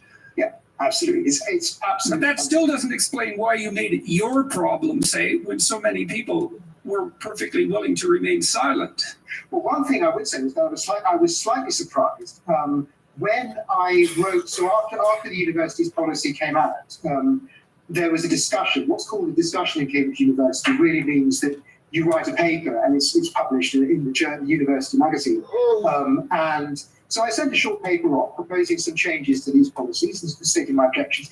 And I had expected, this being Cambridge University, that many other people would do the same. Because I didn't think I was alone in being concerned about this. Nobody else did. So that was the first point in which I realised. So there was no real bravery on my part, because I had expected at that point that a lot of other people would be jumping in. Nobody did. So that was the point at which I realised that I was perhaps more isolated than I'd expected. To go back to your question about motivations, I mean, I don't know what more I can tell you. I mean, these are things that happen to me. I don't really care if anyone else is doing it. And did you face any trouble? So you voiced your opinion and you wanted to modify this this document, which had, let's say, politically correct underpinnings. And did it cause grief for you? Were people outraged by what you said, or did things proceed as a matter of course? Well, it was interesting. So some people wrote to me. In fact, quite a few people wrote to me at the time saying that they agreed with my concerns, which sort of made it even more surprising that nobody had actually said so in public. Some people wrote to me saying they agreed with my concerns but weren't willing to say anything in public. James was, as always, was brilliantly helpful. James has always been really supportive, and James has been publicly supportive throughout this process. But it's because there have been a few courageous people like James and a few others, in Cambridge at that stage, that was definitely a big help. So there was some support. I also had people warning. So I had people saying, you might get some kind of disciplinary procedure, you might get some kind of investigation. I didn't expect anything at that stage, and indeed nothing happened to me at that stage. And I'm pleased to say there've been no investigations or anything of me since. So that's really interesting in two ways, isn't it? Because it shows you how loath people are to do this because they're afraid. And we shouldn't make light of that, because this is actually no fun. If you do something like this and it explodes in your face, like it probably took me a long time to recover from the disinvitation, especially the way it was handled. And my health and my wife's health were extremely compromised at the time. And so it came at a particularly bad time. We had just received news that she probably had terminal cancer. And so this came on top of that. Now, luckily that she survived, thank God. But, it was a harrowing time. And so I see why people can be cowed like this, because you don't know when this is going to explode and when it's going to tangle you up so deeply that, well, your job's gone. That's what happened to the Weinsteins, for example, at Evergreen. And I mean, that did them a tremendous amount of damage. They're unbelievably resourceful, and they got back on their feet. And they were a husband and wife team, so they had each other, and that was good. But not everybody can do that. And you can get seriously taken out if something like this goes wrong. So, but then that ties into this issue we discussed a bit earlier, which is how a small minority of, people whose wrath knows no bounds in some sense can be so dominant.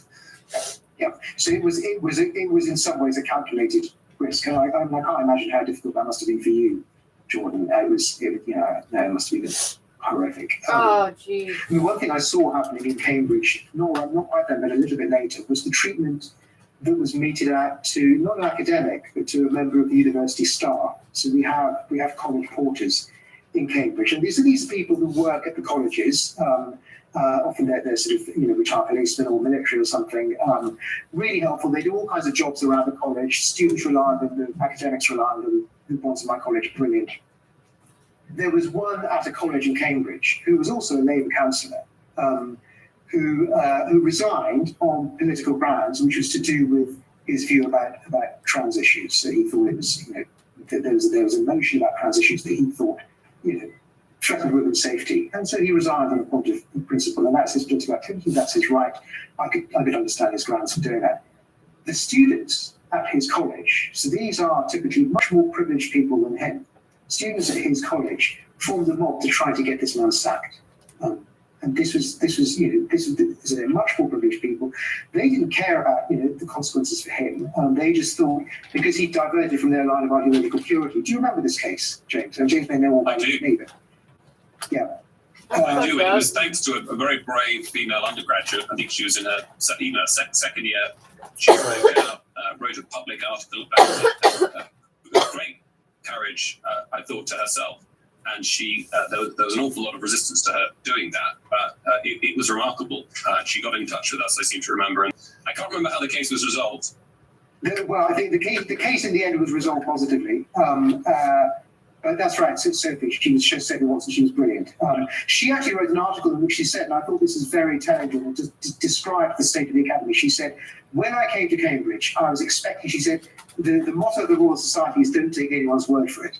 And she said that's what she was expecting when I come to Cambridge. I was expecting to engage in rigorous discussion where all of my cherished beliefs would be challenged. And I would come away shaken and uncomfortable, and I would think for myself, and I would be forced to rethink everything, the most important things in my life.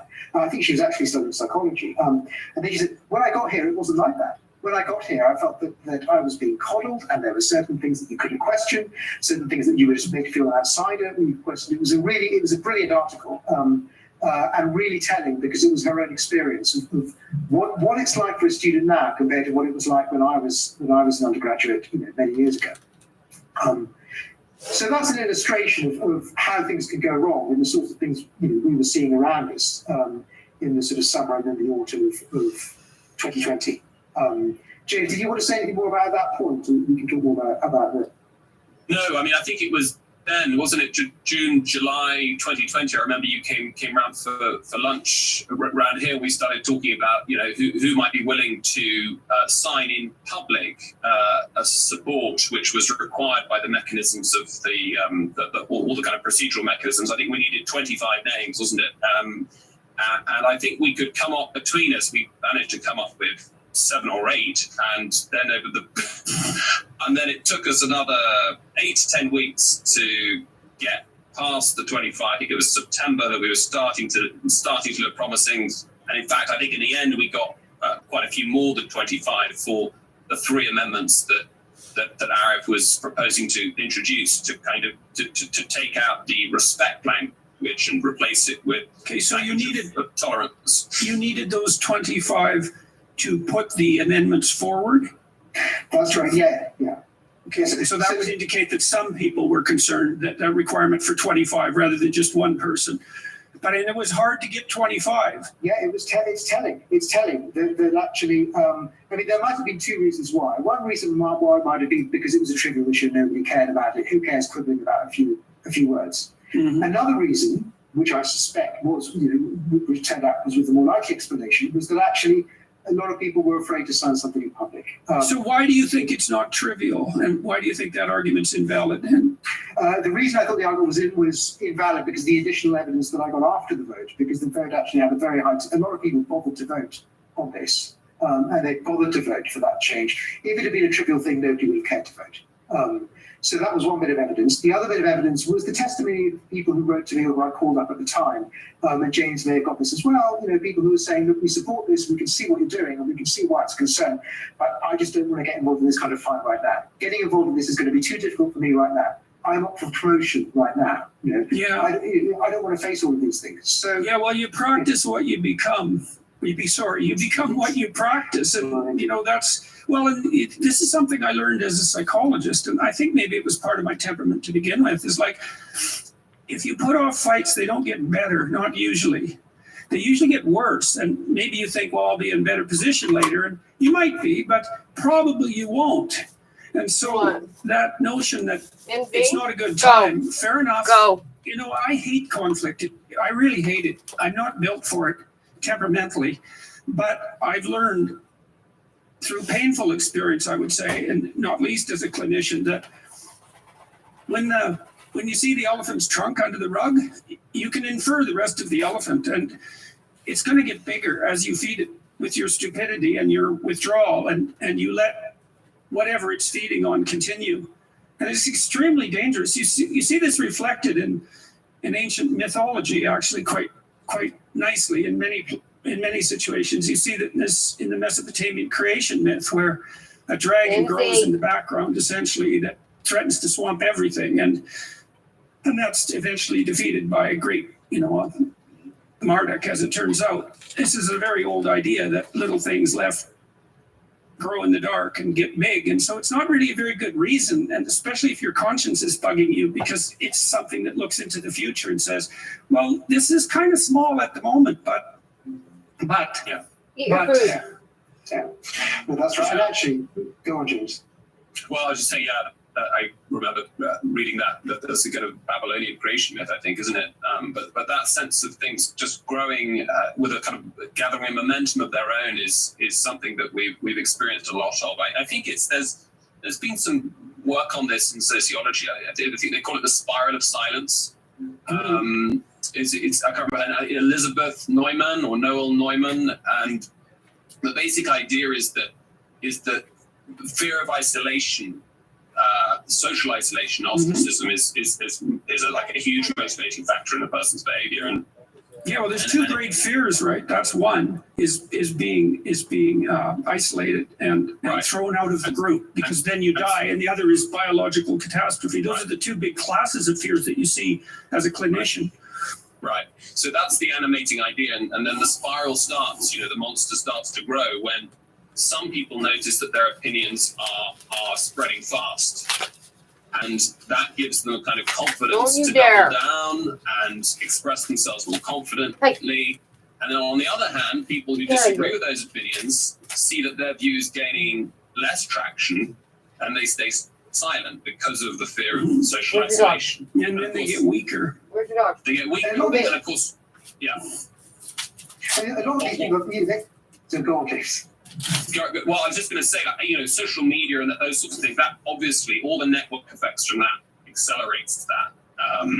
And so, and what happens is that people just get very bad at judging what the real spread of opinion is in a social environment. And then it's a dynamic process. It's a spiral. And so you get a spiral to the point where what is a confident minority position becomes this completely unassailable orthodoxy. And I think that's one reason why, in the case of what was started to happen in Cambridge in the summer of 2020 and leading up to the vote in December, is that what we saw was that although there was deep reluctance among colleagues who struggled to get more than 25 votes to sign in public the Harris amendments, when it came to the vote, which crucially operated via a secret ballot, so you were allowed to measure opinion with people voting from within the closet, as it were. And as soon as that mechanism was allowed to operate, you suddenly the spiral of silence just, as it were, the monster explodes. Right, so that's really interesting procedurally as well, because these sorts of positive feedback loop phenomena, you see those in clinical therapy too. So, for example, when people start to get depressed, then they withdraw and they stop socializing, say, and they stop engaging in the activities that bring them meaning and joy, and so that makes their depression worse, and then they're more likely to withdraw again. And it's probably an example of something like the Pareto principle operating again, right? That things can spiral up very, very rapidly and dominate, and they can spiral down it's non-linear on both ends, and there's some truth to that kind of process that underlies all sorts of phenomena. So that secret ballot issue, that's really relevant for bringing something like this to a halt. Yeah. I think, yeah. Go ahead, Aaron. Okay. No, I was going to say one part of that isolation process also, I think, is certain kinds of social interactions or professional interactions. And what I mean is the experience of being in meetings, for instance, departmental meetings or college meetings, where probably a lot of people, there'll be some mad or insane proposal, I don't know, to say we're going to remove all pronouns from our policy, or we're going to have this change to the syllabus or whatever.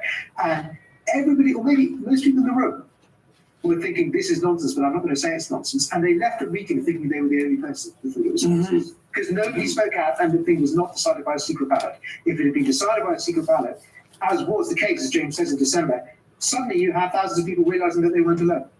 It's also possible that the objections, so imagine those objections manifest themselves in people's imagination, but they're not hooked so tightly to a whole ideological network as the proposal is. And so in some sense, people don't have the right words at hand immediately.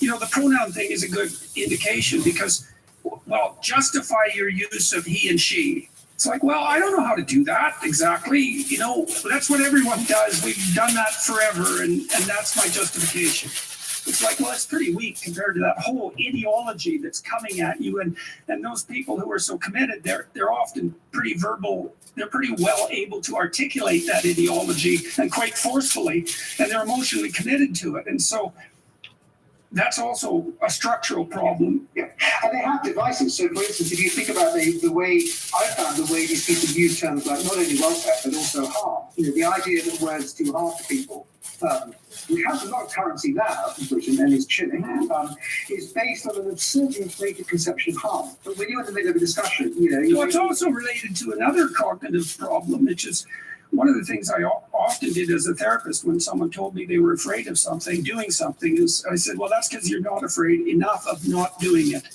because the doing produces this harm, let's say, and you can be afraid of that. But the not doing is sort of invisible. And that has something to do with decision making in uncertainty, by the way. And so I used to get people to flesh out what would happen if they didn't do the thing they were afraid of. And then they thought, oh, I see, there's real risk both ways. And now I get to pick my risk. And this harm issue is the same thing, because you could say, well, sometimes words do harm. There's no doubt about that. And maybe that it's unfair to conflate that with something like physical violence, although you could have a discussion about that. But the question that isn't being asked then is, well, what harm does your attempt to shut down what words you regard as harmful, what's that likely to produce for harm? Well, none. It's like, oh, really? So you haven't thought that part of it through at all. And you're going to be the arbiter of what's harmful and what's not. And there's no danger in that either, is there? So that's a good way to deal with that sort of thing. Because another thing that a lot of the time people don't see is they think, we can impose on people's speech, we can tell them how to behave various ways, but they don't think that that's an instrument that can be abused in all sorts of ways. So if you mandate speech on one day, it's going to be mandated on other things the next day. And in general, I think with any form of coercive principle, you need to think what's going to happen in the hands of somebody wicked and tyrannical. That's how we should think about these things, not only in university, but in politics more generally. Typical right-wing claptrap. Well, that's kind of an interesting thing, right? Because one thing that conservative thinking does always is say, yeah, but. It's like, well, you're putting this forward for the good, and fair enough, and it's based on compassion, and that's actually a virtue, although it is by no means the only virtue, and sometimes it's a vice.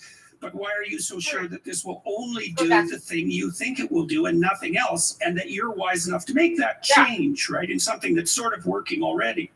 So part of the problem might be that I think it's a sort of a glitch within liberalism. When you think back to Mill's idea, the famous no harm principle, which for many, many years operated as a very, very good basic rule for governing social interaction. But you can understand the temptation of trying to fold under the notion of harm or violence. I think it's the Australian psychologist Nick Haslam calls this concept creep. You can see that the sort of the power that comes from leveraging these concepts, particularly when an institution is caught in the headlights of a Twitter mob or whatever it might be, that there's sort of threat to there's harm or threats of harm or violence to the person, which are. In the end, I think I take your point, Jordan. There may well be certain situations in which use of speech can be thought of as inflicting harm, but that is something that society and the legislature in that society needs to deliberate upon and decide. And we all accept that freedom of speech is not an unqualified right, and indeed academic freedom has proper parameters imposed as well.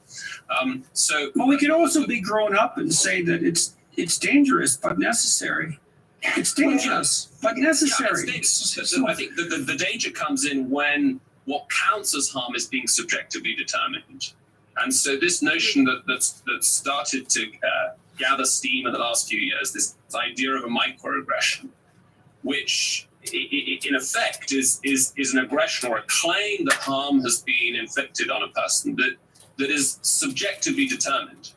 That is to say, it's in principle not an offence that could be explored in any kind of forensic context by a jury or a judge. That is to say, the only evidence that of the harm that could possibly count is the subject saying, "You hurt me."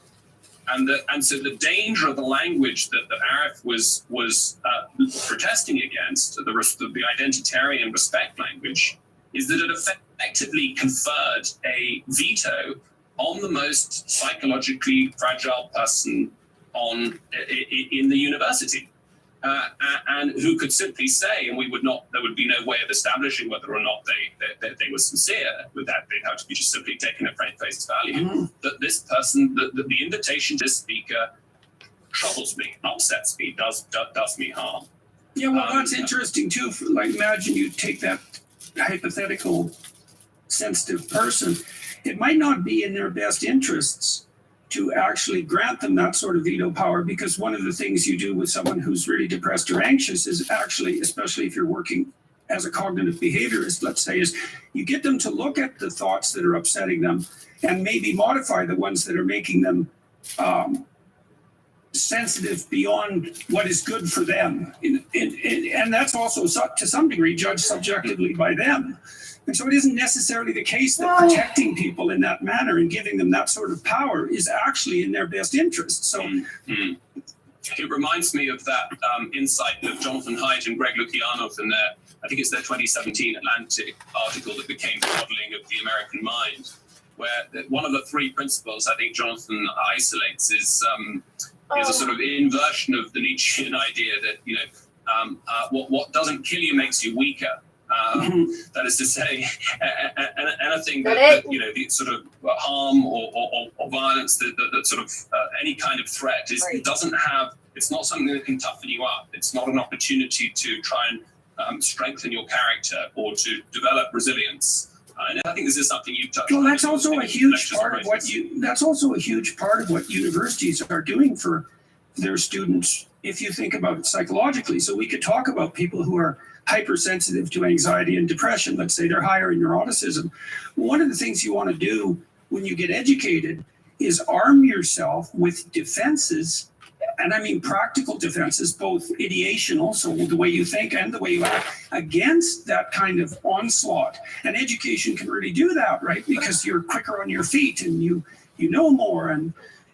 And also, if you're trying to reduce someone's anxiety and depression and they're temperamentally tilted that way, what you actually do is gradually expose them to the things that they're afraid of. Yeah. You don't protect them more and more and more, because that actually makes that positive spiral descent into depression and anxiety worse. So the idea that you should remove everything that might threaten someone's identity and you should make that a university-wide policy is actually exactly the opposite of what you should do, speaking clinically, if you're trying to help people become more resilient. This is a serious issue, well, obviously this is all serious. But the fact is, universities in the UK are to some extent going in the opposite direction. So they do have, as James points out, this category of what are called microaggressions. And these are things which can even be a matter for disciplinary action if you're reporting for it. Where you say at NYU, there's posters all over the place, like in the bathrooms, for example, encouraging people to report such things to the appropriate, well-paid bureaucratic authorities. Okay, Cambridge tried to introduce a system where you could report these things anonymously, so not confidentially, anonymously. Nobody knows who made the report. So it's like East Germany. The report comes in, and then somebody could, in principle, be disciplined for it. No one would ever misuse that. No, you couldn't imagine that. So as you say, if making fun of someone's religion, for instance, is something I can't do, that's a kind of challenge which might upset them. And as you say, part of the point of words is to some extent that they do some harm. They're meant to be upsetting. They're meant to shape your views about things. If the conversations you have at university never upset you, never make you feel a little bit less confident, never make you perhaps even make you cry sometimes, the university isn't doing its job. I couldn't agree more. And in fact, the anonymous reporting tool mechanism that is accompanied with these long shopping lists of microaggressions, effectively, where, as you say, it's happening at NYU, Jordan, the students and staff are encouraged Jack, what can I do for you? To police each other and to censor each other. It was a very disturbing development. I mean, thankfully, it's appalling. This is part part of the the story of good positive developments in Cambridge is that when the university rolled out this, I think it was called Change the Culture campaign back in May, that it spent a couple of years working on the backlash, I think, was intense enough among senior colleagues for Stephen Tooke, the Vice Chancellor, to in the end take it down and admit that it had been put up in error. And as far as he said, as I recall, he wasn't aware that it had gone up, but he wasn't aware of the microaggressions component. But this is a problem throughout the UK. I mean, it turned out that the company is a sort of tech startup called Culture Shift, which rolled it out in Cambridge. But I think there are 50 or 60 other universities in the UK that have a system of this kind. Yeah. There's no such thing as a joke that isn't a microaggression. right? Jokes aren't funny unless they're microaggressions, especially witty jokes. And so that's why I'm so concerned when I see comedians getting stopped, because they're bellwethers for this sort of thing. And if you can't take a joke, I was talking with my wife and some friends about the way working class men sort of test each other out. And a huge part of that is this throwing back and forth of microaggressions. Sometimes they're not so micro, right? It's like, let's see if I can get under your skin. Can you take a joke? Can you lower your ego, Or do you get too upset? Are you too narcissistic? Are you too arrogant? Can we rely on you in a crunch or even a little crunch? Like, can you cooperate? Can you subordinate your needs to the group now and then? Are you a narcissist? All that's played out with aggressive humor. And putting a clamp on that is a catastrophe. Plus, it's not funny anymore. Like, we need some humor. I think there are different subcultures where you get different kind of equilibria here. So there are some cultures, like as you say, in barracks, for instance, also Roman times. Hume describes, Roman, as Hume says, Roman people were very rude to each other from what we know of their conversations, compared to even high and low ranking people. They were not afraid to be rude to each other and make fun of each other, compared to how we are in our society now. Other ones, military environments, I think, are like that. Some environments I was in when I was a child. These are equilibria that societies can end up in, and there are other equilibria which are much more hovering and much more timid. And it seems the fear is, as you say, we're going to end up in one of those where those are authoritarian. One of the things I learned as studying psychoanalytic thought mostly was the notion of compassion as devouring. And excessive compassion is a vice, and it becomes totalitarian. And no one that I know of yet has had a serious conversation about female totalitarianism.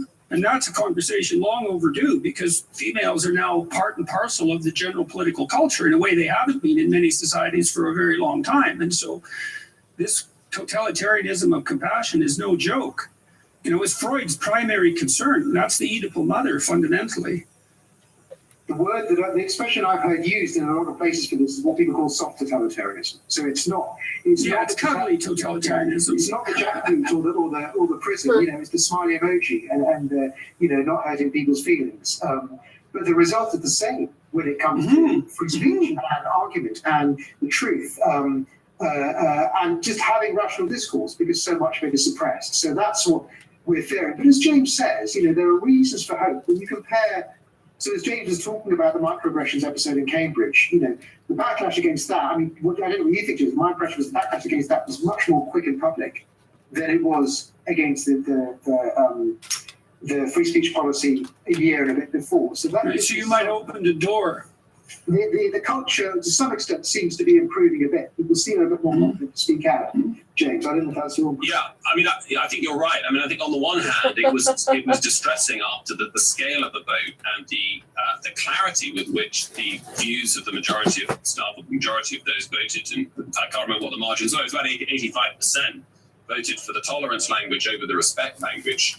It was depressing that barely 6 months later this campaign has rolled out that just seemed to be antithetical in every conceivable respect to what to the views that were expressed at the ballot box in December. But as Arif said, the sort of the grassroots resistance to it was much faster.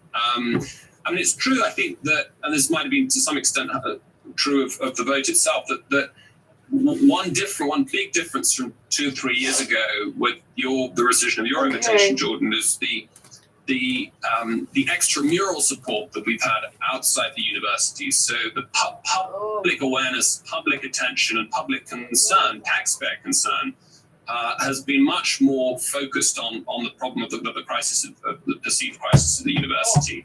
And so there was quite a lot of press coverage. I remember around about end of May, beginning of June, when this was happening. And I think that must have put a lot of pressure on and brought about immediate and dramatic institutional response that, I don't know what Arif thinks, but I think would have been very, very hard to achieve just internally by writing letters and complaining using sort of ordinary procedures. So many thoughts. So I think that played a big role. And no, I think people are starting to understand to some degree that these obscure goings on in universities move downstream with incredible rapidity. When I first made that observation, not that I was the first to do it, that the general public should be concerned about these strange academic ideas, it seemed like I was overreacting, but everyone's learned in some sense since then, where they say politics is downstream from culture, and culture is generated in the universities for better or worse. And so what happens on campus doesn't stay on campus. yes, exactly. Unlike Las Vegas, right? And I wanted to clear something up because earlier you pointed to the utility of anonymity in vote, right? But then you criticized anonymous reporting, and so I want to clear that up. So it's way different because anonymous reporting is one person, and that can easily be someone who's quite malevolent. And if you don't think people like that exist, it's just because you're naive. They can use that as an unbelievably powerful weapon to take down in a very painful way anyone they want. Whereas if it's a vote, and we should talk about the vote, because my understanding is that thousands of people voted on this policy. So who were those thousands of people, and how did that come about? Of Well, course. it was, I mean, I quite like that distinction, first of all. I mean, the point about the anonymous report was that It's come piss me off. Mm-hmm. you can't come back to them to check their evidence. Okay. The person who's been accused. Standing in the corner. You can't even face their accusers. Okay, but So you're in my way. There's no possibility of due process. With the anonymous voting, so the Very turnout much was so. It's about 1,500 people, so it's about 30%. It doesn't seem that high. but See, actually now it was- Jack's in my it way was very too. high by historical standards. So How are you planning on looking opening the back over door? last 3 or 4 decades, and things, now I couldn't find one where there was such a high turnout and such a decisive margin, actually. So it was a big hit, it was a big Right where I need to be, so, though. especially given that it was taking place during the lockdown. It was taking place I have to sit here and wait. So the people who were voting, they were all academics. Cambridge is unusual in British academia, and maybe unusual in Western academia more generally, in that it and Oxford are both self-governing.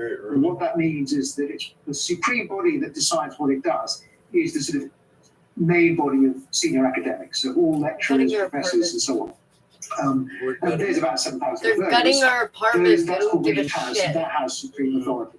Now, there is an executive I body already called council painted that things handles black the day-to-day business, and the council often makes proposals on which because I figured I would get comfortable while the economy tanked. The council put forward this, But now the economy tanked. on a matter of And we're fundamental value, I moving can't think of anything with more importance to to university than its freedom of preserve. speech. It put forward I this have change. to It do did not the offer Mercier votes. Bridge When I made again. my objections, it did not offer votes. When I made my Fucking objections, it goddamn didn't negotiate. It bridge. didn't say, well, I can see the point in this. Maybe we should have a wider consultation. No attempt at consultation, no attempt at a vote. It just tried to push it through. So the difficulty was in getting a vote in the first place. And once we got a vote, as it turned out, things So I have to hear one more goddamn conversation during the summer when the bridge closes for however many weeks it wants to close. And people are like, oh my god, did you hear? I'm gonna fucking kill myself. Stab myself with a fucking ear. I know, Received Missy. quite a few messages after Rage is the real. vote, and I think probably Arab did too, from colleagues around the country and Every actually fucking around summer. the world who sort of expressing it. Give envy the that they didn't fucking bridge have to the that natives so sort they of could fucking fix it. parliamentary mechanism, which it's a clunky tool. It took Arif and those Every supporting him a fucking very year. long time to kind of get Contract it all with the going fucking natives. and to challenge the university's decisions, but it did work. They make a It fucking gives the whole game faculty plan. final It's say like and not the and not the in, administration, like, oh and my that's god, really it's something. like they want to lose. Yeah, it's important. And it's not quite Like simple as that because there are Quebec some wants administrators to who can fucking vote as be well. shitty at And everything they all do tend to vote the and same way I would imagine, celebrate. but it does get us to Make say. And I want to say celebrations. again, Why would you it's not only celebrate the possible day without you James lost? Graham played a massive role in getting the support, in giving it public support and helping with publicity and so I on. saw a board. So he was brilliant. There was like a board game like around Canada today, and I was on like the discount. It was so great. It was so appropriate. It was on the discount rack at Max's, and it was a board game, and it was about Quebec. And it was like the Fleur de Lis whatever game. I was like, this game about fucking Quebec. I was like on the discount rack in the back of Max's, right where it belongs. Really simple matter as a basic principle. So I think it would have been a disaster. I think if Cambridge had Nobody.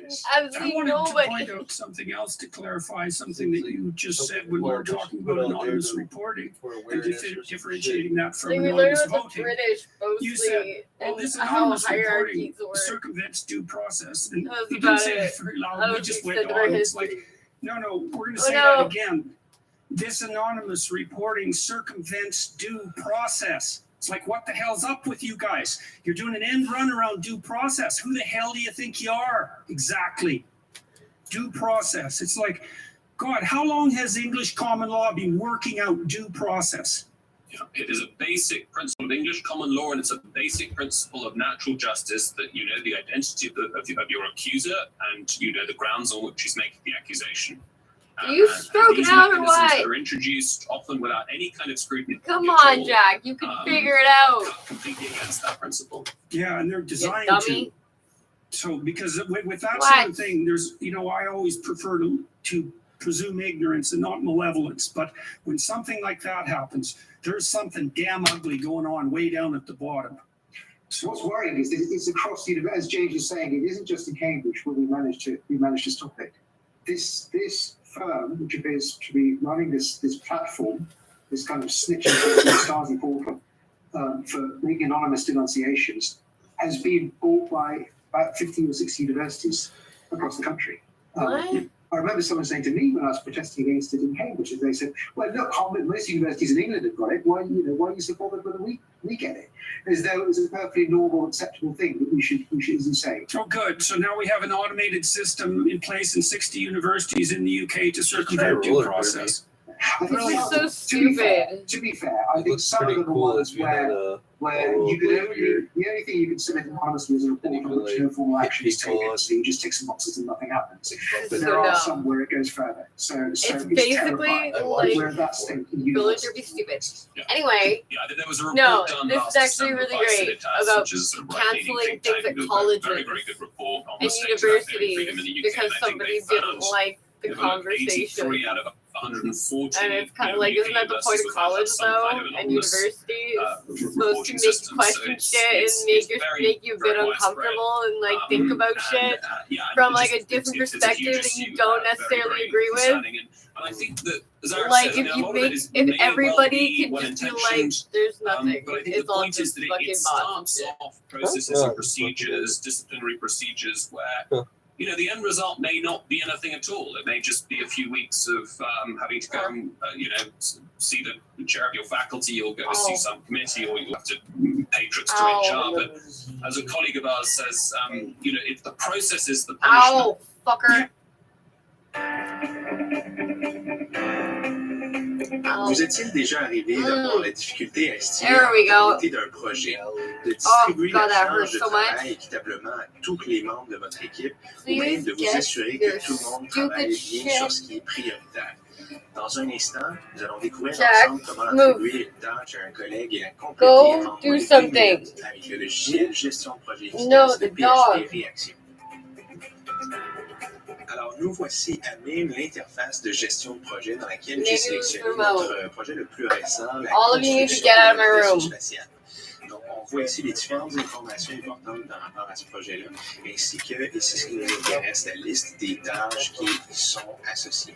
Donc, on voit par exemple la progression. Shut up. Yeah, exactly. There's nothing trivial about any of that. That's awful. Oh. That happens to someone. It's so awful. Hey, It all of you need to get out. does them in. Everybody out.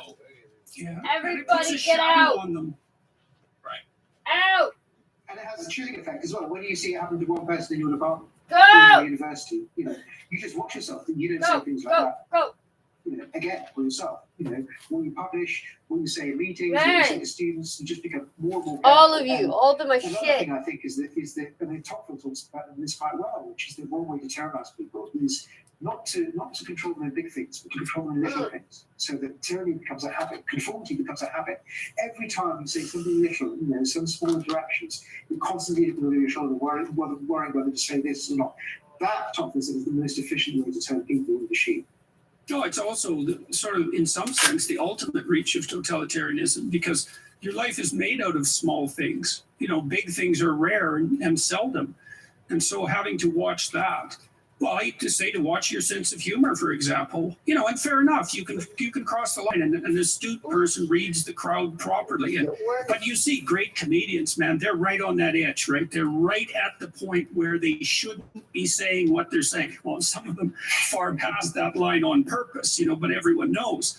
But to chill that is to take almost all the fun, the dynamic fun out of social interactions, that spirit that's a free spirit, and that makes all that partly what makes life worth living. It's terrible that these things are happening, and it's more terrible that the universities are doing it.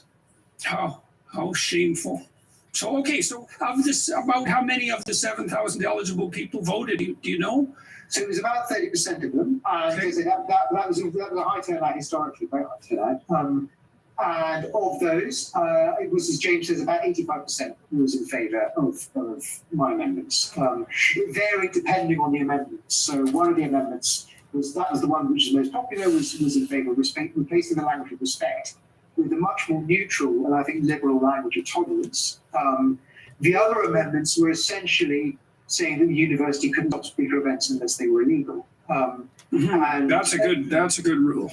And then another amendment was incorporating some of the language of the Chicago Principles, which I think is a good example to replace this language which is saying the university could stop things whenever it wanted, and it would pay attention to the welfare of students and the public when people were giving talks. So now we've got a policy where if you've been invited, you can't be disinvited.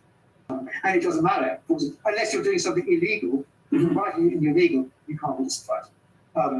So it's been a change, and indeed it was actually the people who first celebrated were the radical feminists. So it was actually surprisingly amongst my allies, there were Christians and there were also radical feminists, because there's both different sides who felt for various reasons, and hard scientists as well. They too. So it was the hard scientists, radical feminists, lawyers, Christians. They were all for various reasons felt that their speech had been curtailed, limited. Obviously, and it was the feminists who celebrated it first. So Sophie, that very brave student who talked about, organised what she called re-platforming events, where she invited a number of very controversial speakers, Captain Stock, for instance, and others, to come and give talks in Cambridge about topics. Is that girl still around? That young woman, is she still around Cambridge? I'm not in touch with her. I believe she graduated with a first-class degree last summer. You tried to invite her to the talk? Yeah. I'm sure that would be possible. So there were some very brave people amongst the feminists and amongst these other groups, and that was the first thing that happened afterwards. And then now we've had another thing, which is your invitation, and we're hoping to invite other controversial speakers. And not only that, I think in some ways more importantly, the culture is, I hope, changing. Day-to-day interactions are changing. People are more willing to speak out at meetings. I want to try and get through changes whereby there is, secret voting happens at all meetings, at all levels, not just at these big levels. Yeah, well, one of the things we're facing, all of us, as a potential danger is that although in the West, in some ways, we've got our large-scale, uppermost political institutions tilted quite hard against totalitarianism, it seems to be creeping into middle-level bureaucracies continually, right? And there it's a lot harder to fight. It's harder to get people interested. It's more invisible, all of that. What do you think? I'd be interested to know what your view and experience is, because my impression has been of the sort of mid and high level bureaucracy in my university, for instance, is that they're not really ideological. They're not committed to this some sort of mad hard left ideology or any of that. Really, they want to respond to concerns from students and others. They've been given a misleading impression that a lot of people have these concerns. There are also commercial concerns because, of course, universities charge fees now and they have to care about attracting students and so on. And so they're just sort of doing they're taking the path of least resistance. I think part of what's happened is that, HR is punching way above its weight. It was bottom of the totem pole in corporations for years and also in institutions like universities, and it latched onto this diversity, inclusivity, and equity mantra, and there is power in that, man. And so I would say yes to everything you said, except for that exception. And watching corporations jump on this is really quite comical in some sense, because what that is all allied with is not something that has capitalism as its central interest. Let's put it that way. So, yeah, Yeah, no, I mean, I think that's absolutely right. So there are, as Arif says, the sort of mid-level administration is typically not particularly ideologically driven. But as we were discussing earlier, all it takes is sort of two or three dedicated activists to cause a lot of trouble. And what's happening now in the kind of administrative landscape of a lot of these institutions, corporations, universities, and in other sectors as well, is that you've effectively got people whose job it is to deliver on equality, diversity, and inclusion initiatives. That is to say, that's their standing job, that's their profession. And so, as it were, the revolution can never come to an end, right? You can never reach the sunlit uplands. There's always got to be the next, there's always got to be the next phobia to confront. And so it's kind of... Or you lose your job, or your job disappears. Yes, or you make yourself redundant. And so that the kind of structural problems there and kind of ratchet effects that are very, very, very difficult to address. What do you think? One way to think about addressing that might be to introduce ratchet effects in the other direction, so that you can have a sort of free speech bureaucracy, and you can have we have legislation in this country, for instance, which is trying to strengthen the duty, or at least strengthen the sort of redress for breaking the duty to promote freedom of speech, and it could be that gives rise to sort of internal bureaucracies, and people will start thinking, well, people who would have thought I can make a career out of promoting equality and diversity might start thinking, well, I can make a career out of promoting free speech. And they'll be as keen on that as they were in the other direction. I don't know what your experience in Toronto has been in regards to that, but I wonder. Well, I can't really say, because I haven't really been part of the university in any real sense, I would say, in any profound sense, since 2016, since all this blew up around me. So, I'm out of the loop. I think that's a worthwhile experiment, right? It's like if there is a bureaucracy, and a lot of things get settled with these opponent processes. That's how we think, It's almost always one thing against another, and I think. And you were going to talk about the potential proposed legislation in the UK that sort of, I understand, emerged out of all this.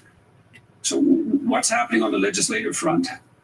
Well, should I just say something about that, Arif? I mean, just worth giving you, Arif has mentioned it already, and it's worth giving you a little bit of background to that, Jordan. It was 2019 that there was round about then, I think it was May 2019, there was certainly a lot of talk about what had happened to you at Cambridge in policy circles and government circles. And out of those sorts of discussions, I suspect there kind of crystallized a manifesto commitment in the Conservative Party manifesto for the December 2019 UK general election, which had a very strong statement about the importance of the university sector, importance of higher education in a post-Brexit economy, and also signalled some concerns about what was going on there, especially on academic freedom. So that was remarkable to see. I still remember when I saw that manifesto came, I thought that's absolutely fantastic. It looks like they're going to be serious about this.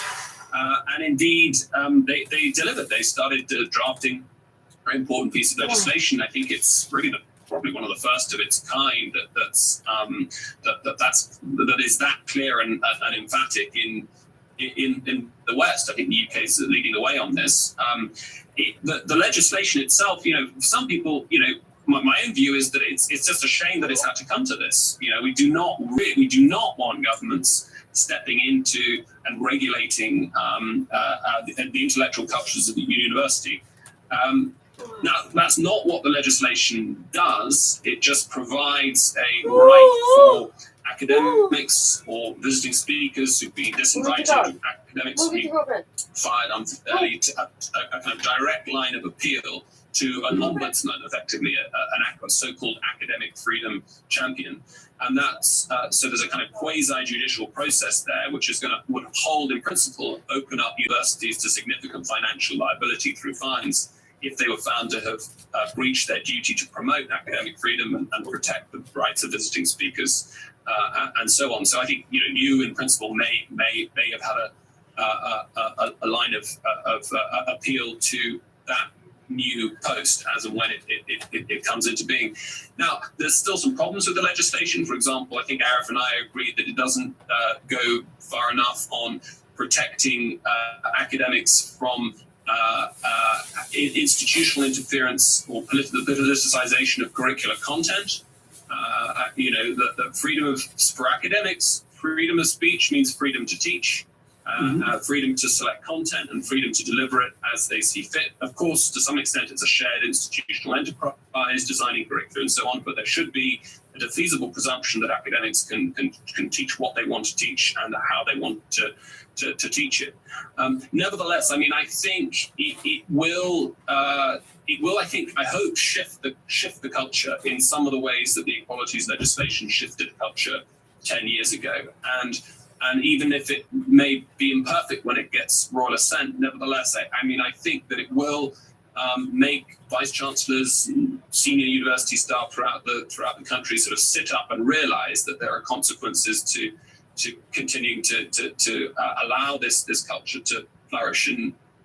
No, I think it's surreally appropriate that initiative came from the Faculty of Divinity at Cambridge. That it can be traced at least to the events, perhaps the events that took place there. That's quite something when you step back and think about it. Well, in its defense, I had a conversation with Roger Scruton around about that time, who expressed his deep disappointment at the treatment meted out to you. And he said something quite interesting. He said when he was in Eastern Europe in the 1980s, setting up underground universities in Warsaw Pact countries, particularly Poland, Hungary, the Czech Republic, by some kind of strange quirk, although the University of Cambridge wouldn't confer degrees or credentials, it was considered politically too difficult.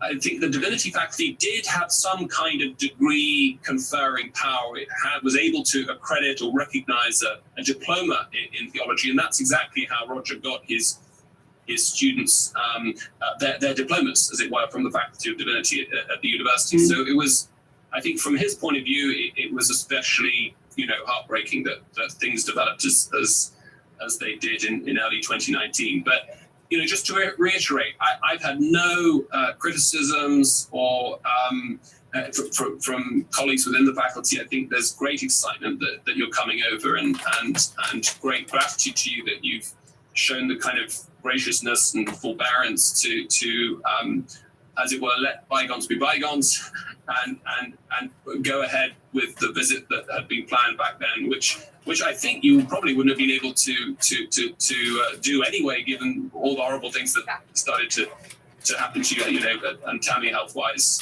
in 2019.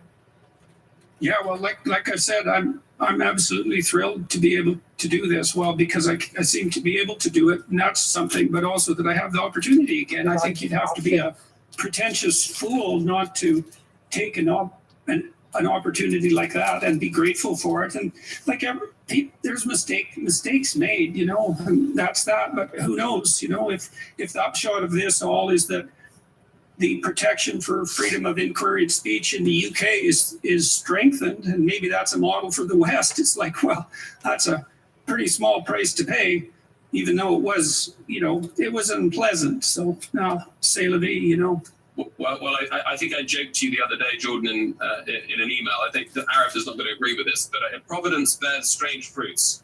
And those of us with a kind of theological lens on things may see something there. But no, you're right. I think that, there's hope on the horizon. There's reason to be much more cheerful than there were sort of 2-3 years ago. There are still challenges ahead that I know Arif and I are concerned about. We're especially worried that, for example, our colleague Kathleen Stock last week has been treated to just appallingly by a group of activists for her views that there should be, as it were, female-only spaces. There have been posters have gone up calling for her dismissal. She's had the police round. She's had to put CCTV up in her around her home. So, that it's still a significant problem. And then there are other more kind of structural issues. I think it was St Andrews a couple of weeks ago. Up in Scotland, there was news that there would that incoming undergraduates, incoming students would have to sit what amounted to, from, I'm not sure of the details here, but from what I could tell, ideological purity tests that come very close, I think, in fact, cross the line in coercing speech. That is to say, you had to answer certain. Well, do you know that at least 70% of researcher applications for professorships in the U California system now statewide were rejected on the basis of their diversity statement prior to their research CV being reviewed. More than 70%. That's extraordinary. Yes, yeah, extraordinary. I think you want to kill universities. That's a good way to do it. It's not just California. I think you drew my attention a few weeks ago to the Newton Trust, which is a very big and distinguished grant-making research body. I think now requires almost every application submitted to be accompanied by a statement explaining how the research will have a positive impact on gender equality. So the thought of these four... I believe similar things have happened at the grant level federally in Canada. Yeah, it's horrible. It's absolutely unbelievably bad, that. So it looks like we're getting to this problem with graduate students and with undergraduates as well. That you can't even access the benefits of university education, university research, and so on, unless you agree with some sort of ideological line. In the case, as James says, in the case of undergraduates, it's close enough to compelled speech because you have to answer, you have to pass the test, and passing the test means getting enough questions right. I think in some cases it might even mean getting. That's so terrible psychologically, I mean, there's some good psychological experiments. So imagine you do this, you take a group of people and they have an opinion about something, eh?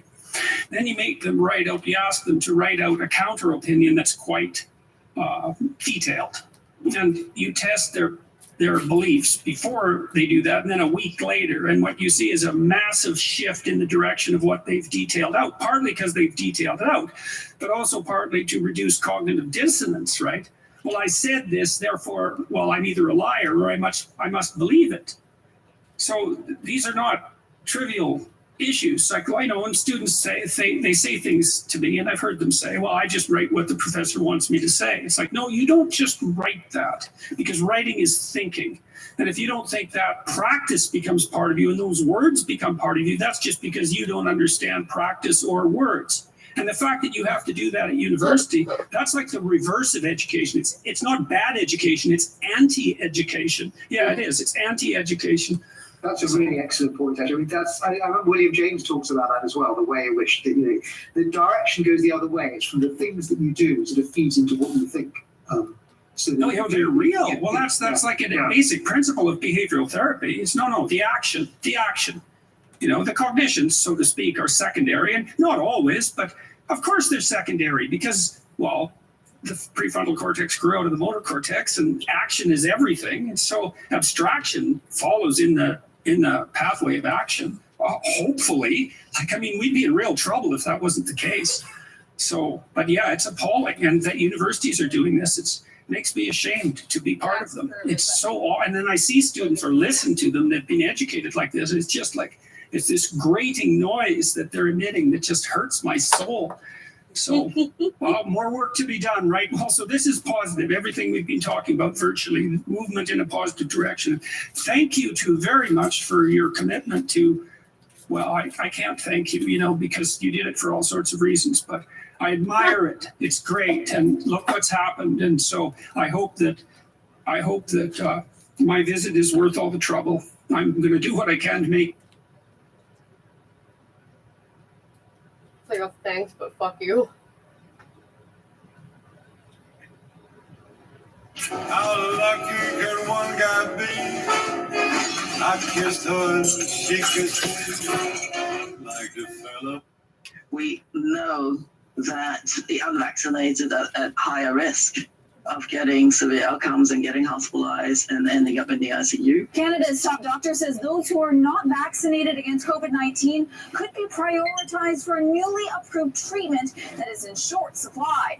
Some question if this could encourage those that can but won't get the vaccine to continue to put themselves and others at risk. So I think that as healthcare providers, you don't pick and choose which patients you have coming into the hospital and getting treated. And so I think this approach ensures that we are prioritizing treatments to those most in need. Pfizer's antiviral pill Paxlovid was approved by Health Canada Monday for use in adult patients with mild or moderate COVID-19 who are at higher risk of developing serious illness and requiring hospitalization and critical care. The drug cannot be prescribed to anyone who is already hospitalized and must be prescribed within 5 days of the onset of symptoms. On Monday, Canada's top doctors said those who are not vaccinated could be prioritized for the treatment, but some are questioning whether that sends the wrong message. It might also be viewed as problematic insofar as encouraging the idea that it's okay not to get vaccinated, or encouraging the idea that, well, if you don't get vaccinated, you may be okay because you'll get priority for this. UBC's Daniel Steele looks at the ways public health and ethics intersect.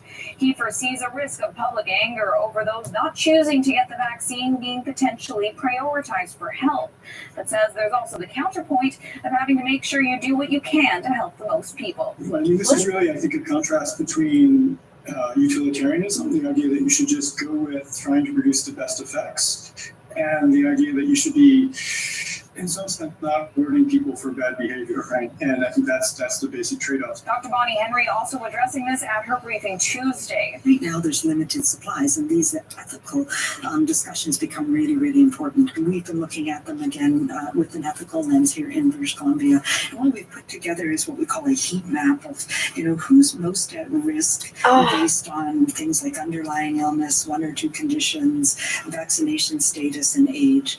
The research is showing that those who are unvaccinated tend to be sicker. And so I think as a consequence of that, one of the things that we might start seeing in practice related to this prescription and this medication is that individuals who are unvaccinated may be at the front of the line for the care that we can provide simply because the need is higher. Ultimately, all the experts we spoke with agree vaccination should be the first thing people look towards to protect themselves against COVID-19. I'd like to provide a reminder that no drug, including Paxlovid, is a substitute for vaccination or public health measures. This is another tool in the toolkit to fight the pandemic. In New Westminster, Ashley Burr, City News. Yes. I do for you.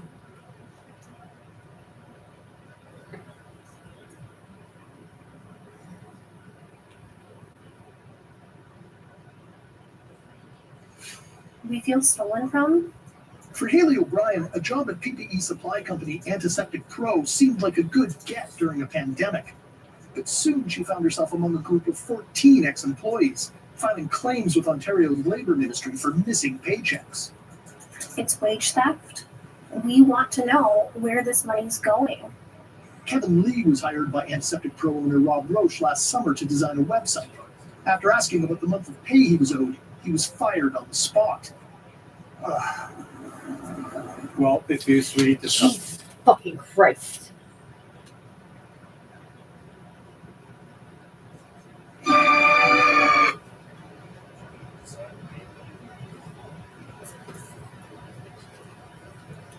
Can't tell me that's fucking news. Let's do this. God, this is not fucking news. 1 year ago, a young man, he lived a short life. And we don't know the hardships and the things that he went through. But his spirit left this earth a year ago. And he grew cold because he had no place to lay down and keep himself warm. Community members gather at the Café L'Entrée warming tent in Montreal's Cabot Square to remember the 1 year anniversary of his death. The man died frozen to death in a porta potty last year. It's really important to remember people that pass on, especially when an Indigenous person, and when you're homeless, you're almost like not recognized. Andre, who was homeless, died from the cold just steps away from a closed shelter at the time. His death sparked outrage, and community members quickly bolted into action for a warming tent. The goal for this to never happen again. We really want to put pressure on the municipal, the provincial, and the federal to help us find a solution, because we've really moved mountains with what kind of services and resources we've been able to find for the last year. Dozens paid tribute to Andre, reminding those present the homeless can't escape the rigid temperatures like most. We gather here to remind ourselves of what our people are going through, how much they suffer. You guys are all standing here. You're dressed, you got fur on, you got thick coats, you got warm boots, and you got a place to go home to. What about our people that don't have that? Some say the warming tent has been helpful, but it was originally meant as a temporary solution. Yeah. There's only enough funding to keep the tent open until March. Over the last year, 72,888 people have used our services here at this tent, which speaks volumes in numbers, right? We do need a permanent solution because nobody should be turned away. We only have space for 15 people. The temperatures are going to be like this for a while. We want to help as many people as we can. 2 other members of the homeless community recently died out in the cold. Lisa P. Putugug died in November looking for shelter on a construction site, and a man in his 70s died of hypothermia amid frigid temperatures found at a homeless camp just last week. What we need is a building. So we need to find a building, but what's in the area. If you find something that's all the way in Saint Laurent, it's not going to be helpful. You know, we need to find something that's around the Atwater area, because we have a large population that wants to stay here. And every morning, when the resilient staff show up, there's people that are still sleeping in the alleyway. In Montreal, Brittany Enriquez, City News.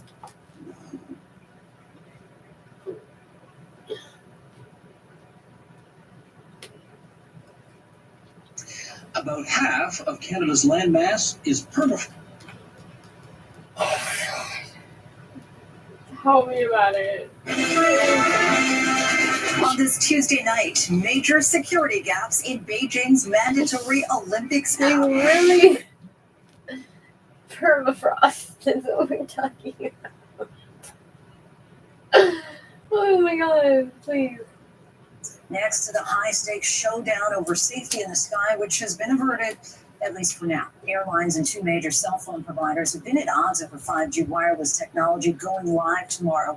Airline CEOs warned of potentially dangerous disruptions to travel, but today both Verizon and AT&T agreed to delay 5G near some airports. But as ABC's Gio Benitez reports, there is no long-term solution in sight. Tonight, crisis averted. AT&T and Verizon agreeing to temporarily limit the number of towers around airports that will carry their high-speed 5G signals. The unexpected move coming just a day after major U.S. airlines warned that there could be a, quote, catastrophic disruption to air travel if 5G rolled out near major airports. Here's the word. That stronger 5G signal is very similar to the frequency of a plane's radio altimeter, a device pilots use to judge their distance from the ground.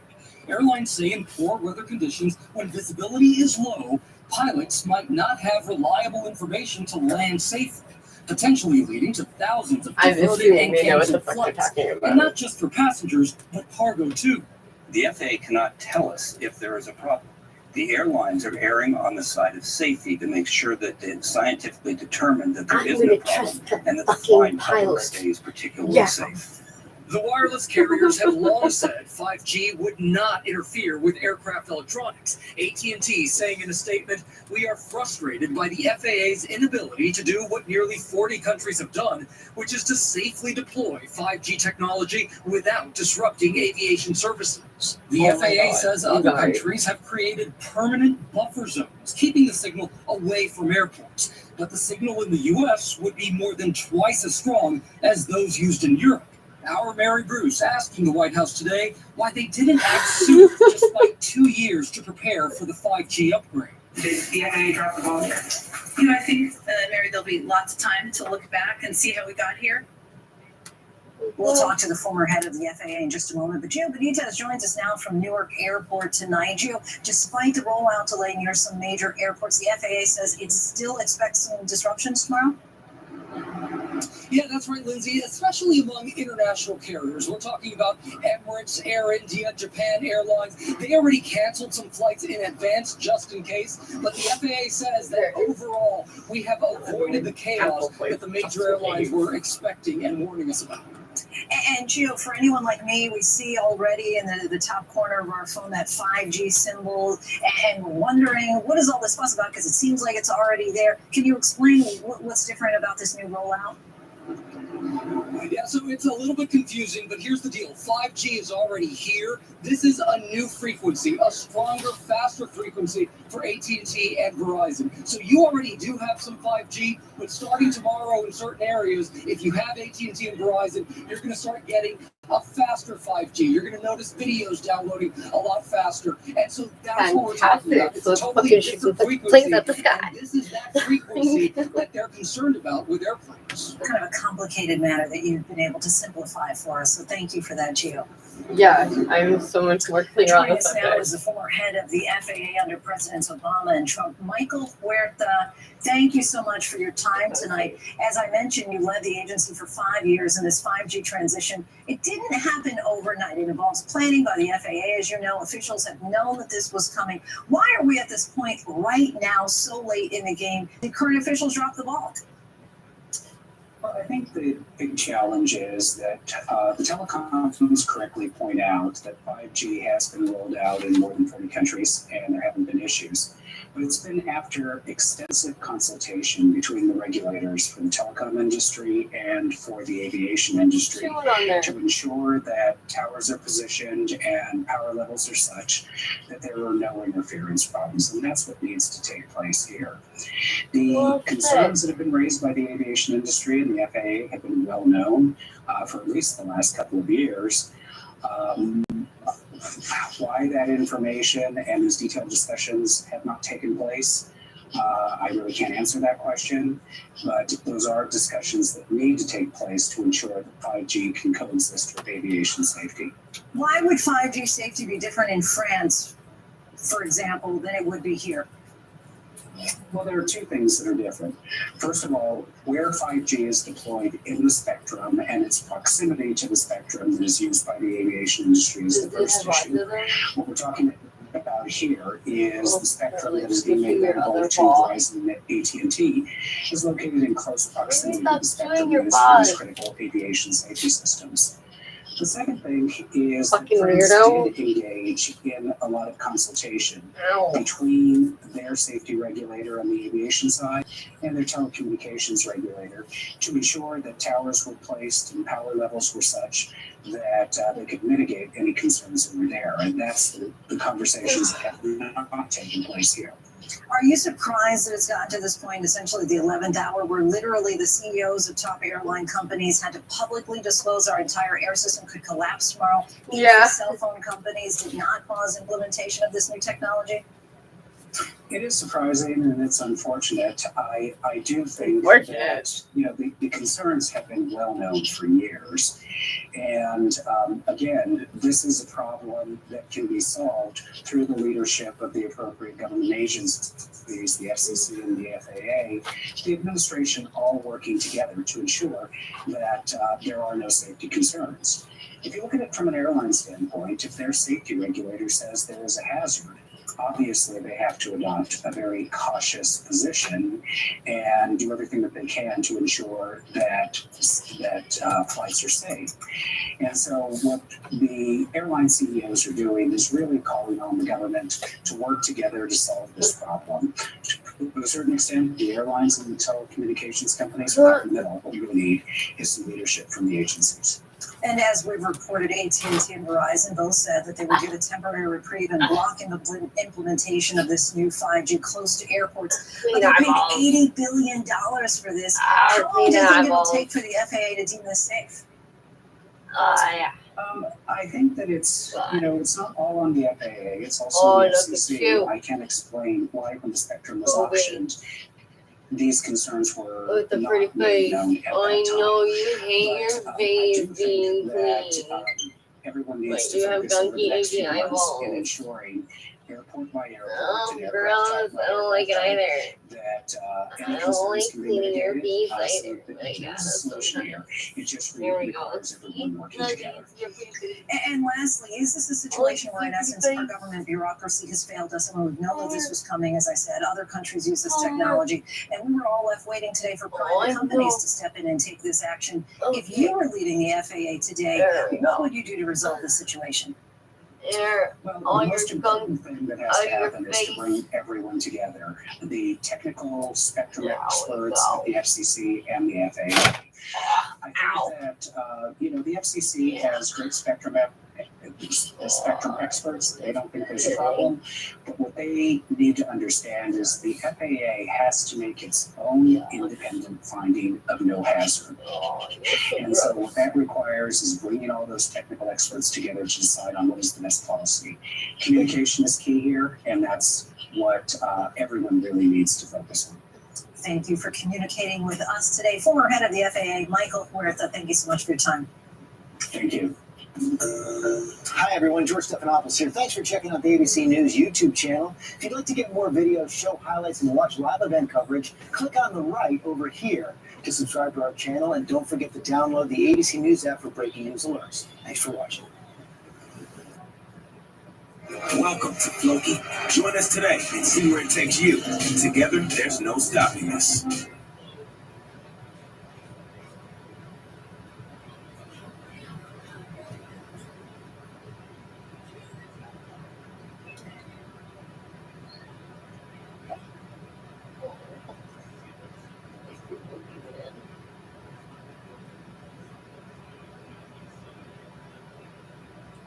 America's major airlines have warned of a catastrophic aviation crisis in less than 30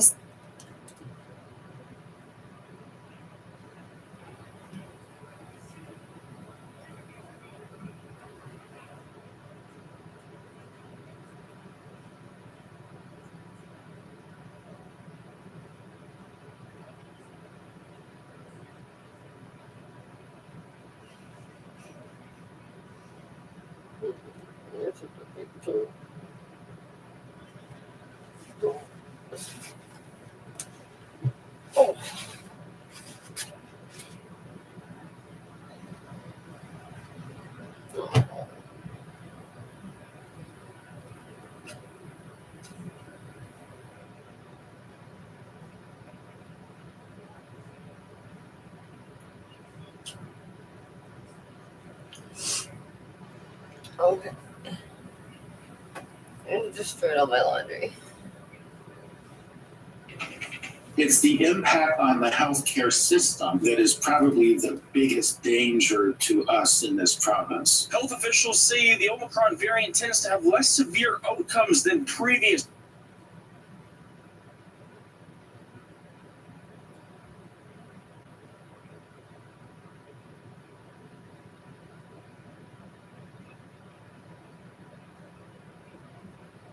Toronto is still digging itself out from the mounds of snow built up from yesterday's major storm. As you can see behind me, many people emerging today to find streets, vehicles, and properties still buried. The city says it's been out in full force with its clearing efforts, but some feel like they've been left to fend for themselves. Even Doug Ford is out with a shovel. Neighbors with shovels in hand doing their best to navigate the snowbanks and make way for each other in East York. I think it's been 48 hours of nonstop shoveling. I did it 6 hours yesterday. Man, Doug Ford cannot catch a fucking break. The guy is literally outside shoveling people out. And they're like, where the fuck is the storm? Poor guy.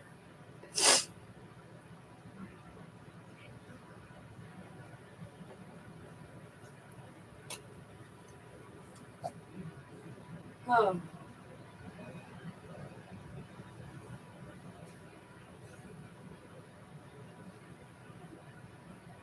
Oh my god. One of the things things you don't see in the images of Friday's volcano is something that happened underwater. The communications cable that connected Tonga to the rest of the world was severed. These are the first images of the aftermath, taken by a military aircraft out of New Zealand that had to make a round trip of more than 4,000 kilometers. They show shorelines battered by tsunami waves and just about everything covered in volcanic ash. The Australian Air Force had to make an even longer flight.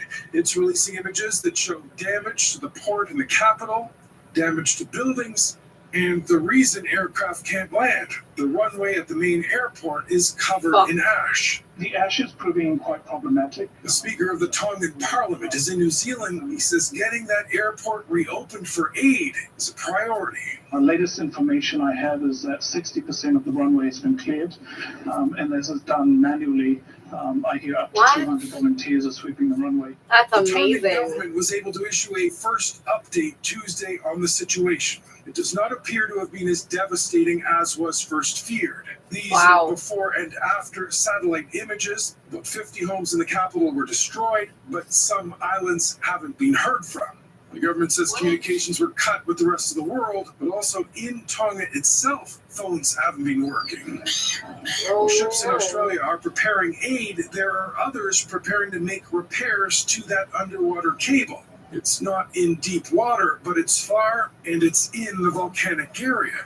The cable company says the safety of the repair vessel and the crew are a concern. Mike Armstrong, Global News.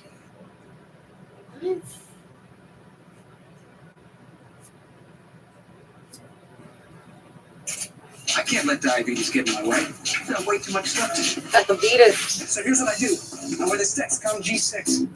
It continuously sends my glucose numbers to my phone. And this arrow shows me where I'm headed and how fast.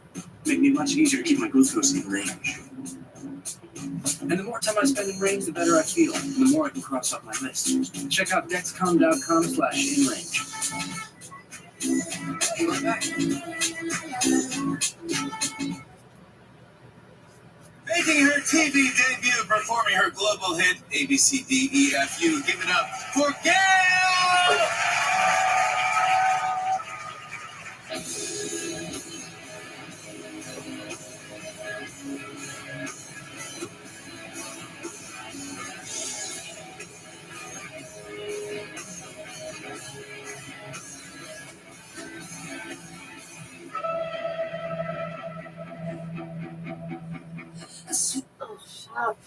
Tonight, two wireless giants delaying the launch of 5G near some airports after a dire warning. AT&T and Verizon agreed to temporarily limit 5G near some airports where they turn the service on at midnight. It comes after airlines warned 5G could interfere with flight equipment and cause catastrophic disruptions. The FAA under fire, with the cell phone carriers say the agency failed to do. Also tonight, the White House's free test website going live a day early. How to get your test kits at no cost. It comes amid dire new Omicron projections, as many as 300,000 The more fact that deaths. AT&T and Verizon are like, you're very frustrated. And pilots are like, why should we have to tell you guys this is not good? Senate debating voting rights bills, but is there a path forward? New questions in the Texas synagogue standoff. What did British authorities know about the gunman? And news on his two sons questioned in the UK. The White House warning Russia could now invade Ukraine at any point. Inside Ukraine tonight. Our exclusive after our reporting on young people dying after obtaining deadly pills through Snapchat. The platform's head of safety on how Snapchat is cracking down. This is NBC Nightly News with Lester Holt. Good evening. It appears tonight the cell phone companies have blinked in their showdown with the airlines. Verizon and AT&T now say they will voluntarily delay rolling out their new faster 5G cell service around runways at some airports tomorrow, amid a debate over whether 5G signals could interfere with critical cockpit technology that pilots rely on to land planes in low clouds and fog. 5G service will, however, still roll out elsewhere overnight. The cell giants insisting 5G is not a threat to aviation, but the FAA and the nation's airlines aren't convinced. They've warned of massive flight disruptions if pilots were unable to fly certain landing approaches because of 5G interference. Today, some overseas airlines are proactively suspending flights to the U.S. over all this. Tom Costello now with late details. With the clock ticking down to the nationwide 5G rollout at midnight, today a last-minute deal to avoid an airline crisis. AT&T and Verizon both say they will temporarily limit or delay turning on 5G cell towers that are close to certain airports. The announcement comes after 10 airline CEOs urged the White House to intervene, warning of catastrophic disruptions affecting hundreds of thousands of airline passengers if a 2-mile buffer zone isn't created around airport 5G sites. President Biden today applauded the agreement coming after years of political infighting involving the FCC, FAA, the airlines, the Trump and Biden administrations, and competing agendas. The concern, the new 5th generation of cell service called 5G operates on a radio spectrum that could bleed over and interfere with a plane's radar altimeter. Those altimeters bounce a signal off the ground to give pilots their precise distance to the ground. Critical for landing and poor visibility. Warning of potential interference, the FAA had told pilots they would not be able to use altimeters at more than 80 airports near 5G sites, including large airport hubs in Houston, Dallas, LA, New York, Chicago, and Seattle. The airlines warned that would lead to massive delays, diversions, and cancellations as soon as Wednesday. The FAA has to go airport by airport, runway by runway, and do an analysis to clear these runways at airports so that we can safely fly. But the cell phone industry, which already delayed the rollout twice and says 5G is safe. AT&T today took aim at the FAA, saying we are frustrated by the FAA's inability to do what nearly 40 countries have done, which is to safely deploy 5G technology without disrupting aviation services. The bottom line is we've got to get this done safely. And right now, every indication is it's not been tested and it is not safe for a full rollout. Tom, you have been reporting on this story now for weeks. This has a real kicking the can down the road feel. How does this get resolved? Well, we don't really know. It could take weeks, could take months. The bottom line, the FAA has to look at every single plane and determine whether its altimeter could be vulnerable to 5G. It's already cleared 45% of the fleet in the U.S., 55% not cleared. This could take some time, Lester. All right, Tom Costello for us tonight. Thank you. We want to turn out on the pandemic and the mixed signals tonight as infections drop off in parts of the Northeast but explode in the West. Cases up just 23% in New York and New Jersey over the last 2 weeks, and actually decreasing by 43% in Washington, D.C. But in California, they're 316% higher, up 247% in Oregon, and almost as much in Arizona. Cases among children spiking dramatically as well. Almost 1 million infections reported in the last week. And as the U.S. averages 2,000 deaths a day, a new model is forecasting 58 to 305,000 new deaths by mid-March.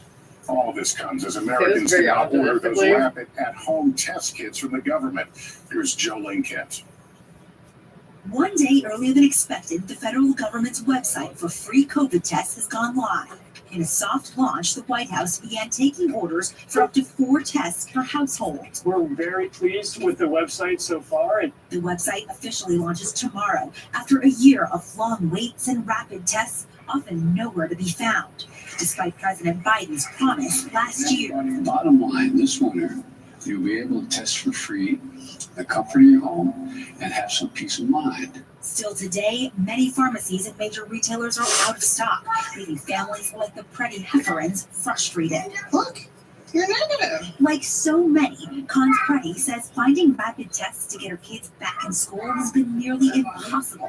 I felt desperate, so I posted it on Instagram, and that was the only way that we had to actually get a couple more tests. We have friends shipping us tests from Vermont overnight. The Biden administration says tests will ship within 7 to 12 days, landing at your door at the end of this month. Best case scenario. What would be the grade you would give the Biden administration on tests? Right now, the grade I would give is a C. Epidemiologist Abigail Echohawk is the executive vice president of the Seattle Indian Health Board. When they are focused simply on using the internet, we're going to see that those in rural America, those on native reservations, are not going to get the same access to information. Yeah. And that will continue to drive the inequity of the impact of COVID-19.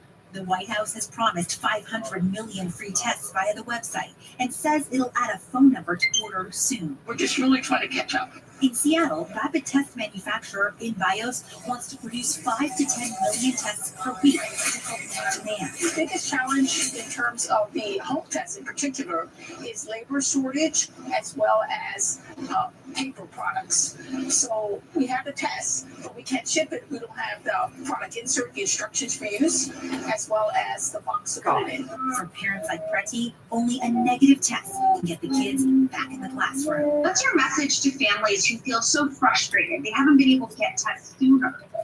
Yeah, we see that there's been enormous demand, and we're trying to keep up with that demand. As families hope, the White House will deliver. Jolene Kent, NBC News. Facing a COVID surge, soaring inflation, and a plummeting approval rating, President Biden is trying for a reboot tonight as he enters his second year in office, all as he braces for defeat on Democrats' voting legislation. Here's Kelly O'Donnell. On the cusp of year 2, after failing to convince his own party to pass key parts of his agenda, with poll numbers down, President Biden is ready for his own White House reset. There's a lot of talk about disappointments and things we haven't gotten done.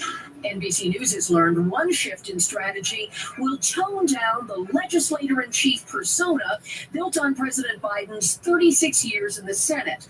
That means less public focus on his role in deal-making negotiations. I'm just not going to get into private discussions or conversations with any members of the Senate from here. I know that's maybe a change. Instead, the goal is to find ways for the president to engage more personally with the American people. So, let me speak to you directly. Advisors would like to highlight strengths they see, like empathy, but have not decided how best to achieve that. Tonight, the president is braced for another setback as the Senate debates Democrats' voting rights legislation. No one denies the path ahead is an uphill struggle. Democrats argue they are defending democracy against restrictive state election measures they say would suppress the vote. But there is no path, as 2 Democrats refuse to back rules changes that would allow Democrats to act alone. Republicans call it a power grab. Senate Democrats want to mar their own legacies with a reckless procedural vote they know will fail. Meantime, Kelly, we're also learning about 4 new subpoenas issued by the January 6th committee. What can you tell us? That's right. The committee issued those subpoenas tonight for records and testimony from 4 more Trump insiders, including attorneys Rudy Giuliani, Sidney Powell, Jenna Ellis, and 8 Boris Epshteyn. The committee wants to know about strategy memos they wrote and conversations they had with President Trump about efforts to delay certification of the election results. Lester? Kelly O'Donnell, thank you. Now to the investigation into that hostage situation at the synagogue outside Dallas. Tonight, we're learning more about the gunman and what he was doing in the days leading up to the incident. Morgan Chesky now with late details. Tonight, a new image appears to show Malik Faisal Akram arriving at our calling, a Dallas outreach center at 10:01 p.m. on January 2nd. He fit into the regular crowd just like any one of us would. Pastor Wayne Walker, CEO of the center, says Akram was dropped off by a man he appeared to know. Wasn't just a high five. It was an embrace. Just looked like they had a long-time connection. Tonight, NBC News has learned Akram paid for his own flight from the UK to New York. He stayed in Queens for 2 days before asking his family for money to get to Texas, where he told them he was hoping to find a bride. According to law enforcement sources, he was in Texas, the sources believe. Akram purchased the gun on the streets in the Dallas area. It was a stolen weapon. In Akram's native UK, a security source confirms he was the subject of a low-level investigation in 2020 by the British intelligence agency MI5, looking into possible ties to Islamic terrorism. The case was closed because it didn't meet the threshold for further investigation. Today, one of the hostages shared more of Saturday's terrifying ordeal. He said frequently he didn't want to hurt us, and That allowed us to concentrate on what was important. Like getting out. So when the rabbi threw a chair, everyone was ready to run. Exactly as they've been trained to do in courses for active shooters. After several recent deadly incidents at synagogues, Michael Masters says his group trained 17,000 people just last year. We teach them to commit to action, how to recognize danger, how to respond to it and be proactive. And that's exactly what we saw these hostages do. And tonight, British authorities say Akram's 2 teenage sons that were detained for questioning have now been released, and they won't face charges. Lester. All right, Morgan Chesky, thank you for that. In 60 seconds, the White House warning that Russia could invade Ukraine at any moment. Richard Engel is there. Just in, dramatic body cam from a deadly explosion and apartment fire in New York today. An officer running up to the inferno after the building partially collapsed. Officers pulling debris off a woman and carrying her to safety. At least one person died, 8 others were injured. Now to the stark warning from the White House today that Russia could invade Ukraine at any moment. Richard Engel is inside Ukraine. While Russia denies it wants war, it does want the world to know it has its sights set on Ukraine. New videos show Russian troops preparing for battle near the Ukrainian border as fresh columns of Russian tanks arrive in neighboring Belarus, which has said it will follow Russia's lead whatever happens. Russia has positioned about 100,000 troops that could invade Ukraine from the north, east, and south. A bipartisan delegation of American senators visited Kiev yesterday with a message for Vladimir Putin, who insists it's Russia that's threatened by decades of NATO expansion. Our message is there will be consequences if he chooses to violate the sanctity of this democracy. Diplomacy is in high gear before Secretary of State Anthony Blinken arrives in Kiev tomorrow. The head of NATO warning war is a real possibility. The risk of a conflict is real.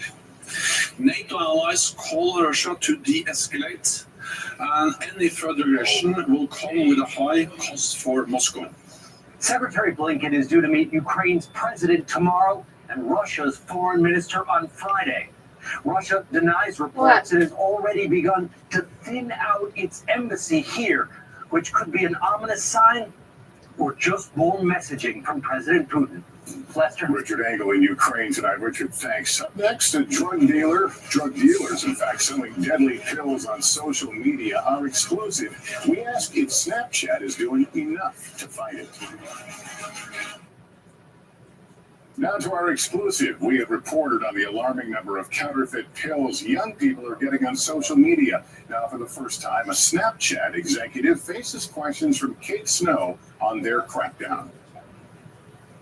Snapchat knows it has a problem. Last year, the DEA seized over 20 million counterfeit pills. 4 in 10 had potentially lethal doses of fentanyl. Young people have died after connecting with a dealer on Snapchat. What is Snapchat doing to prevent those counterfeit pills from being sold on its platform? Kate, we are determined to make Snapchat a hostile environment for drug dealers to operate. Jacqueline Boucher joined Snapchat as global head of platform safety in September. Our interview followed months of back and forth after the company offered to talk to us. Boucher says Snapchat is partnering with outside monitoring services and using new tools to detect and take down drug-related accounts. Is that different than what you were doing a year ago? The company made a big push and has been leaning in heavily to this issue for the last year. Snapchat says its law enforcement operations team grew nearly tenfold in 2021. In some instances, we're making proactive referrals to law enforcement in the hopes of prompting an investigation. Why not in all cases?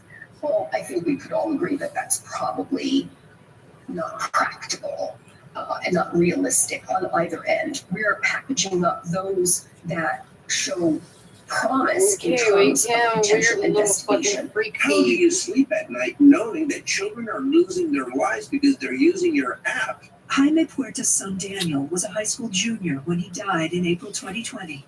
I was holding his hand when he took his last breath. More than a lot of other parents get to say. Puerta believes Daniel thought he was buying a legitimate painkiller through Snapchat, but the half pill he took was a counterfeit containing fentanyl. Puerta says law enforcement told him it took months to get answers out of Snapchat. Do you still know families who are waiting for answers? Oh, yeah. Snapchat says it's responding more quickly now to legal requests from law enforcement, reducing the wait time from months to a matter of weeks. When a user tries to search for drugs on Snapchat, they're shown content about the dangers. Some of the families have said to us that they wish that Snapchat would apologize. Will you apologize? For the families, Oh my God. we're heartbroken. Their pain is unimaginable. Their devastation incomprehensible, and our hearts go out to them. It's those stories that drive us to continuously improve. The steps that we've taken as a company can't reverse the tragedies that they've experienced. But again, we all have the same goal, and that's to keep young people, and indeed all people, safe on our platform. Does that sound like an apology? They're never going to apologize. An apology would be admitting that they are culpable. Snapchat says it has previously apologized to families in person and in writing. After our interview, they sent a statement which reads in part, "We are deeply sorry for your loss, and no, we can't imagine the immense grief you've experienced." Our goal of ridding Snapchat of drug dealers and drug content isn't going to be achieved overnight. Meaningful progress takes time. In that time, people have died.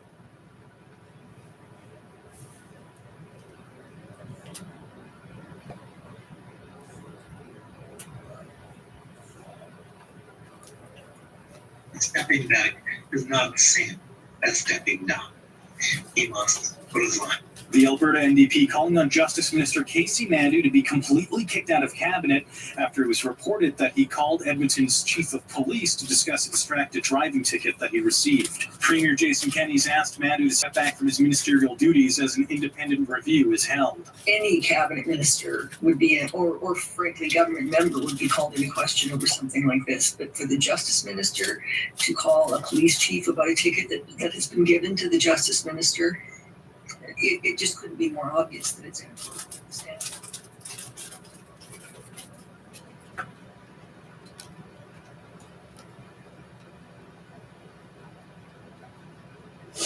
Oh my God.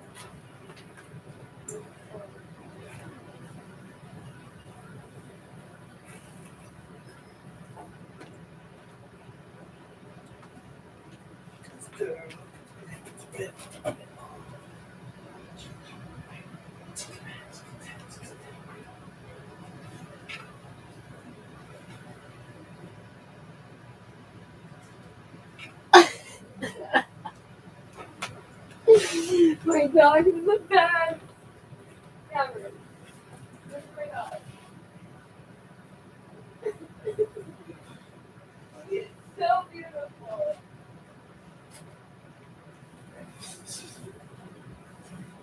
He's the most beautiful boy in the world.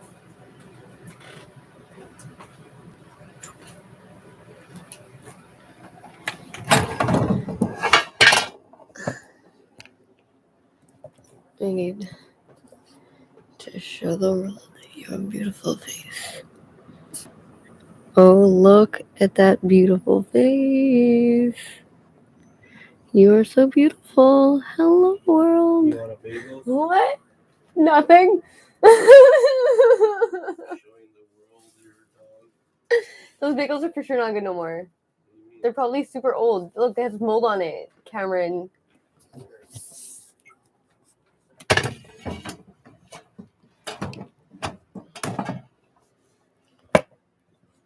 Okay, wait.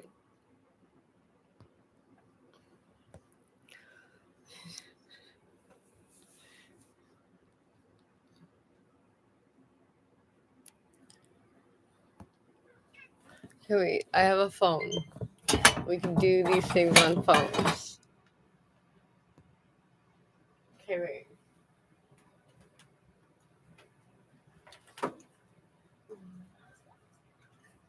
Lindsay, go away. Don't ruin the moment.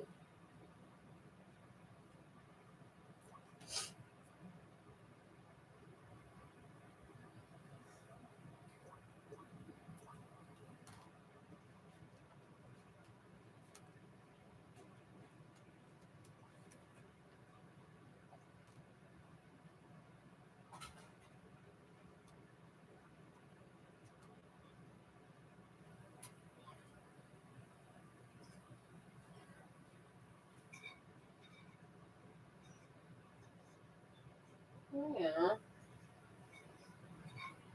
Oh.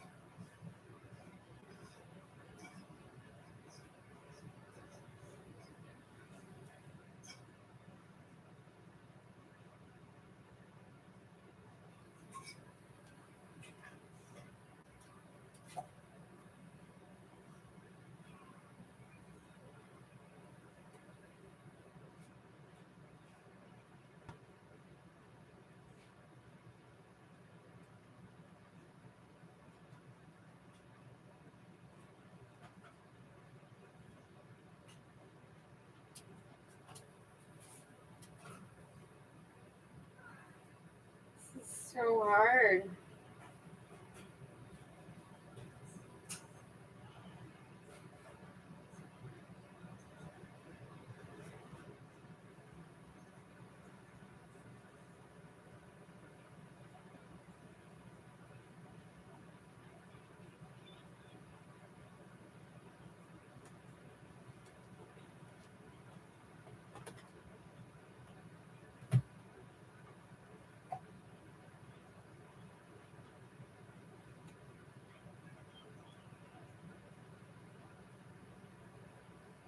Good shadow.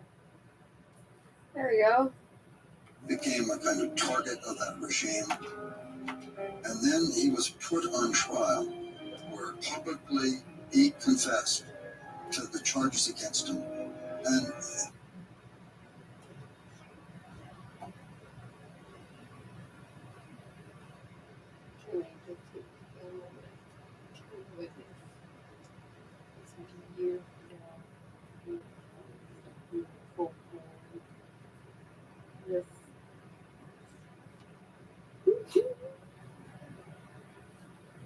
Yes.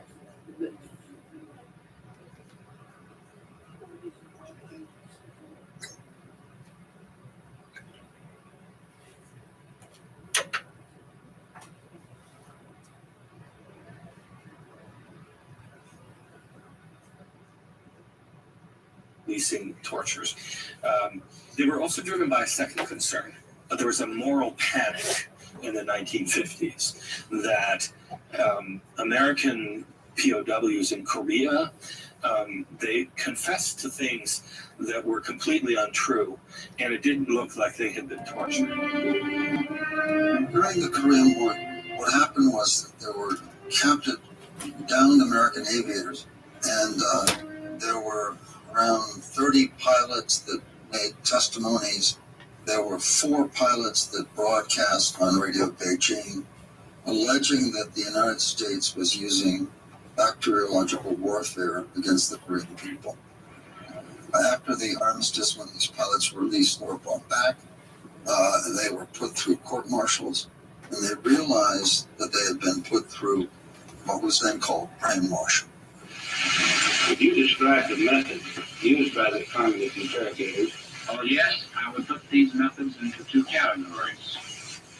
Physical torture of the sort and mental torture. It consisted mainly of standing at attention, having my face slapped once in a while, and I to fail to respond as they wanted me to. It consisted of being confined in a very close area.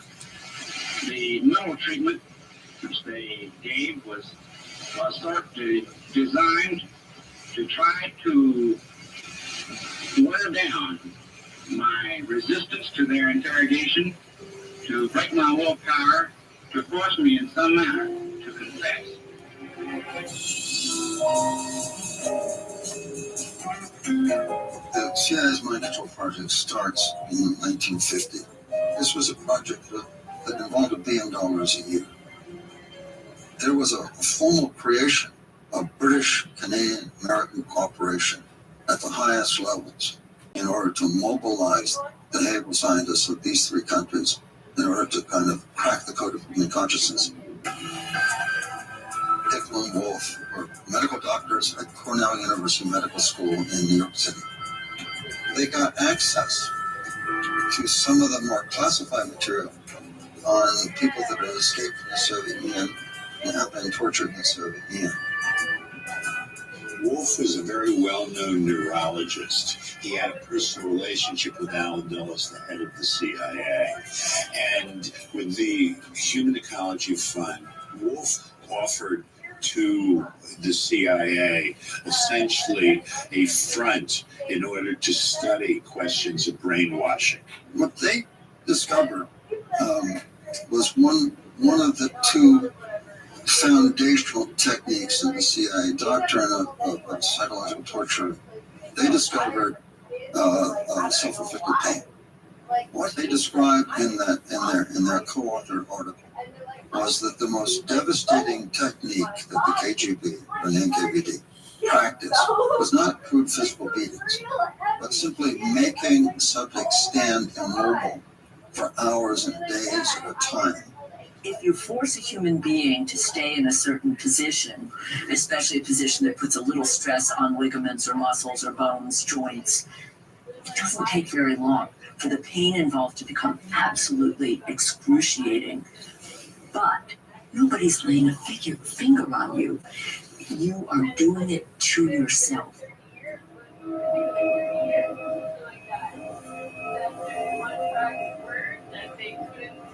And then, like, I guess when their contracts were up, they're like, I guess we don't talk about it now. The other technique they discovered was from the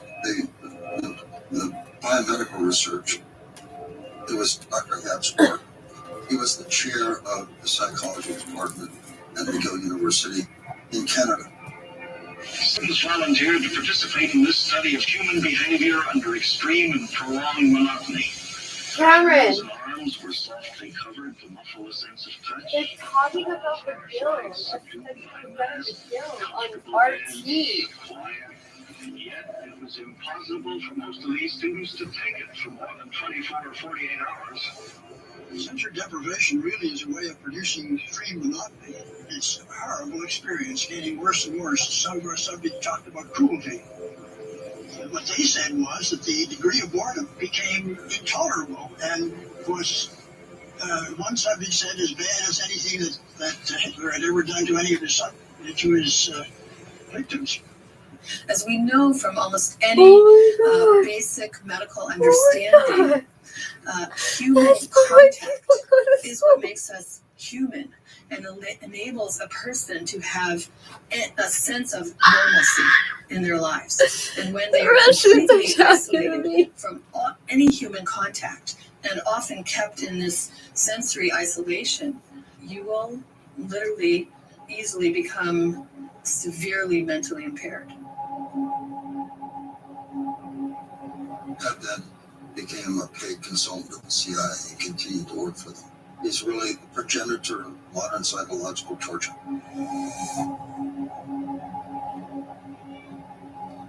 Then the Wolf Project funded another guy at McGill named Dr. Ewan Cameron.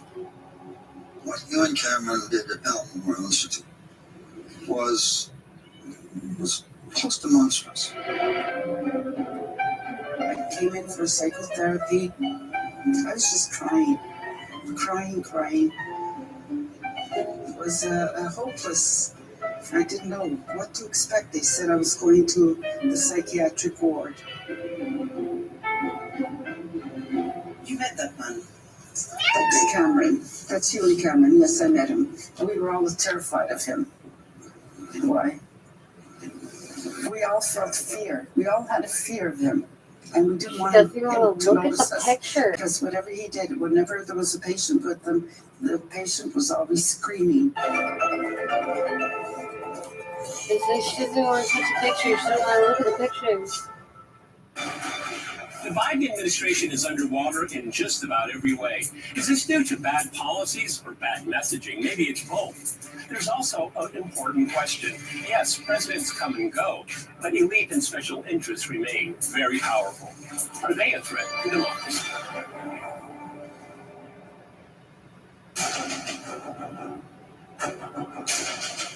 That's fucked up. You're so scared. Picture. Или близкие очень Why? И в это же самое время самый продуктивный лес, который быстрее всего растет, мы заставляем ждать. Это парадокс. Главное, документы нужны, чтобы зайти в лес, а там людей где-то попал. Забирают самую деловую древесину, оставляют плохую. Здесь сосна уже формируется и уходят на Китай. Это просто привычка с лесом обращаться как с месторождением плюса.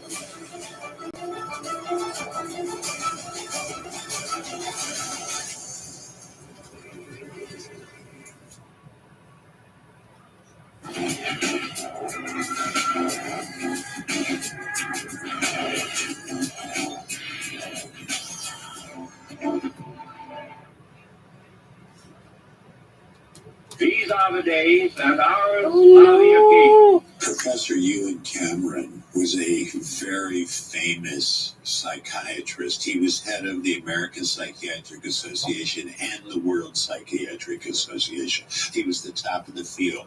At the same time, he seemed pretty much willing to do anything.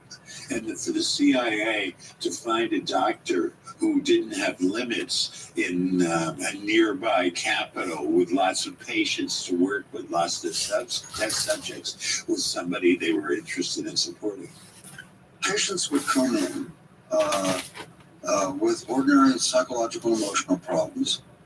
They'd sign their waivers, and then they would be subjected to this bizarre regime, extreme sensory deprivation, isolation for up to a month. One of his favorite things was he had a sort of a football helmet with a tape recorder in it that would play a tape on loop up to 500,000 times, saying things like, "My mother hates me." And he would blitz the brain with sensory deprivation and kind of psychological emotional assault. Well, what's working? I mean, it's garbage. Oh my god.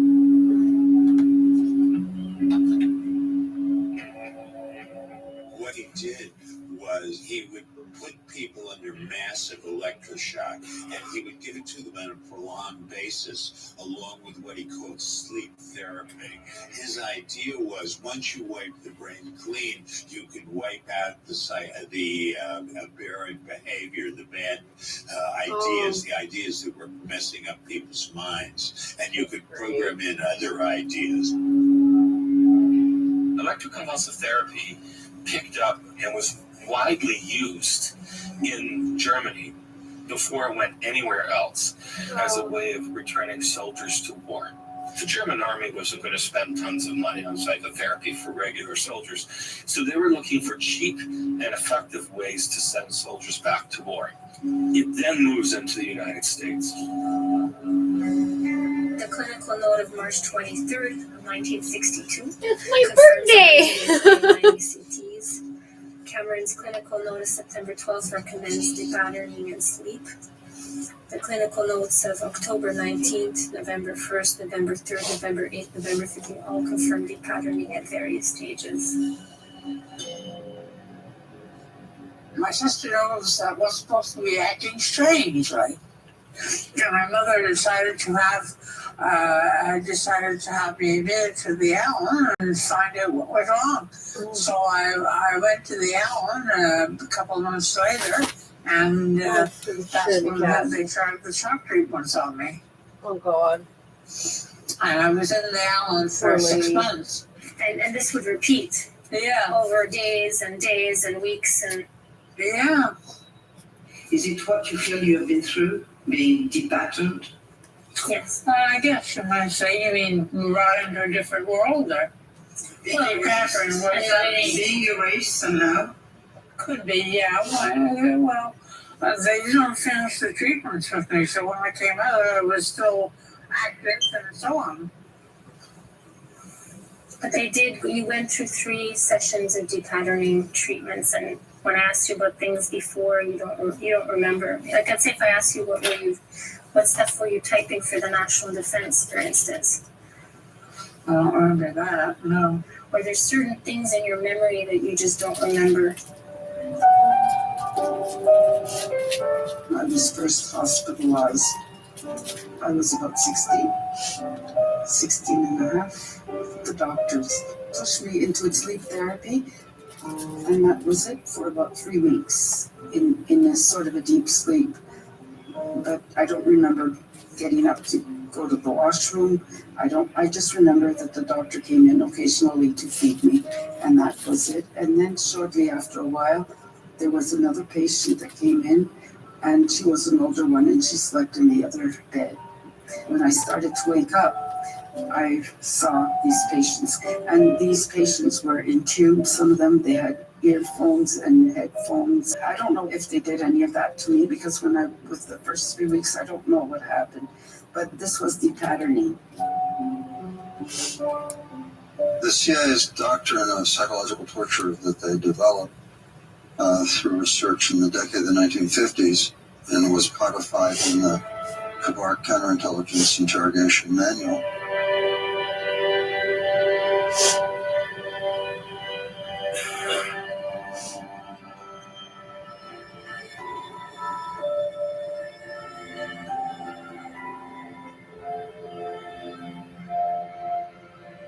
It has 2 basic techniques on which all the rest of the procedures derive. One is sensory deprivation, and the other is self-inflicted pain. The CIA trained allied agencies in the techniques. So in effect, knowing about dissemination, about if you send these techniques to other armies, could you take an ordinary individual, like a draftee or a recruit, and make that person become an effective interrogator? And it seems that Milgram's experiment was likely part of this project.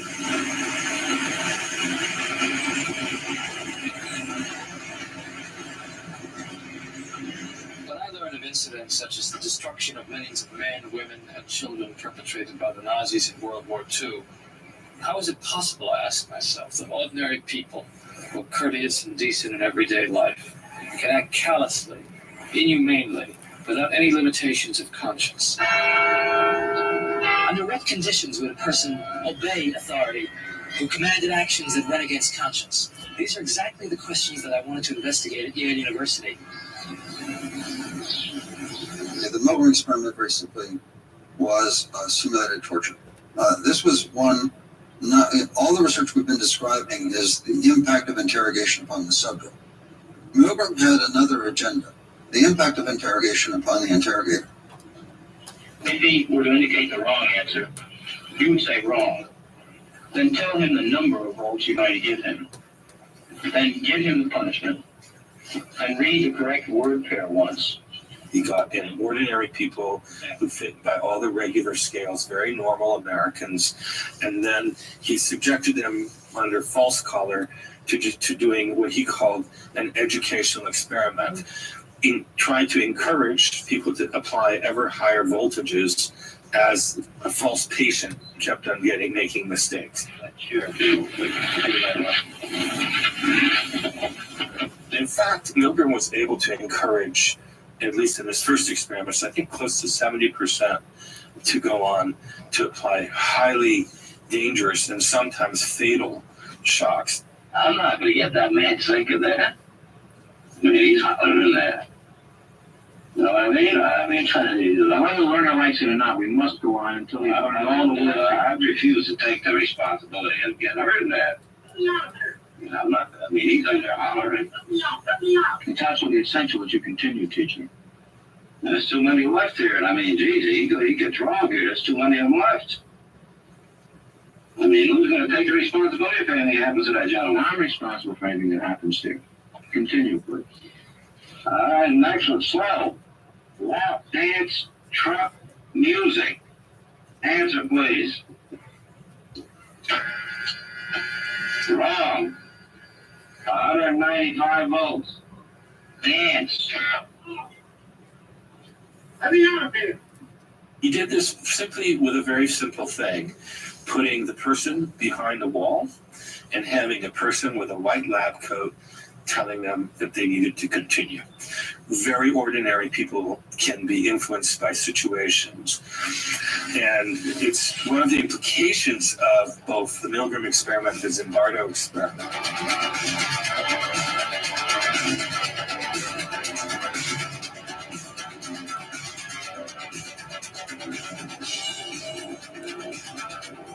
The Stanford prison experiment was, I think, a unique attempt to answer that question of what makes some people behave in a good way, what makes some people behave in a bad way.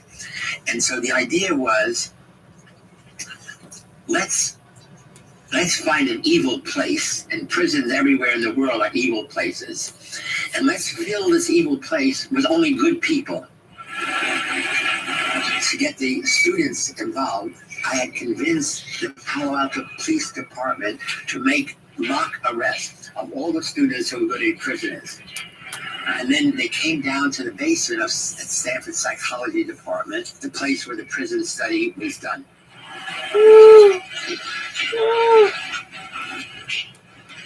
The idea is prisoners made to feel inferior, insignificant, worthless. The most important thing is you take away their name, they become a number. And of course, given they have smocks with no underpants, they're behind is showing.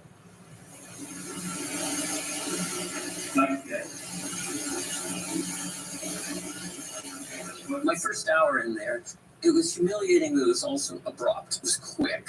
It was just, take them off, put this on, and then I got dusted with baking soda, which was supposed to be the delouser, and I was led up in the cell. What Zimbardo did was a very cheap knockoff of the kind of thing that Milgram was doing. Not only Zimbardo, but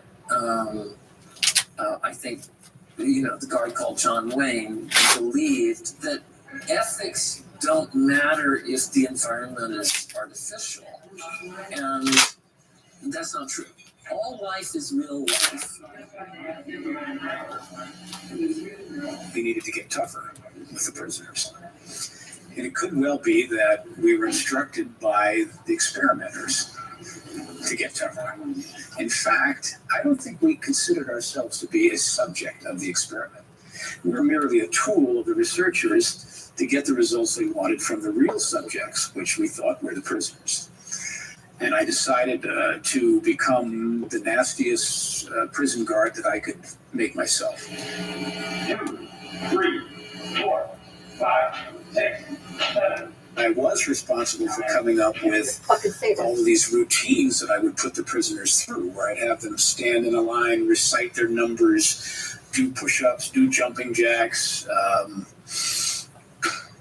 I had never once stopped to think that these prisoners were suffering any harm or any damage. We're not beating anybody. We're just sort of applying psychological pressure on them. Come on! Get in that trap!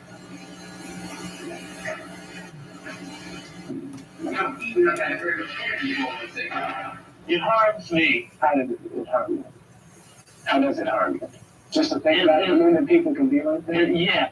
It let me in on some knowledge that I've never experienced firsthand. I've read about it. I've read a lot about it. But I've never experienced it firsthand. I've never seen someone turn that way. And I know you're a nice guy. Well, you in the position, what would you have done? I don't know.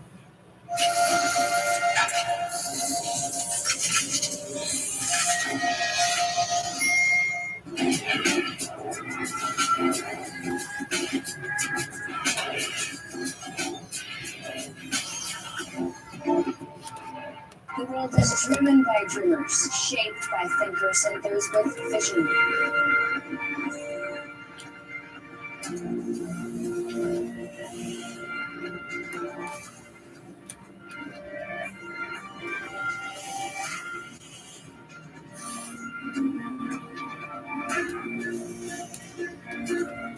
Who dares, thinks.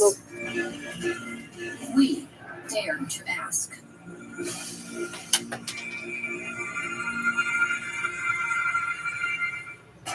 Do you know other shows are happy to report pleasant-sounding lies? Our politicians are constantly telling us pleasant lies. On this show, we dare to delve into unpleasant truth.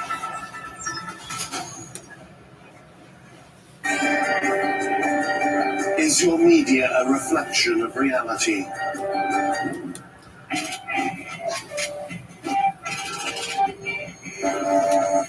In a world transformed, what will make you feel safer? Isolation or community? Are you going the right way, or are you being led somewhere? Which direction? What is truth? What is fake? In a world corrupted, you need to descend. So join us in the depths, or remain in the shallows.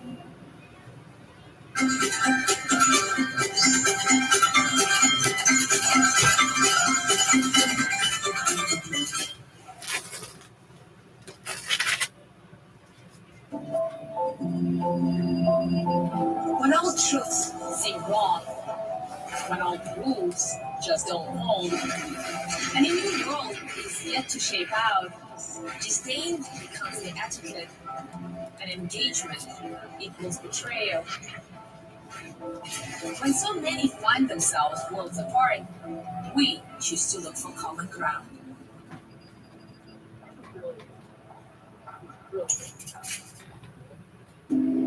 Like, it's really healthy. While the pandemic knows really no Like, borders and is blind to I nationalities, come up with this.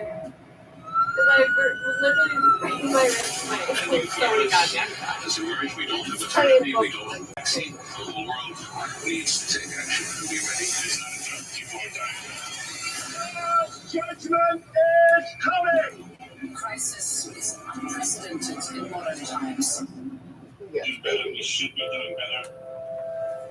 Everyone is contributing each in their own way. But we also know that this crisis will not go on forever. The challenge is great. Look, the response has been. So many good people are helping us. It makes us feel very proud that we're in it together.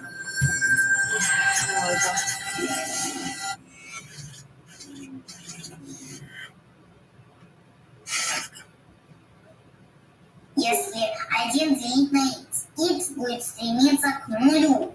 Alisa Tiplakova is only 9, but already a university student. Второй элемент нашего урока – это остаток закинуть. Итак, все 5 остатков. Ребенок, если с ним заниматься спокойно, знает в 7 лет 9 класс. То есть то, что делают другие дети в 16. Да, я много училась, потому что не было другого выбора. Я потратила тонны денег на психотерапию после этого. Я наступаю в суд в уксус и смотрите, что происходит. Я хотела стать химиком, когда увлекался химией. Сейчас хочу стать программистом. Меня обычно не пускают на курсы для более старших, потому что я маленький. Раиса, это тоже твои однокурсники. Вот, еще это твои однокурсники, да. То, чем мы занимаемся, это на самом деле революция в педагогике, это революция возрастной психологии. Я не очень понимаю, как это все нужно преподавать 9-летнему ребенку. Вы не можете взять ребенка и поместить его во взрослую жизнь бесполезно. Ребенку нужен разлитый.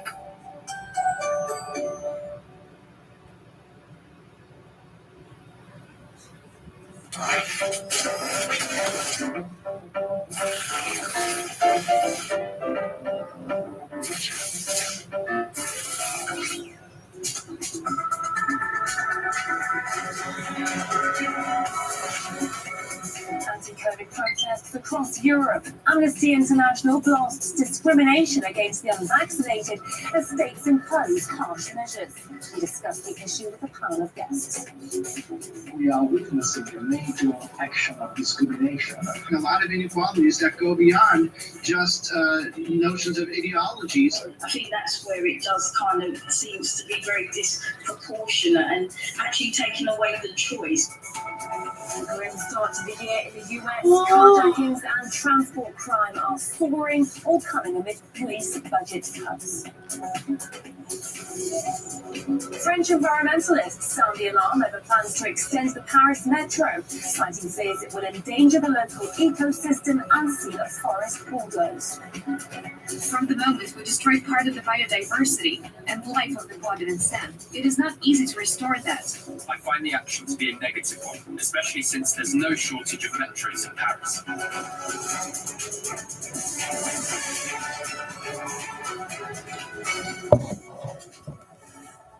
It's 9 a.m. here in Moscow. This is RT International. Great to have you with us. A number of daily COVID cases are surging in Europe, with the Omicron variant spreading across the continent. But as fast as that is spreading, so it seems are the waves of unrest due to the new restrictions being imposed in some countries. We want to warn you the following images may be disturbing. There have been violent clashes in northern Germany where hundreds protested against a possible vaccine mandate that would block people entering indoor venues without a negative COVID test or a jab. People set off firecrackers and at least a dozen were reportedly arrested. Officers stopped the protest due to demonstrators flouting mask mandates there. While in Italy, thousands took to the streets in protest during the weekend. It's now mandatory there for everyone over 50 to get a COVID jab, and it's essentially bans the unvaccinated from using public transport or entering bars and restaurants, even with a negative COVID test. Amnesty International believes the clampdown amounts to discrimination and demands that the government rethink its policies. The recently approved reinforced Green Pass must be a time-limited arrangement, and the government must continue to ensure that the entire population can enjoy their fundamental rights. Amnesty International Italia asked for alternative measures to allow the non-vaccinated population to continue to carry out their work and to use means of transport without discrimination. And across the Atlantic, the number of daily COVID cases has reached almost 547,000. As well, a recent poll shows that 59% of Democratic voters would support a government policy to require unvaccinated Americans to remain confined to their homes at all times, except for emergencies if they refuse to take a COVID vaccine. One of the most popular newspapers in the state of Utah even published an editorial asking for such measures to be brought in. Were Utah a truly civilized place, the governor's next move will be to find a way to mandate mass vaccination, going as far as to deploy the National Guard to ensure that people without proof of vaccination would not be allowed, well, anywhere. Well, we discussed this issue with a panel of guests who think that if such a policy was introduced, it would create inequality and still not stop the virus from spreading. We are witnessing a major action of discrimination, and people are divided into clusters. And what we are witnessing is sort of cold civil war. I mean, we call it a civil war because we are putting brother against brother, friend against friend. Are you vaccinated? You are not vaccinated. So the impact on society of those measures, of those laws, is simply devastating. And I speak from the point of view of a historian. I think it's right for inequalities. People standing in line in the U.S. for 4 hours just to get a jab. People having to travel in other parts of the world when they don't have disposable income to do so, or the time to take off from work because most people have wanted to return to normal. that's creating a lot of inequalities that go beyond just notions of ideologies about whether people want to participate in the vaccine drive or not. We already know that the vaccination doesn't stop you from having COVID, and it also doesn't stop you from spreading the virus further. So I think that's where it does kind of, it seems to be very disproportionate, and actually taking away the choice of, adults with, particularly over 50s who have got lots of life experience, and I'm pretty sure they're quite responsible people, and they should be given the choice. We protect in the Constitution the right to move, the right to movement is one of the fundamental rights in the Constitution, which is a document of positive right, but it's also natural right. Also in natural law, if you believe in the existence of natural law, there is a right of free movement. And I think it's not only absurd, but it's also anti-constitutional and illegal to prevent people from moving if they are not vaccinated. Well, I think we should be really worried about the effect that the public can have in these types of movements, particularly when governments start to bring policing into it or military into it. That means that they've given some thought to what may or may not be legal and what may or may not be necessary. But again, I think that if we're this concerned about COVID, and listen, I've had 4 shots myself, so it's not that I'm opposed personally to this, but what I am opposed to is that we don't start talking about keeping other people home, drunk drivers, people who are part of intimate partner violence. There are other things in society where we seem to be pretty lenient, and for some reason for us to be coming down so hard on this particular case where we're bringing in policing and military, I think we should be very concerned and having conversations about our liberties and how governments are going against some of our rights. Well, still, the World Health Organization continues to stress that getting vaccinated is important and is a vital tool in fighting the pandemic. The new year is looking bleak for America as crime continues to rise in major cities around the country, like in Chicago, where carjacking has increased by more than a third. And the spike in car theft isn't confined to that city alone.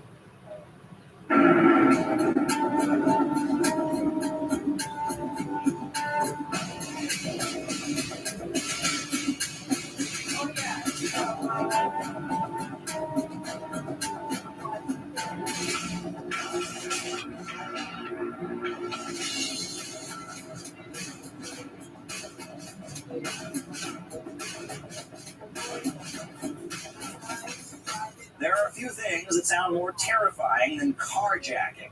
Having someone remove you from your vehicle at gunpoint and then drive away. But this alarming trend is on the rise across the United States. In 2022, there have been over 90 carjackings in the U.S. city of Philadelphia. And January isn't even over yet. Now, on 3 of those occasions, drivers pulled out their legally owned firearms and shot the attempted carjackers. Driving through the streets of America is starting to sound like the Wild West. One woman in Chicago was carjacked twice within just a few days. New York City, carjackings more than doubled over the past year, with 20 of them happening so far just this month. Fear is spreading throughout the city. I mean, it's all out of control, People don't want to come back into the city, so there's going to be less population, which causes all of this.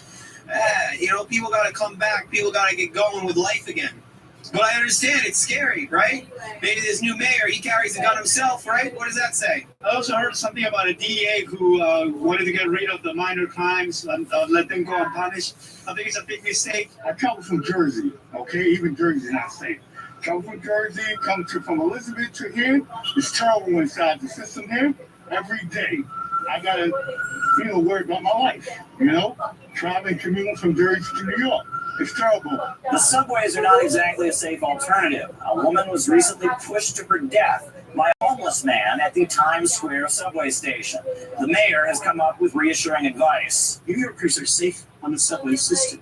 I think it's about 1.7% of the crimes in New York City that occur on the subway system. What we must do is remove the perception of fear. Sure, you can remove the perception of fear, but you can't ignore dire statistics. Overall, subway crime is up by 65.5%. Residents do not feel safe at all. It's not safe.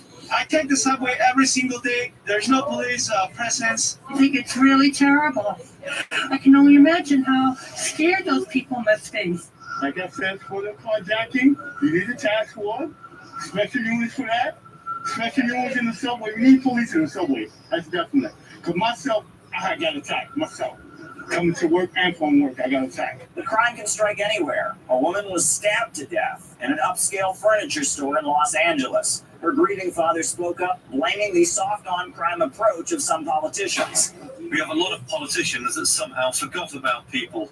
I think the key to getting elected is to support the lowest rung of our society and to give them rights. And somehow that's the answer to getting votes. Let the police do their jobs. Go back to the Constitution. There's a lot of issues I have with certain methodologies of policing. But if you let police officers do their job and get rid of this fear that they're going to do their job and then they're going to wind up being the next YouTube sensation because the department leaks 30 seconds of body camera footage instead of the entire thing, then you're going to see a massive a change in culture of criminality and citizen safeness. The public also has to do their responsibility in their part to understand that, yes, it works both ways. The whole innocent until proven guilty, which is what our society operates on, that applies to law enforcement too. Let the investigations be completed before any judgment and pass. Now, I understand we have a long way to go. There's a lot of departments out there that don't want to release information, that don't want to work with citizens, that are, in Chicago, when we had the body camera footage back in, I believe it was 2018 that wasn't released. We have to do a better job in working with the citizens, but at the same time, too, the citizens need to do their job and actually support law enforcement like they say they do. With rising crime across the United States in the new year, many Americans are blaming liberals and their defund the police policies. Others are blaming economic crisis and the lack of opportunity. Regardless of the cause, Americans are simply not feeling safe. Caleb Maupin, RT, New York. And as crime soars in America, it seems the police still have plenty of time on their hands. They've sent out alerts for the car of a comic book character roaming the streets. You can read all about that and much more on rt.com.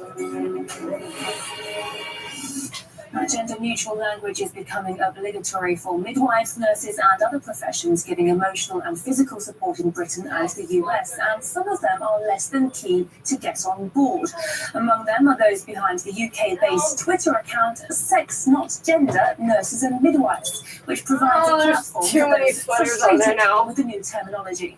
Many health professionals uncomfortable with the language are now working in fear of being ostracized or, even worse, losing their jobs.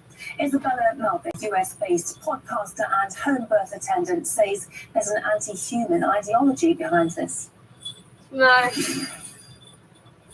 So the first time I came across these requirements was a doula training in 2016 in Brooklyn, New York.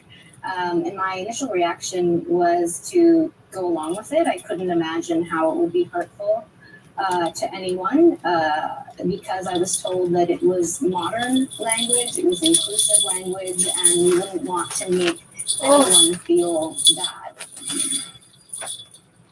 I think the biggest problem is that there is a material consequence. So pronouns, for example, do not exist in a vacuum. It unfortunately leads to a lifetime of pharmaceutical dependence, a kind of transhumanist future, body dissociation, putting children on puberty blockers, right? The pronouns and the language capture is part of the bigger picture, which is, dissociation from our fleshed beings from our material reality.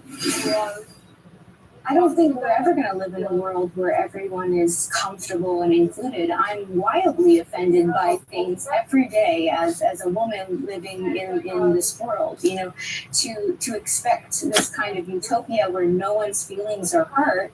I mean, that's insane to me. I think the common push that really pulls at people's heartstrings is, transgender people, whatever that means to you, want human rights. Now, as it stands, people who identify as the opposite sex do not lack access to anything that any other person has.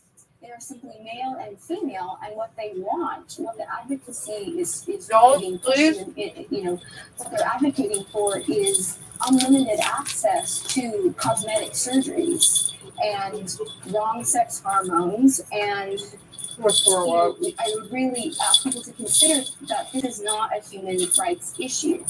Then I would have to get a statue French maker. environmentalists are sounding the alarm of the plans Let's see what you're up extend to. the Paris metro system. No, not you. They This. say projects to relieve motorway congestion and overcrowded public transport endangers the local I'm going to war with ecosystem Russia. and I told you it was established fucking forests. Putin. Charlie takes up the story. This Hey, forest on the eastern edge I had to like dig in, like I had to like literally search up their channel soon could be and then go on to their channel to get the live stream. What will the consequences of this destruction? So, Canada, because Russia wants to move on in Ukraine, and Putin's just like, I think Putin was just doing what Putin does, and he was stirring up the shit pot, which he's really good at, where he doesn't even do anything. He just is Putin, and he'll just like sit there and be like, yeah, I don't know, kind of, maybe. And people are like, well, what does that mean? And he's like, I don't know. Like, yeah, I didn't say anything. And then they'll just be like, does that mean you're gonna fucking bomb somebody? He was like, no, I didn't say that. And they're like, well, what was that little aha at the end? Like, he just loves stirring at the shit pot. So I think he was like, I'm gonna move in on Ukraine. And they were like, are you actually gonna move in on Ukraine? And they're actually like, I'm pretty sure they're showing. It's like, you know how they do the reenactments in the States to prepare for future attacks? Like, usually they're kind of like really fucked up, like school shootings. And it's like, there's like, they get actors to like lay on the ground screaming and shit. Like, I'm pretty sure it's shit like that. And I'm pretty sure it's our military. But our military, Canada's military, legit, is now going to send reinforcements into Ukraine to let Putin know that that you can't take over Ukraine. Yeah, we're gonna have a war. But Putin just stirred the shit pot. That's all he like. He doesn't even do anything though. What's really crazy? No one's really prepared for tanks anymore and shit like that. No, not at all. Like it's like because we have a fat fucking useless prime minister, premier. I was joining. I asked to be an 0351 assault man, and then they told me that there's no really point to it because we don't fight tanks. Afghanis don't have tanks. And shit like that. There's Yeah, no but need Putin's to, like, got fucking tanks. Yeah, I know. So, And like, you hear now fucking Kim Jong-un's coming back. He's making a fucking comeback, stirred up again, and people are like, yo, did anybody see him since we all were like, is he dead? And they're like, no, he's alive, don't worry about it. And they're like, well, I don't really worry about that guy. Because that guy's a piece of shit. So no one's really been checking up on him. But now they're talking about Kim Jong-un again. And it's just like, oh no, they're coming back. We're all gonna die. Where is it? no, we have to be worried about Russia. You have to be, right there. Canada joins allies, shows support in Ukraine. And I'm like, yo, what average person would fucking know anything about that? Like, unless you follow, like, I follow news, like, fucking religiously. And I don't know anything about that. Like, in what is shaping up as a pivotal week for diplomacy, Canada's Melanie Joly met Canadian soldiers on a training mission in Ukraine. That country stares down the threat from Russia on its borders. When a friend is going through difficult times, well, as a friend, we're there. as a friend, we send fucking military grade weapons. Like, what? Such as these Javelin anti-tank missiles. Jolie says Canada has been asked for similar help. We know that it is important to play our part. Oh, God. Looking at Where is your lighter? You have a fucking lighter, goddammit. Russia has now moved much God. of its army from as far away as Siberia to the border with Ukraine and even into neighboring Belarus. It's demanded NATO remove U.S. troops from Eastern Europe and never admit former Soviet states such as Ukraine. So That's what Putin's worried about, is that NATO is moving in on him. Natural gas from Russia sent its new foreign minister to Moscow with a warning. That's what I mean, right? What if we're fucking around? What if it's our people that are fucking, like, going and moving in on countries like Russia? That's not good. I don't want my military doing that. Yeah, but you know what? They're doing something. They're forcing your hand. They're forcing all our hands. So you know what? Like, Because you're saying you got military people in there. You're saying you got Canadian military in there. That's why you're sending military reinforcements, right? It's all about get them the fuck out. No, keep them there because they gotta be prepared. It's not our place. We're not Ukraine. We don't need to be in Ukraine. Are you crazy? They're allies. What the fuck do we need to be in Ukraine for? They're allies. You don't understand. But that doesn't mean diplomacy. Because if we didn't have allies, we would have lost World War One. We would have lost World War Two. I don't know why we're in Ukraine. Because Russia is encroaching on allied land. I don't know. I don't want my people going into other countries with our military. I really don't. Yeah, but I don't think you understand what is happening here. Like, if they take over Ukraine, like, not only are we gonna lose an ally, but we'll probably kick us out of the G7 or G6 or whatever it's called, and then we have no allies. G7? Russia's not in the G7. G6, whatever, but then we have no allies. So it's like everything that we are right now would have stood for nothing. So really, we can't just leave. But if we're the ones going into countries, what do we stand for then? If we're the ones who are invading other people's countries, invading a country, they're just sitting on the borders of their allies. That's it. I don't know. I think they're providing I reinforcements. think if they want to prove that there was a reason to be in Afghanistan or in the Middle East in the first place, and there was a reason for fucking pulling out, then this is not a good fucking reason to invade a new country. Was America. Canada reinforced them because we are their military. Their allies. We back them up first. If they go to war, we go to war. Yes, and if Germany goes to war, it's the same thing.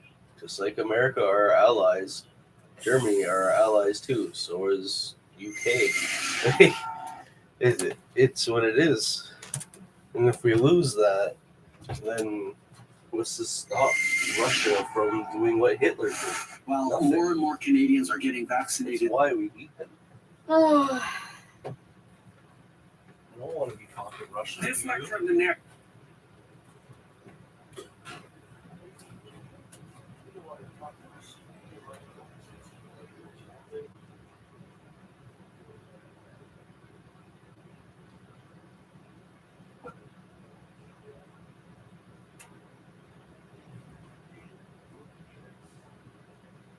And frost, especially in the south.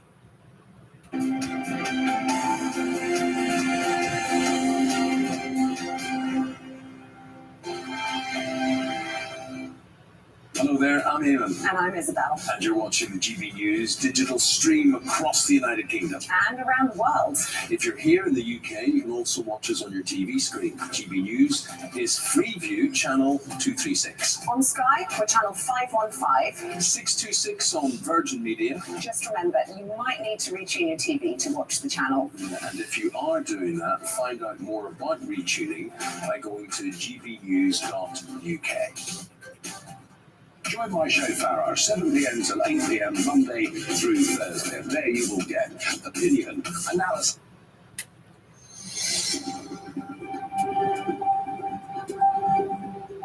Hey there, I'm Manila Chan, coming to you live from the RT America HQ in Washington, D.C. You're about to learn all that's in question here and around the world. These are the stories we're following for you today. First up, after no breakthroughs with the U.S.-Russia meeting, Germany stepping in now to hold talks with Moscow over Ukraine, with both wanting security guarantees. We're going to discuss it. Plus, a team of prosecutors leading the investigation into the Flint water crisis somehow got dismantled, and then the case never materialized. So what happened there? We'll bring you a full report. Then, major U.S. airlines are warning of a catastrophic disruption if the brand new 5G service is rolled out near airports. We'll bring you all those details. All right, it's time to boost your news IQ.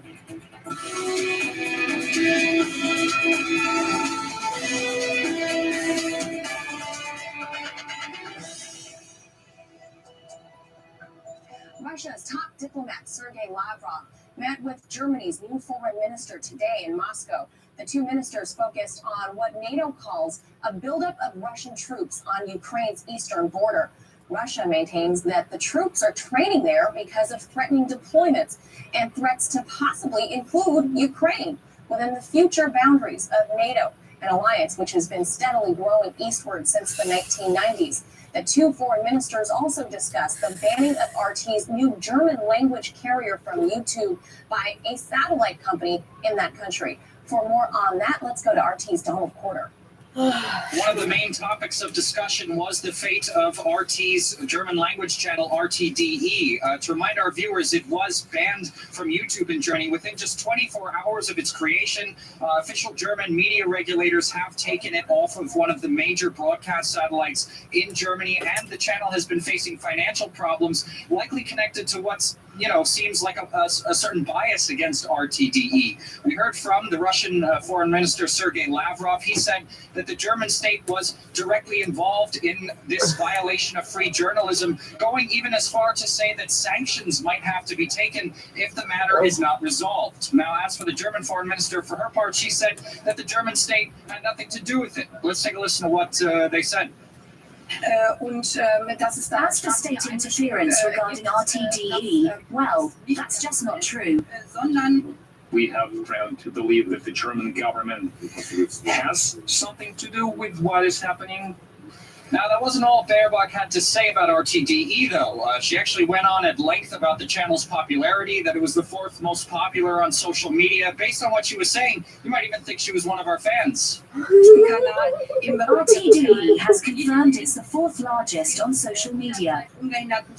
Of course, there was also a lot of talk about the security guarantees that Russia made for itself and NATO to prevent escalation in the conflict in Ukraine. Russia is still waiting for concrete responses from NATO and the West about those, although Washington has already said that these proposals are negotiation non-starters. Now, today, Germany's foreign ministry did say that Germany is ready to have serious discussions about these points, while also saying that Russian troops on Russia's side of the border were actually somehow threatening. We did hear from Sergei Lavrov, though. He said that Russia has the right to do whatever it wants within its own territory. Let's take a listen. In recent weeks, more than 100,000 Russian troops and military equipment were amassed near the Ukrainian border without any visible reason. It's hard to consider this as anything other than threats. We explained that the provocation coming from many Western politicians is making it necessary for our troops to conduct combat training measures, and we explained that we cannot accept certain demands regarding the actions of our armed forces on our own soil. We drew attention to the fact that while the US and other NATO members are demanding the removal of our forces, they are positioning troops, including troops who have arrived in Europe from overseas. The double standard here is obvious. Now, it does seem, though, that both foreign ministers are seeing eye to eye on the Nord Stream 2 natural gas pipeline. Baerbock said that Europe needs Russia as a reliable supplier of gas for the continent to get through this energy crisis, while Lavrov also said that he spoke with his German counterpart at length about the unfortunate politicization of the pipeline. All right, here to decipher the mixed messages out of Europe, our friend, former UK MP George Galloway, and our other friend, George Samueli. He's a writer and senior fellow at the Global Policy Institute in London. Our two favorite Georges. I'll go to George Galloway first. George, can you address the closed-door infighting of this new trilateral coalition government in Germany over Nord Stream 2? It seems the left Greens are very much against giving final approval to the pipeline, while Chancellor Olaf Scholz's SPD are in favor, and the smallest party, the FDP, are sort of neutral. So who's going to win in this tug of war? Well, you got it absolutely right. The Greens have always been a reliable partner for American imperial power in Germany, but also it's true in one or two other places, Australia, for example. So it doesn't come as a surprise to me that they are fighting a rearguard action for the empire inside the German government. But I don't think they will prevail. RTDE is the fourth most popular station in Germany for a reason. And the reason is that German people, with all of their history and with their geography, know that peace and amity between Russia and Germany is absolutely vital. It's more vital for Germany than it is for other European countries. The farther away from Russia European countries are, the more swashbucklingly reckless they are in their anti-Russian rhetoric and action. And of course, Germany is a lot closer to Russia than the United States is. Swashbuckling. I've not heard that term used for the Germans before, George. Now, other to Samueli. Meanwhile, still staying in your part of Europe, the UK last night sent Ukraine some heavy weaponry, including anti-tank weapons for use, they say, in case Russia invades. Now, they were using German airspace to get there. Why is Boris Johnson jumping into the fray like this? I read that the Germans have denied airspace for this UK flight. I mean, that may be wrong, but that's what I've read. Well, because as George explained, the further away you are, the more comfortable you feel getting involved in other people's fights. This is, of course, absolute recklessness on the part of the UK government. It really is just pouring gasoline on the fire. Because, of course, if you really seriously believe that Russia is on the brink of invasion, then there's no way that Russia is just going to sit still and wait for the UK and other countries to start shipping arms and experts and others to Ukraine, and thereby making Ukraine that much stronger. So, in the event of invasion, they would have a more formidable adversary to confront. So, this, in fact, I mean, if you follow the logic of the UK government, is one that is guaranteed to provoke a Russian response, because they're just not going to allow Ukraine to grow stronger. And of course, there are conditions under which Russia might intervene, one of which is if Ukraine tries to resolve the problem in the Donbass using armed force. If it does that, then Russia will intervene to protect its nationals. But once you start throwing in this weaponry, then it's that much more likely that Ukraine may decide to try to resolve this problem in the southeast of the country by force. Yeah, George Galloway, I see you nodding there. Further to Germany, though, their actions here, the Germans have declined to join Bojo in sending military support to Ukraine, also blocking NATO shipments to Kyiv. Is this then insight to Germany perhaps seeking to normalize relations with Russia as it was during the Merkel years? I think so. At least the main party in the coalition government would like to do that.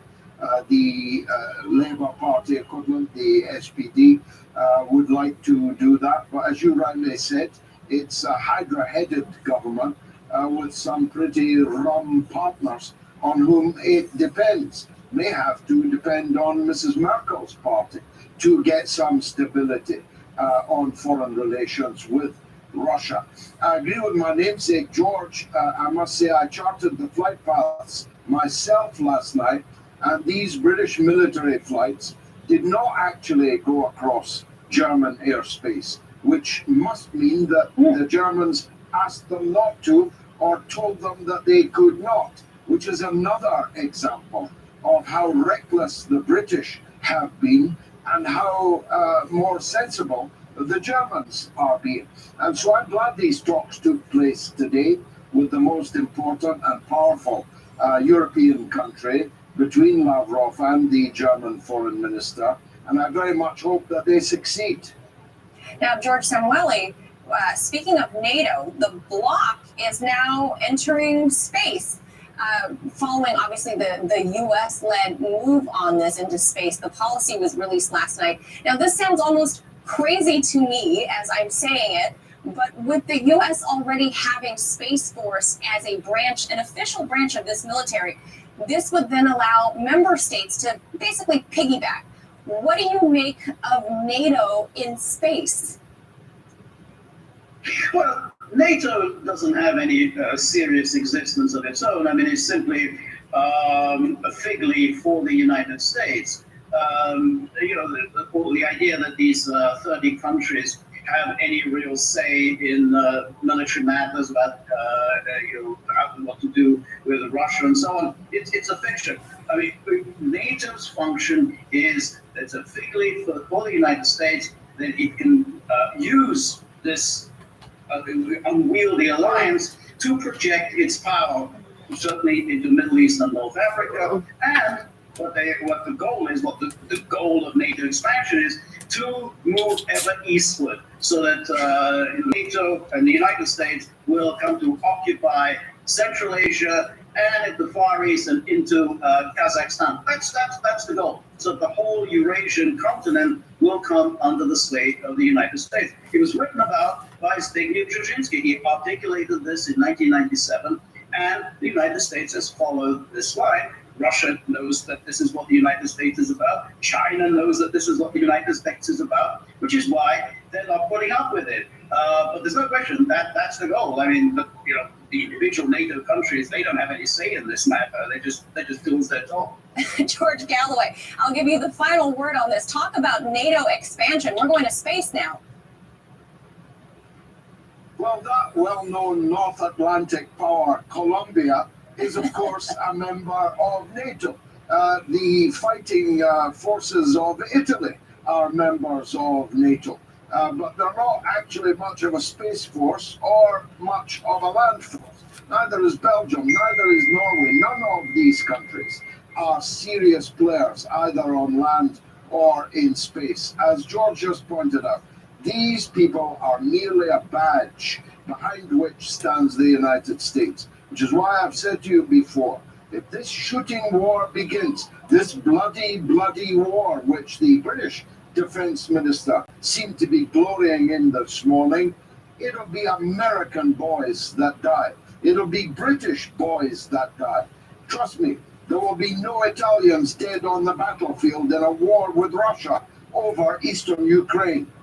Absolutely. It looks like the two Georges have consensus here. George Galloway and George Samueli, thank you both for your time. All right, 2 earthquakes have devastated the 3 provinces of western Afghanistan, killing at least 26 and destroying about 800 homes in 3 villages. Many are still searching for their loved ones who might be stuck in mud. The 5.3 magnitude quake rocked the region at 2 p.m. local time Monday, and then a second quake, 4.9, hit just 2 hours later. The twin quakes targeted one of Afghanistan's most impoverished regions called Baghis, as well as Azgor and Herat. That is according to the UN. All right, over to Michigan, where a new report reveals that the investigation into the Flint water crisis was somehow dismantled, resulting in the case not moving forward. We'll get you all those details coming up. And later at the Sports HQ, Steve Christakos takes us to Switzerland, where an American made waves in the slope-style event. Now, make sure you keep up with all the news beyond the headlines 24/7 by downloading the newly improved portable TV app. It is TV as it should be. Sit tight. We'll be back. 8 years after the water crisis in Flint, Michigan began, few people have actually been held criminally responsible for it, despite the fact that it was one of the worst man-made public health emergencies in U.S. history. Our chief contributor, Molly Barrows, takes a closer look at that investigation and why some charges were pursued and then others just weren't. For more than a year and a half, Flint's population of nearly 100,000 people were exposed to high levels of lead and possibly bacteria when the city's water source was changed to the polluted Flint River in 2014. According to a new investigative report by The Guardian, money motivated officials to make the detrimental change, but no one is being held accountable for fraud because the case was dropped. Here's what the report says happened. The change came at a time when the city was broke, but officials wanted to join a new regional system as both the customer and part owner at a cost of $100 million, money Flint didn't have. Local and state officials used a fraudulent bond deal to finance and make the switch.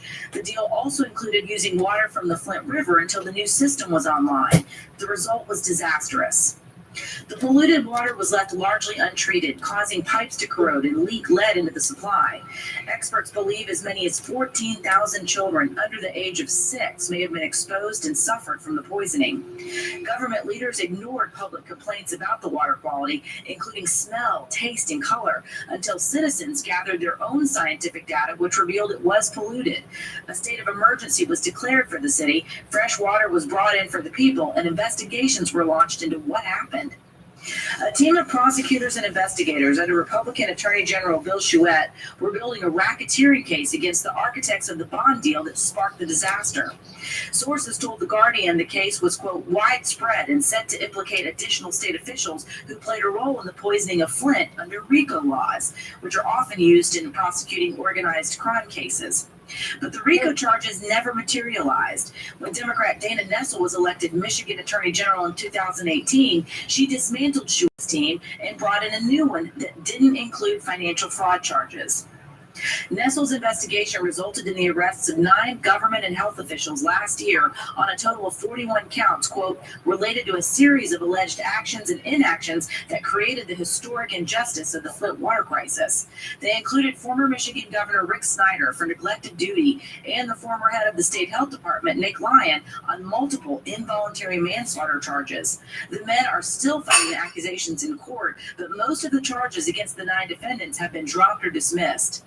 Had the RICO case been pursued, sources told The Guardian the state of Michigan would also have been liable for the allegedly fraudulent bond deal. Residents and city leaders are critical of the lack of accountability. Flint City Council Chair Eric Mays wonders if it was, quote, a lack of political or legal will to pursue financial fraud charges, while a spokesperson for Nessel's office emphasized that the, quote, prosecution reviewed all the evidence and pursued viable charges. In the meantime, the population of Flint has dropped to the lowest it's been in a century. Many of the water service lines have been replaced, but some residents are still complaining of health problems from the drinking water. For RT, I'm Molly Barrows. AT&T and Verizon are slated to roll out their 5G networks this week. However, the Federal Aviation Administration says this could pose a serious threat to airport procedures. The agencies believe that the networks could cause several issues, such as preventing Boeing planes in particular from stopping on the runway during landing. Independent journalist Ashley Banks has more. AT&T and Verizon announced the launch of their 5G wireless service slated to take place later this week. However, the Federal Aviation Administration believes this poses a serious risk for flights. The agency is requiring Boeing to adopt new safety procedures for its 787 model because it believes the 5G network will interfere with the aircraft and could prevent it from stopping on the runway during landing. While telecom companies and the Federal Communications Commission say 5G doesn't pose a threat to aviation, the FAA says more study needs to be conducted. The FAA says 5G may interfere with altimeter, a measuring device that detects an aircraft's height above the ground. Pilots use this information during landings when they have poor visibility. The agency said in a statement, aircraft with untested altimeters or that need retrofitting or replacement will be unable to perform low visibility landings where 5G is deployed. In order to curb some concerns, the FAA has designated 50 U.S. airports to be equipped with buffer zones. They require wireless companies to turn off their 5G transmitters to limit interference. This will start this week and will last until early July. The airports that will be equipped with these buffer zones include LaGuardia and JFK, located in New York, Newark Liberty International Airport in New Jersey, O'Hare and Midway International Airports located in Chicago, and Los Angeles International Airport. According to reports, the FAA could make similar announcements for Boeing's other plane models in the coming days. Reporting in Washington, Ashley Banks. All right, time to head over to Steve Christakos at the Sports HQ for highlights from the latest snowboard World Cup event. Steve? Oh, I love this discipline. It was the final chance to earn points in this FIS World Cup event before the Olympic Games. Now, we showed you the half-pipe finals yesterday.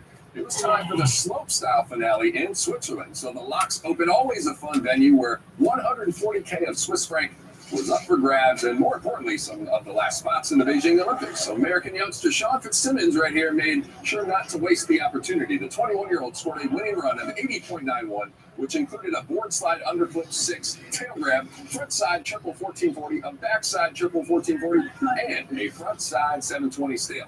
Fitzsimmons held off Olympic silver medalist Emily Stahl Sandbeck very close behind with an 80.43 in second, and fellow American teenager Jake Cantor rounding out the podium, scoring a 74.76. The U.S. finished with 3 of the top 4 spots, and after 3 of the 6 competitions in the overall World Cup standings, Canadian Sebastian Toutant leads with 145 points. As for the women's competition here, it was Aussie native Tess Cody stealing the show. Also barely old enough to drink, the 21-year-old dominated the day, scoring the highest 2 runs. The final one included a frontside 180 to switch backside 360, followed by a crazy frontside double 1080 Indy for a top score of 86.18. Second place went to Olympic champion from Austria, Anna Gasser. And rounding out the podium for the ladies was Germany's Annika Morgan. After the Olympic break, the next slopestyle World Cup event is scheduled for March 6th in Georgia. And it was the final tune-up for the Winter Olympics as the Ski World Cup cross took place in Alberta, Canada, which saw a home favorite take gold in the men's competition. But compatriot Marielle Thompson didn't do too shabby as we check out the women's side first, although the Canadian would be no match for Sweden's Sandra Naslund, going for her second win in as many days. But check this out, a very scary moment for the Canadian early on. Bumps into Swiss skier Fanny Smith, takes a hard fall, flying up that track, but Thompson would be okay and actually earn her 5th podium, taking the silver while Smith came in 3rd place. Naslund, unstoppable though, winning her 7th race out of 8 this season and back-to-back there in Nakasika. She extended her lead in the overall standings to 184 points clear of 2nd place Fanny Smith, earning a total of 750 thus far. On the men's side, it was Canada's very own Christopher Mahler stunning the German Florian Wolfsen and Switzerland's Ryan Regis to gain some momentum heading to the Olympics and climb to overall World Cup standings. Mahler would take it narrowly by just 0.14 seconds over Wolfsman. It was the first final for the 26-year-old Mahler in over 2 years and second time in his career topping that podium. Coming off the victory, that he jumped to 14th in the world rankings and is in the top 4 of all Canadian men's skiers. It means he's going to the Olympics. As for Regis and Wolfson, they are 3rd and 4th respectively in the overall ski cross standings, as Frenchman Bastien Maidal tops the field with 403 points. And looking to keep the pressure on top Primera Liga squad, Porto was 2nd place Sporting CP, who could close the 6-point gap with a win over Vizela. And it wouldn't be too difficult against a lowly 14th place team, even on the road. The home team wearing electric blue kits while Sporting in the green and white. Visitors putting on a clinic beginning in the 28th minute. Attacking in the box, Pote and Pablo Sarabia play a little 2-on-1, resulting in the 23-year-old Pote flicking one into the back of the net to open it up. Goalkeeper Pedro Silva, great leaping effort, but can't get a glove on it. Skipping ahead, 42nd minute, still 1-0. Pretty much deja vu from nearly the same exact spot. A low cross from Sarabia in the box. This time, Daniel Berganza with a strike assisted by Nuno Santos. Silva with no help from his team. Ball deflects off the Vizela defender and switches up on the keeper, finding its way to the top right corner. 2-0 after 5 minutes of stoppage time would be your final, as Sporting now sit just 3 points behind Porto in the standings after the 18 rounds of play. Now, Steve, I've got a surprise for you. I've got sports of my own. And other news in Turkey, the 40th International Camel Wrestling Festival was held this weekend with 152 camels sporting saddles and ornament cloth. As you can see, the camels are brought into the sandy arena, they tangle with each other. They have referees. They're made to wear muzzles, though, so they don't bite each other. But this event has decades of tradition, and it attracts hundreds of people, as you can see. But they are getting some criticism from animal rights activists who say these animals get abused and injured. What do you think? Is it a sport? Yeah. You know what? I'm going to say yes. There's a sport. There's plenty of sports that involve animals. So, yeah, sure, why not? Yeah, but nobody's riding the camels. Yeah, Just so clear. Doesn't seem like it's too cruel that. Right. Who's riding it? Right, they're just like wrestling each other with their necks and intertwining. Yeah, and as long as no camel gets hurt. And they're not even biting. Yeah. They have to wear muzzles. It's a sport. Yeah, it's a sport. Okay, we can agree with that. It's a sport. All right, that's going to do it for us right now. Make sure you download the Portable TV app so you can watch us anytime you want. I'm Manila Chan. I'm Steve Perspect. Thanks for watching. See you soon.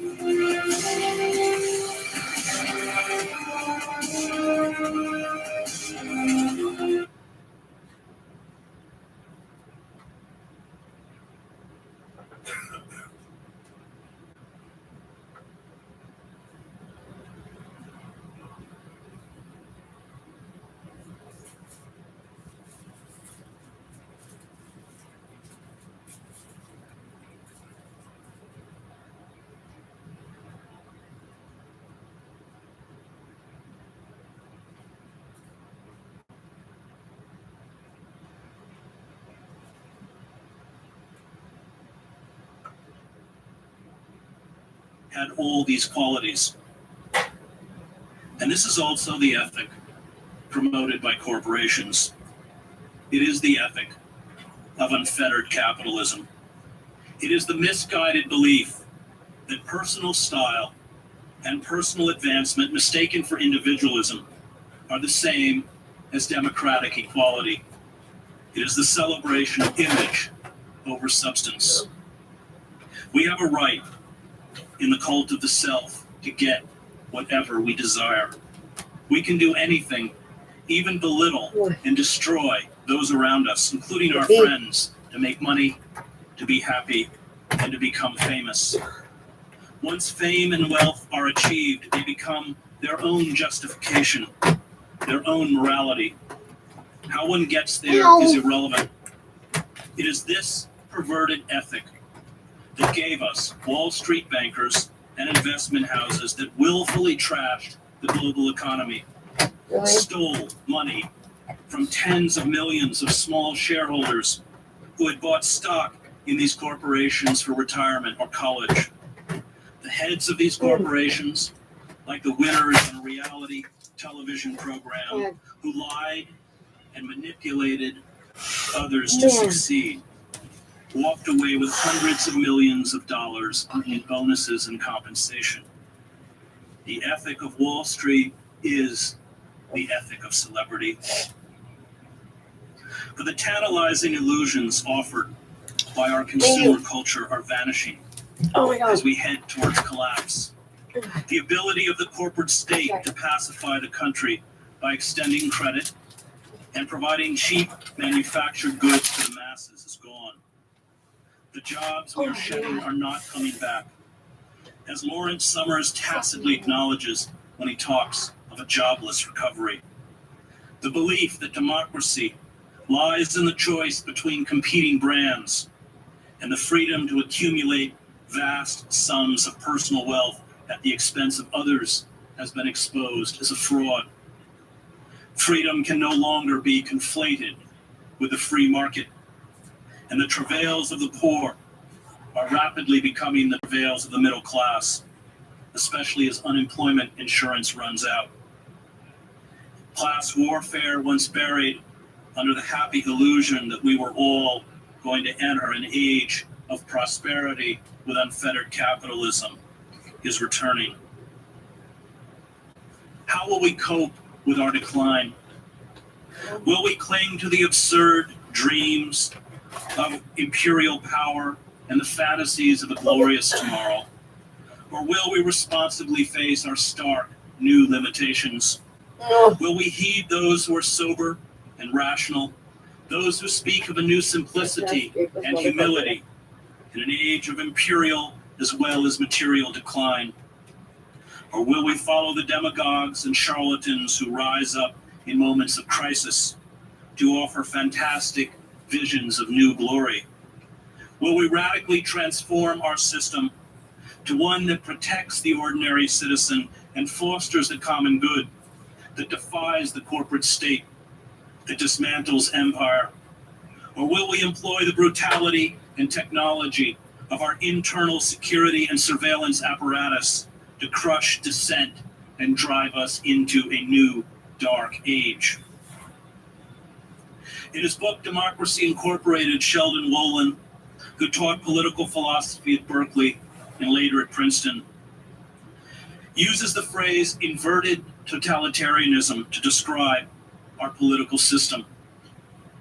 Inverted totalitarianism, unlike classical totalitarianism, does not revolve around a demagogue or charismatic leader.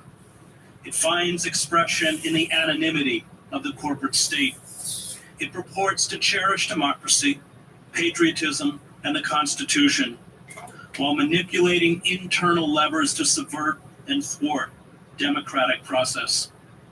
Political candidates are elected in popular votes by citizens, but are beholden to armies of corporate lobbyists in Washington or state capitals who author the legislation and get the legislators to pass it.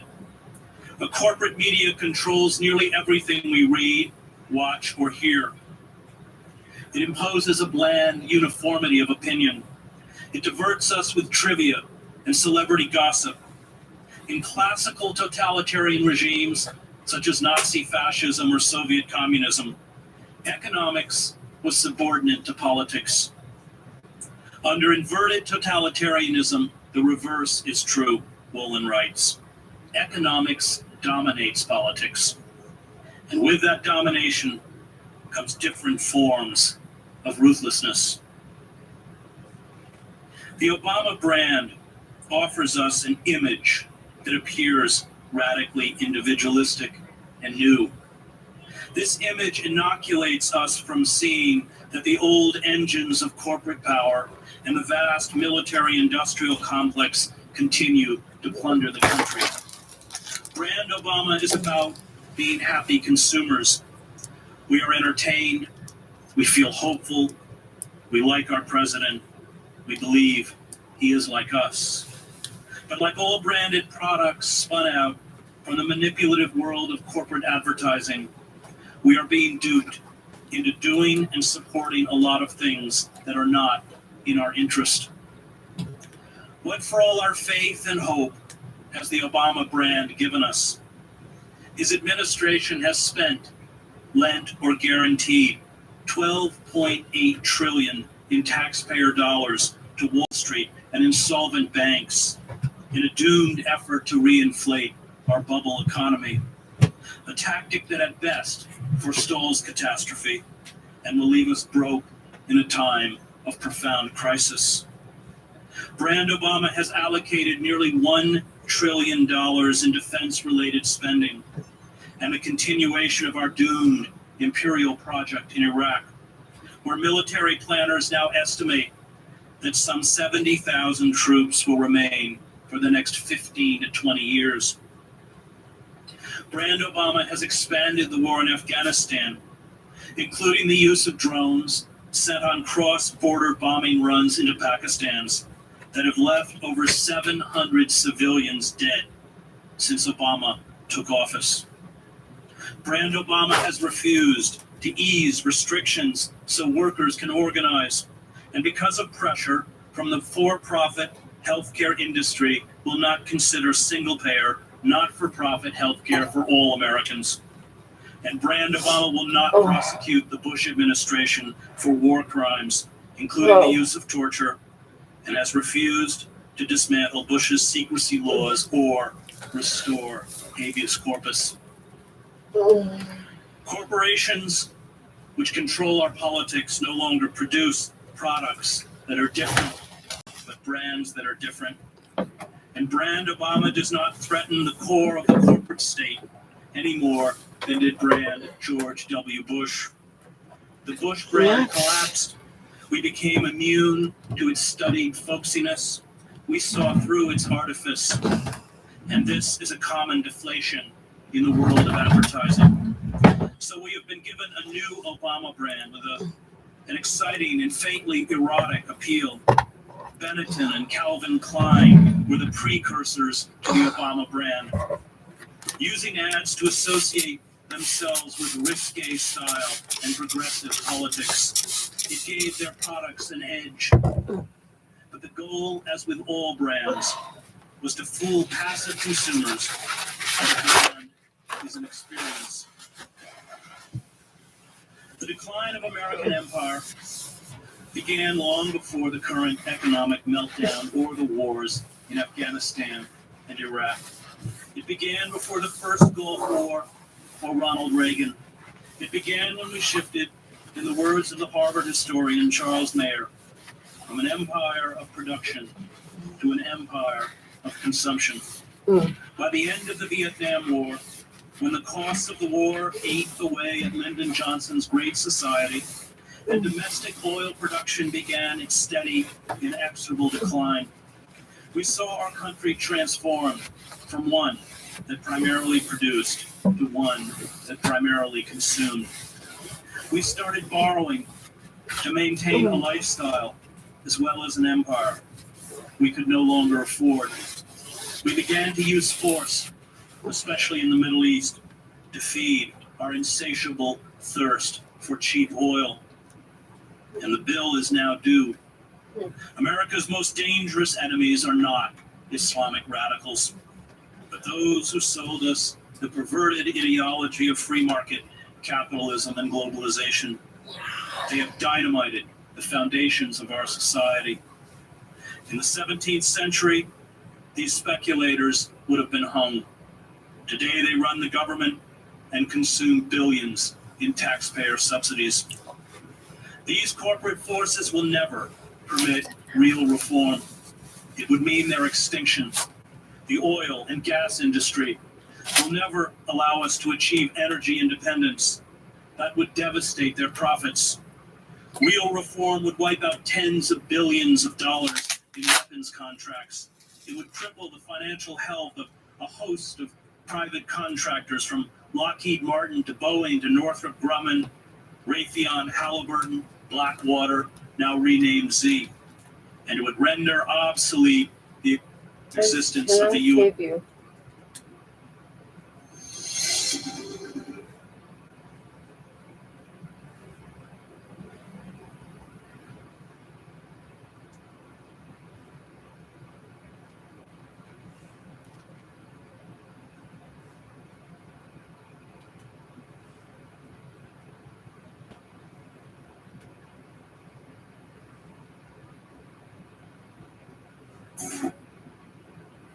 It is not easy to restore that.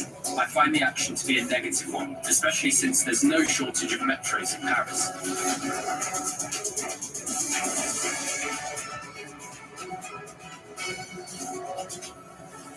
This is RT International Broadcasting live from Moscow. A very warm welcome to you. Now, the number of daily COVID cases are surging in Europe, with the Omicron variant spreading across the continent. But as fast as that is spreading, so it seems are the waves of unrest due to the new restrictions being imposed in some countries. We want to warn you the following images may be disturbing. There have been violent clashes in northern Germany where hundreds protested against a possible vaccine mandate that would block people entering indoor venues without a negative COVID test or a jab. People set off firecrackers and at least a dozen were reportedly arrested. Officers stopped the protest due to demonstrators flouting mask mandates there. While in Italy, thousands took to the streets in protest during the weekend. It's now mandatory there for everyone over 50 to get a COVID jab. And this essentially bans the unvaccinated from using public transport or entering bars and restaurants, even with a negative COVID test. Amnesty International believes the clampdown amounts to discrimination and demands that the government rethink its policies. The recently approved reinforced Green Pass must be a time-limited arrangement, and the government must continue to ensure that the entire population can enjoy their fundamental rights. Amnesty International Italia asked for alternative measures to allow the non-vaccinated population to continue to carry out their work and to use means of transport without discrimination. And across the Atlantic, the number of daily COVID cases has reached almost 547,000.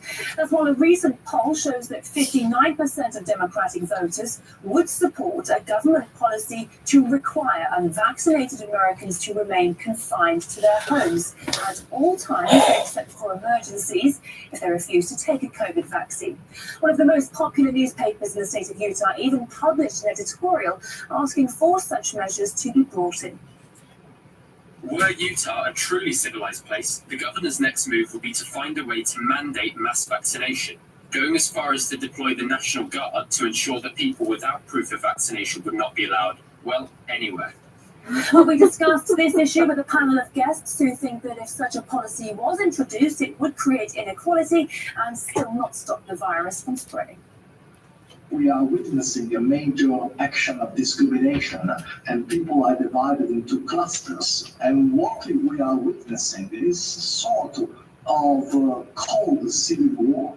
I mean, I would call it a civil war because we are putting brother against brother, friend against friend. Are you vaccinated? You are not vaccinated. So the impact on society of those measures, of those laws, is simply devastating. And I speak from the point of view of a historian. think it's ripe for inequalities. People standing in line in the U.S. for 4 hours just to get a jab.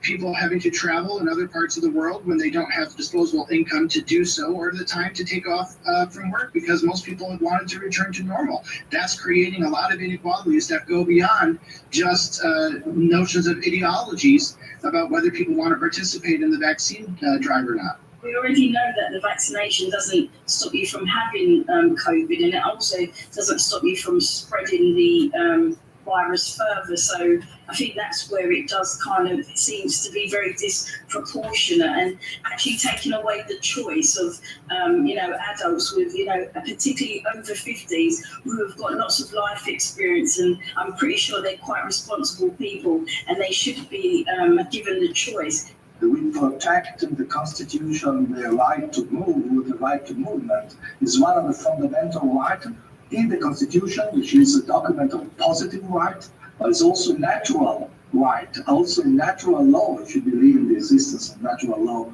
there is a right to free movement. And I think it's not only absurd, but it's also anti-constitutional and illegal to prevent people from moving if they are not vaccinated. Well, I think we should be really worried about the effect that the public can have in these types of movements, particularly when governments start to bring policing into it or military into it. That means that they've given some thought to what may or may not be illegal and what may or may not be necessary. But again, I think that if we're this concerned about COVID, and listen, I've had 4 shots myself, so it's not that I'm opposed personally to this, but what I am opposed to is that we don't start talking about keeping other people home, drunk drivers, people who are part of intimate partner violence. There are other things in society where we seem to be pretty lenient, and for some reason for us to be coming down so hard on this particular case where we're bringing in policing and military, I think we should be very concerned and having conversations about our liberties and how governments are going against some of our rights. Still, the World Health Organization continues to stress that getting vaccinated is important and is a vital tool in fighting the pandemic. Most of the people in the hospital, any country you take or any city, are unvaccinated. So let's just remember that we have very good vaccines now and we need to use them. We need to vaccinate more people. The new year is getting off to a rocky start in America, with New York's mayor admitting even he feels unsafe on the city's subway, just days after downplaying fears. And that's as crime continues to rise in major cities around the US, like in Chicago, where carjacking has increased by more than 1/3 compared to the same time last year. And the spike in car theft isn't confined to that city alone.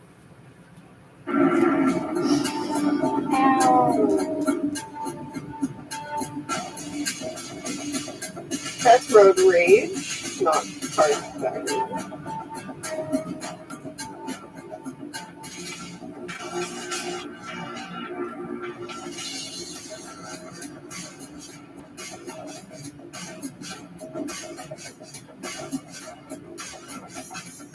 There are a few things that sound more terrifying than carjacking.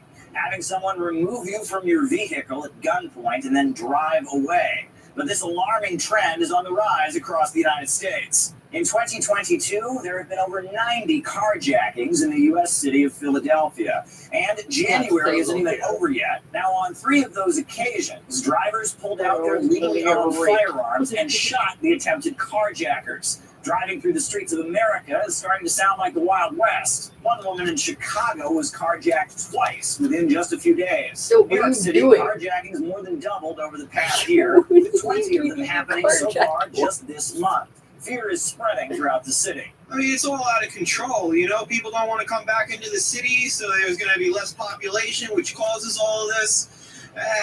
People got to come back. People got to get going with life again. But I understand it's scary, right? Maybe this new mayor, he carries a gun himself, right? What does that say? I also heard something about a DA who wanted to get rid of the minor crimes and let them go unpunished. I think it's a big mistake. I travel from Jersey, okay? Even Jersey's not safe. Travel from Jersey, from Elizabeth to here. It's terrible inside the system here. Every day, I gotta, worry about my life, traveling, commuting from Jersey to New York. It's terrible. The subways are not exactly a safe alternative. A woman was recently pushed to her death by a homeless man at the Times Square subway station. The mayor has come up with reassuring advice. New Yorkers are safe on the subway system. I think it's about 1.7% of the crimes in New York City that occur on the subway system. What we must do is remove the perception of fear. Sure, you can remove the perception of fear, but you can't ignore dire statistics. Overall, subway crime is up by 65.5%. Residents do not feel safe at all. It's not safe. I take the subway every single day. There's no police presence. I think it's really terrible. I can only imagine how scared those people must be. Like I said, for the carjacking, you need a task force, special units for that, special units in the subway. You need police in the subway. That's definite. Because myself, I got attacked myself. Coming to work and from work, I got attacked. The crime can strike anywhere. A woman was stabbed to death in an upscale furniture store in Los Angeles. Her grieving father spoke up, blaming the soft-on-crime approach of some politicians. We have a lot of politicians that somehow forgot about people. I think the key to getting elected is to support the lowest rung of our society and to give them rights. And somehow that's the answer to getting votes. Let the police do their jobs. Go back to the Constitution. There's a lot of issues I have with certain methodologies of policing. But if you let police officers do their job and get rid of this fear that they're going to do their job and then they're going to wind up being the next YouTube sensation because the department leaks 30 seconds of body camera footage instead of the entire thing, then you're going to see a massive a change in culture of criminality and citizen safeness. The public also has to do their responsibility in their part to understand that, yes, it works both ways. You know, the whole innocent until proven guilty, which is what our society operates on, that applies to law enforcement too. Let the investigations be completed before any judgment and pass. Now, I understand we have a long way to go. There's a lot of departments out there that don't want to release information, that don't want to work with citizens, that are, you know, like Chicago, when we had the body camera footage back in, I believe it was 2018 that wasn't released. We have to do a better job in working with the citizens, but at the same time, too, the citizens need to do their job and actually support law enforcement like they say they do. With rising crime across the United States in the new year, many Americans are blaming liberals and their defund the police policies. Others are blaming economic crisis and the lack of opportunity. Regardless of the cause, Americans are simply not feeling safe. Caleb Maupin, RT, New York. As crime soars in America, it seems the police still have plenty of time on their hands. They sent out alerts for the car of a comic book villain roaming the streets of the fictional Gotham City. You can read all about that and much more at RT.com. French environmentalists are sounding the alarm over plans to extend the Paris metro system. They fear a project to relieve motorway congestion and overcrowded public transport endangers the local ecosystem and an established forest. Charlotte Dubetsky takes up the story. This forest on the eastern edge of Paris is a breath of fresh air, but according to environmentalists, it soon could be the site of a massacre. What will the consequences of this destruction be? Because we're talking a lot about the trees, but there are also certain species of animals which will never come back. Let's take a robin, a bird that everyone knows. When it can't find a suitable environment, it keeps going further and never returns. Of course, you can always replant trees, but the animals that were here will not return. Plans to extend a vital transport link would see part of the city's largest public park chewed up by a tunnel boring machine. That could see the deforestation of around 20,000 square meters. The activists say that could cause irreversible damage. A tree stores 25 kilograms of CO2 per year. A mature tree, and I'm not even talking about one that's 100 years old. Here, there are thousands of trees. Imagine that tomorrow we're going to say to you, we're going to replant 2-3 times more. We're going to replant what? Some samplings?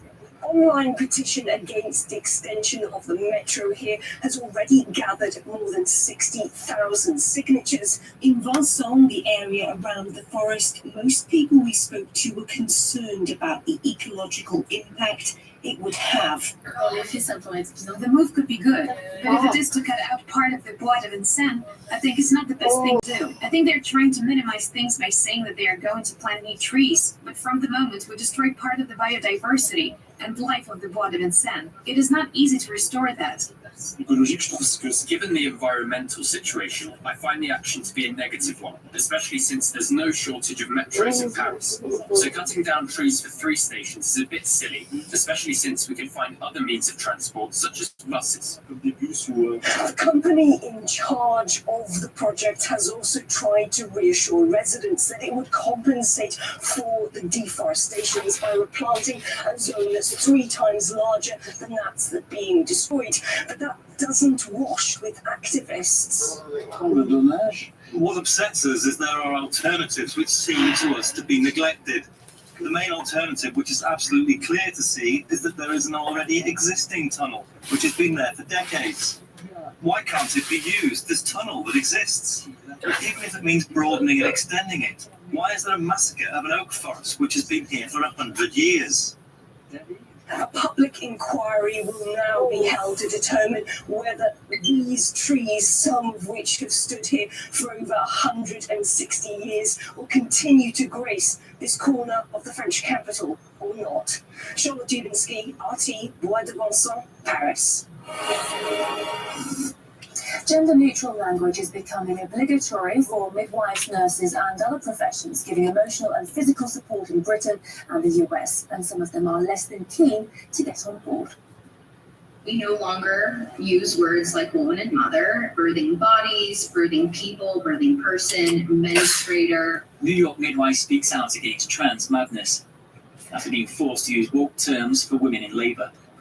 Everyone knows that there are only 2 sexes, men and women, and only women give birth. And the irony of being asked to deny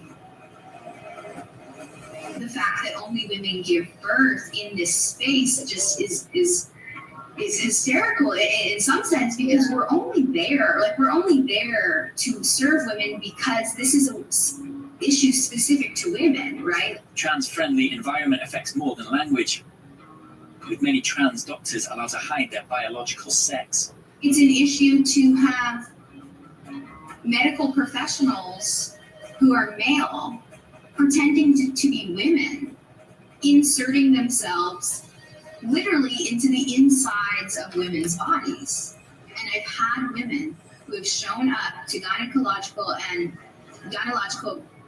and obstetric appointments thinking they're going to see a woman, a practitioner, and it's a man. And you don't want to offend, but you've already taken off your pants. Many health professionals don't support the gender-erasing craze, but these views can get you in trouble.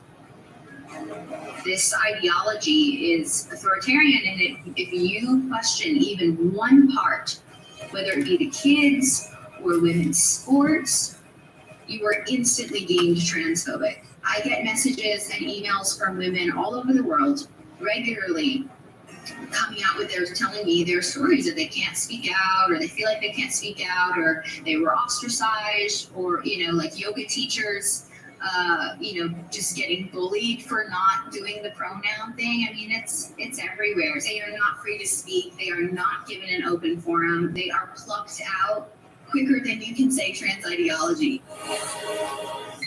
US Secretary of State Antony Blinken has just arrived in Ukraine in a show of support. It comes amid heightened tensions between Moscow and the West over Ukraine. Russia's embassy in the US has stressed that Russia has no intention of attacking anyone. We stress once again, Russia is not going to attack anyone.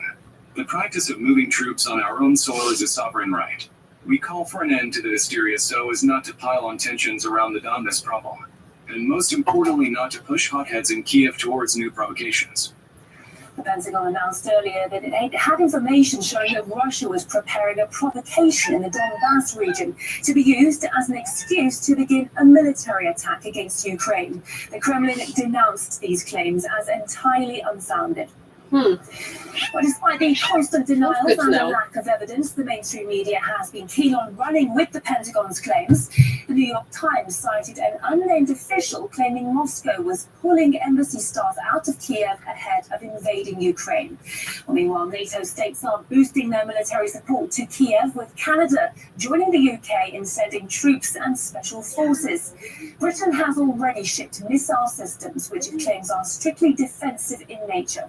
US allies, including Sweden, are reinforcing military positions near Russian borders. And the Pentagon has just confirmed that its instructors will remain on Ukrainian soil. A geopolitical analyst we spoke to believes that such a military buildup cannot be seen as purely defensive. This can only be viewed, this supplying more and more weapons into the Ukrainian military at the time when tensions are being ratcheted up in the West. This can only be translated as a provocation. And so this is extremely dangerous. Politically, they're in desperate straits in the US, UK, and France. And this conflict, or anything even approaching a conflict, even the threat of a conflict, would dominate the headlines for months, perhaps, and it would be the ultimate distraction. I think these governments would benefit from. The West, led by the US and UK, are very interested, possibly, in seeing something at least approaching a conflict in order to justify rolling the Ukrainian state into the NATO alliance setup, but also breathing new life and purpose into NATO as an organization, which is declining in its sort of purpose really for many years now, and it's gone so far away from its original treaty, and history seems to have passed it by, and now it seems to be desperate to justify its existence. So that's an incredibly dangerous situation that we find ourselves in. The Palestinian Health Ministry has announced the death of Suleiman al-Haflin, who was known as an icon of the resistance movement against Israeli occupation. The 75-year-old reportedly died of injuries after being struck by an Israeli army vehicle. With more on the story, here's Artie's Police here. He died defending his village. That's how the Palestinian Prime Minister has paid tribute to a 75-year-old Bedouin protester who was run over by a tow truck earlier this month. Suleiman al-Haflin was a well-known shepherd and resistor of the Israeli occupation. He lived in a remote village, unrecognized by the Israeli authorities in the South Hebron Hills. Not a protest would take place in that contested land without his participation. The loss and absence of my brother Suleiman with his serious illness after the injury he was subjected to after being deliberately run over by the Israeli police has left a great void. It has affected my family and the local community, as well as all Palestinian citizens who knew my brother and dealt with him in all national events in the South, Central and Northern West Bank. Earlier this month, a shepherd stood in front of a tow truck that was sent to his village to confiscate unlicensed cars. His neighbors say the cars were bought from Israelis at low cost after they failed to pass annual roadworthiness inspections in Israel. One of them filmed a police officer throwing stones at the car's windows so he could reach inside and open their doors. But the Israeli police version is slightly different. They say Palestinians threw stones at the truck and police forces accompanying it, which made it impossible for them to stop and help al-Haflin, who had climbed onto the vehicle and fallen. For nearly 2 weeks, he lay in a vegetative state in intensive care. He finally succumbed to injuries to his head, abdomen, and chest, but his family won't let the matter lie. They insist the truck deliberately ran him over. We are now in the process of collecting all the evidence that confirms this crime. Then we will go to the Israeli courts first, and after that to the international courts to prosecute the occupation for this crime. The incident has seen tensions in the area flare up. We give our respect and appreciation to all who attended, to all that came at this difficult and crucial time. Just give us quietness, give us discipline, give us law. This resilient sheikh was striving against the occupation with all honesty and good conscience. This sheikh was a victim of the occupation and its continuous crimes against our people. The Independent Committee of Human Rights demanded that there must be an independent international investigation into this incident, and there must be punishment for who committed this crime, which is one more crime that is added to their list of crimes. It's not clear whether Al-Hassan was deliberately hit or not, but Palestinians believe had the offenders not been Israeli police officers and had the victim been a Jew, chances are there would have been some kind of trial on the charge of leaving the scene of a hit-and-run accident. This did not happen, and nor will it. Phyllis here, RT, Israel. Many thanks for joining us here on RT International. You can find plenty more on our website, rt.com. And if you'd like to comment on the day's stories, you can get in touch via social media.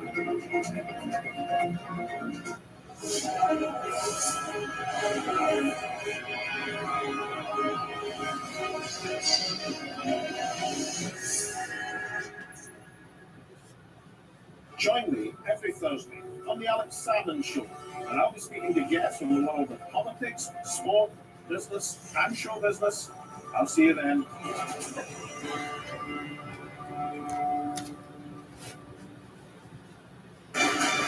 The Biden administration is underwater in just about every way. Is this due to bad policies or bad messaging? Maybe it's both. There's also an important question. Yes, presidents come and go, but elite and special interests remain very powerful. Are they a threat to democracy?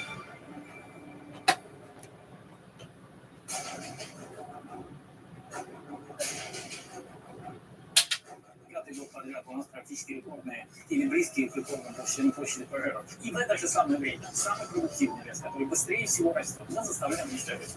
Это парадокс. Главное, документы нужны, чтобы зайти в лес, а там внутри где-то попало. Забирают самую деловую древесину, оставляют плохую. Здесь состав уже формируется и уходят вылетает. Это просто привычка с лесом обращаться как с месторождением брюка.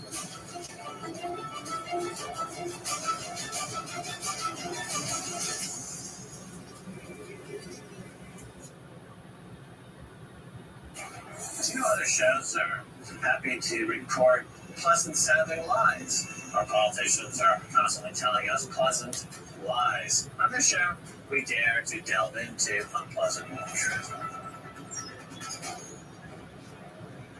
Если один делить на x будет стремиться к нулю. Alicia Tiplakova is only 9, but already a university student. Второй элемент нашего урока – это остаток 1. Итак, все 5 остатков.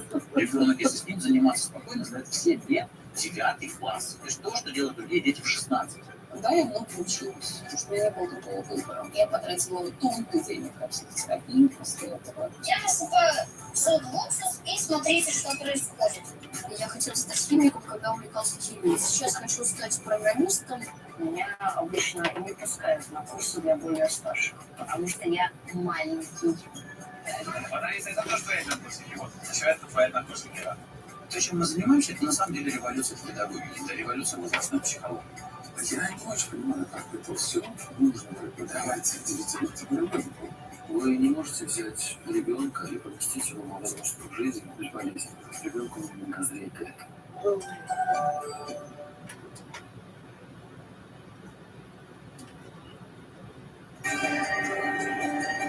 Is your media a reflection of reality?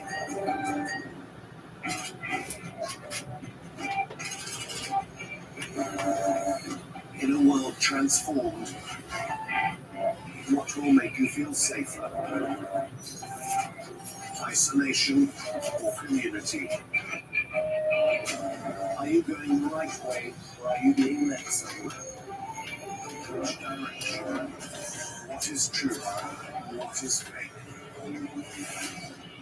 In a world corrupted, you need to descend. So join us in the depths, or remain in the shallows.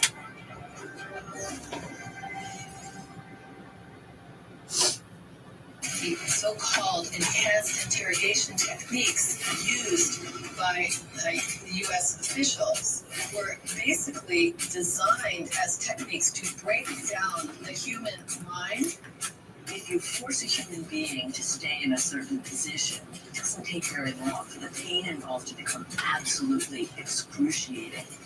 But nobody's laying a finger on you.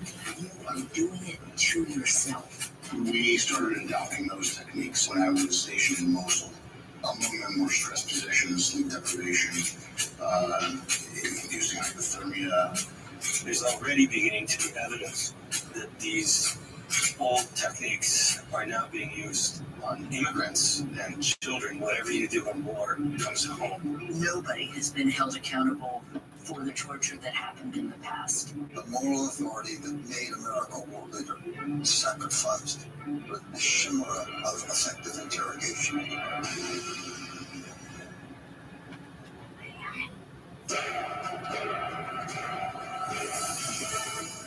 Well, Americans did not know before Saturday's hostage standoff at Congregation Beth Israel the name Malik Fazel Akram. It turns out the intelligence community did. We're going to bring you the alarming details as to how the terrorists were allowed to legally acquire a U.S. visa and fly into and around the United States without limitation with a criminal record and on the British Security Service's watch list as a subject of interest. In California, students have been singing an Aztec chant as a part of a state multiculturalism curriculum. But it turns out the chant is to the god of human sacrifice and cannibalism. We will tell you the reaction by parents to this satanic teaching being exposed outside of the classroom. And speaking of parents, Canada has just passed a new law which could have parents facing up to 5 years in jail if they push their child to be the sex assigned at birth and described biblical morality as a myth. Could this be the next push in other countries as well? Even Dr. King's assassination did not have the worldwide impact that George Floyd's death did. Okay, President did say this. On Martin Luther King Day, Republicans brought the year-old clip back as the battle over the voters' rights bill looks to be getting dirty. We're going to give you the 360 view on President Biden's full comments and what this means for the legislation. How society is becoming more liberal, including the next generation, in large part because of pop cultural push for an ideological revolution to reflect Hollywood's progressive views. However, the tribulations being faced by the American people currently is motivating them to vote Republican. We're going to discuss. I'm starting out views on these topics, but more with our expert guest on today's Newsies Views.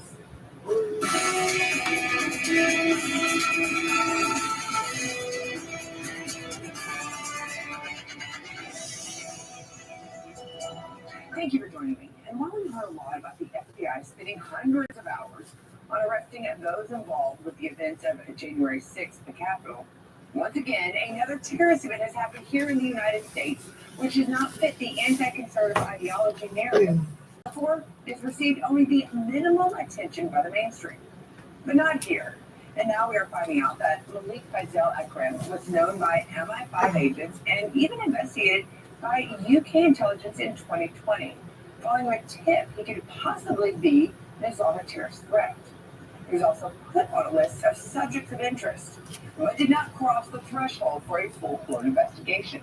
Now, Akram did have a history of mental illness and an extensive criminal report, including a violent assault with a bat on a member of his own family. In fact, British police had even tried to locate him 3 weeks ago, but the reason has not yet been released. They had no luck because he was already in the United States. So how did a mentally irrational, violent man who used to be on a terrorist list in the UK, how was he able to fly from the UK to JFK, then on to Texas, gain a gun, and hold 4 people hostage for 11 hours, including a rabbi in Colleyville, Texas, before being shot dead? Well, let us ask our expert and bring in Drew Berquist, former counterterrorism officer and host of This Is My Show with Drew Berquist.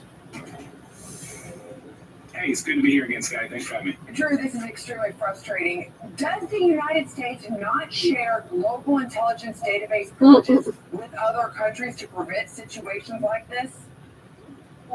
Yeah, absolutely. It kind of begs the question, what are we making all these lists for if we're not going to actually track and follow the list. I worked in counterterrorism for a long, long time, most of my adult career. And let me first off say there's great people who work in our intel agencies and the people who are on the ground doing this. The problem is the American public and people around the globe have put a lot of faith and trust in our government systems, which I think is starting to come back down a little bit. But it's just too big of a bureaucracy to track this. And we share intelligence with our allies, the Brits in particular. But this was a big failure. This is a red flag. Obviously, some people can slip through the cracks, but when you've got a criminal record, you've got mental health issues, you've ranted at the magistrate court over 9/11, all sorts of red flags here. And the fact that this happened is a huge mar on the IC here and intel folks across the sea. Okay, so then do you actually think, knowing what you know, did U.S. intelligence know someone like Malik was in the United States? Well, here's what I think is telling is the fact that if you understand kind of how, I know that not everyone does because they didn't live in that world, but if you understand the intel community, if you understand the law enforcement community, and the FBI kind of bleeds into both of those. If you know when HRT, the hostage rescue team, which is an elite group who works there with the Bureau, when you know when they're used, and they're not used that frequently, a lot of times local law enforcement will be used for these types of issues. It's faster for a number of reasons. But the fact that they were there, the fact that this ended the way it did, despite the fact that the hostages broke free without their help, tells you a lot, and it would lead you to think that there was at least something there. Maybe not a ton of intelligence, but at least something we're like, oh, this is not going to look good.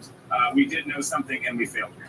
Interesting. Well, here's my thing. Why is there not a law prohibiting these individuals from traveling into the United States? And should there be? I mean, considering people who make, some sort of disruption, rightfully so, by not wearing a mask on an airline or on a no-fly list, wouldn't this be a good individual that would possibly also be on that no-fly list, even flying here in the United States? Yeah, absolutely. Look, our country is not a country without security. People can talk about every issue they want, whether it's putting parents at school boards on domestic terror lists or what have you. If we're not a safe country, if we're not secure, none of those issues matter. You've got to have that first. And we've got to be more bold in how we handle this. And we have watch lists for a reason. Now let's use them. And let's also expand them. And I'm not talking about crazy. It's literally just following the rules of the watch list. There's rules in place. There's forms in place. There's data transfers and systems in place. Let's just actually use those and not feel bad like, ooh, this could come off wrong if we say something wrong about this person. We could hurt someone's feeling. Who cares? We've got to protect our country. So, real quick, do you think this will actually make things be tighter now that they've actually had this situation happen? No. Exactly, I don't. I know the government that I work for. I know the intentions of the people who work in the government will want to fix it, but the leaders at the top who have been highly politicized are our current administration. I just don't, unfortunately, see this getting changed because it will look bad for their poll. Thank you, Drew Berquist, former counterterrorism officer and host of This Is My Show with Drew Berquist. Talk to you soon. There are lots of new rules and regulations that are being mandated today, which I can never imagine being allowed. Almost all being put into place in the name of public health. But if you cannot see those in power utilizing this excuse to create a vacuum of your rights, then you need to wake up. There is a new totalitarian world view to redefine sexuality, control health choices, and justify crimes committed by politicians and social justice groups. Recent news out of Canada confirms this, and what begins with the government forcing religious institutions to shut their doors and the imprisonment of pastors who defied their orders, all in trying to control the spread of the coronavirus. After 2 years, those same doors have not been allowed to fully open again, and therefore, without reinforcement, the weakening of convictions by those who attend. This has resulted in the fast-track passing of Bill C-4 through Parliament without debate or much public scrutiny. Natasha Sweet's going to bring us the details. It was a very lenient sentencing for a transgender woman because she could be victimized as a trans woman in an adult facility. Assault on crime policy from the LA District Attorney is upsetting victims' families, seeking justice. One family is looking to try and recall George Gascon yet again, this time about a case of a trans woman sexually assaulting their then 10-year-old daughter. But Gascon says it's complicated. After two efforts to try and recall Los Angeles District Attorney George Gascon, there may be a third in the making. A 26-year-old transgender woman has pleaded guilty to sexually assaulting a 10-year-old girl back when she was 17. The plea comes only after Hannah Tubbs became questioned through DNA. But Gascon's most recent policy to immediately stop prosecuting children as adults makes this case, as he says, complicated. Tubbs will be sentenced later this month and will either stay at a juvenile hall, granted probation, or be housed in an adult facility. Tubbs has also been arrested in the past for other offenses, including battery, drug possession, and probation violations in Idaho and Washington. And while some in Los Angeles are outraged over a lack of discipline for criminals, another matter involving the trans community is also firing up one LA pastor, John MacArthur of Grace Community Church. Many pastors in Canada are going to stand up in their pulpits and preach biblical sexual morality. This is critical, obviously, because people need to be converted from that sin. MacArthur received a letter from a fellow pastor in Canada. He learned about a new law against conversion therapy. But many are questioning whether it means that a parent can go to jail for supporting his child's gender he or she was given at birth. Pastor James Coates of Grace Life Church in Alberta, Canada, is speaking out against the matter. He was also in prison for keeping his congregation open during the COVID lockdowns. Coates and 4,000 other Canadian pastors dedicated their most recent sermons this past Sunday to what they call sexual sin, all on protest of the new Canadian Bill C4 that went into effect on January 8th. Now, similar legislation has already passed in the U.S. in states like California, New York, New Jersey, and Nevada. C4 was fast-tracked through the Canadian Parliament, and those counseling against the new law could face a 5-year jail sentence. Reporting for Newsview's Hughes and Tasha Sweet, RT. To discuss the lethality of the case, we bring in former Assistant U.S. Attorney under Reagan administration, David Katz. David, thanks for joining me. Great to meet you, Scotty. Okay, so let's start off with what does the law say if the crime was committed as a juvenile, but the perpetrator is not found out until an adult? Where do they serve out their punishment normally? Well, generally speaking, in a heinous crime, the person can be treated as an adult. We don't categorically treat people who are 17 and 11 months old as a juvenile. In an appropriate case like the one here, Tubbs, where there's a 10-year-old victim who's going to be traumatized for the rest of her life, but Tubbs happened to be 2 weeks short of 18, we give our prosecutors discretion to treat the person as an adult. And that's why this inflexible policy of Gascon is really getting him into trouble. It is, but should there be, this brings up to a bigger picture where obviously political ideologies get involved. Should special consideration be given to those convicted of violent crimes if they identify as trans today? Well, I don't think that they should be. Certainly, we didn't have a lot of this issue when I was head of the task force for fraud under President Reagan.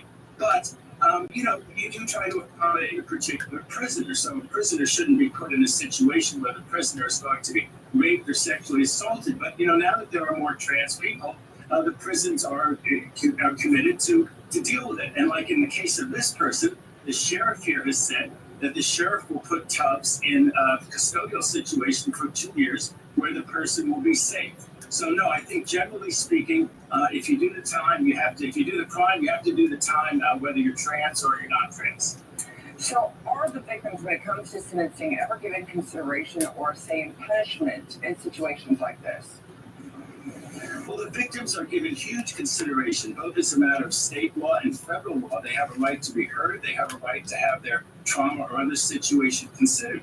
And that's why this is like the talk of talk radio right now here in Southern California, and why Gascon really may face a recall and really may be booted from office, because in these situations where you have a particularly aggrieved victim and their family, and they come forward, and they say, make an exception in this case. DAs make exceptions. I mean, we don't have artificial intelligence. We have real human intelligence and discretion. And we use it in the Reagan administration in appropriate cases. And Gascon needs to use it. And if he doesn't use it, you can see why the voters are going to be upset about this. And a couple of other celebrated cases where it seems like he's been inflexible. Well, and ultimately, like I said, I want to talk about transgender rights. That has nothing in this situation. I don't think that plays a part, except could we see the transgender card being played in the future like the insanity card? And while that might lessen the sentence in this case, as what obviously the lawyers wanted to do, could that actually be a major setback to the transgender movement to be put in that category? Well, I mean, I think that, people have a lot of different feelings about it.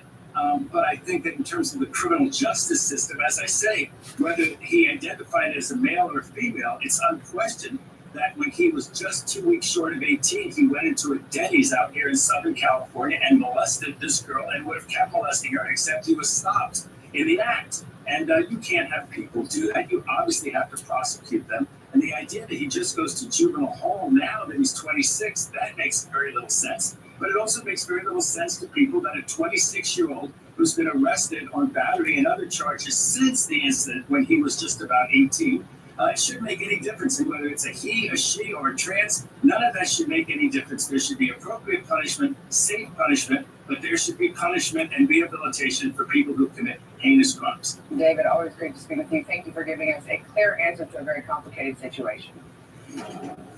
Now, after the break, parents have been given a good look at what their children have been learning in the classroom over the last 2 years. So imagine the anger when parents found out their children had been learning chants praising cannibalism, all in the name of multiculturalism. We're going to tell you how a win for parents has equaled a loss for devil worship in one California school system.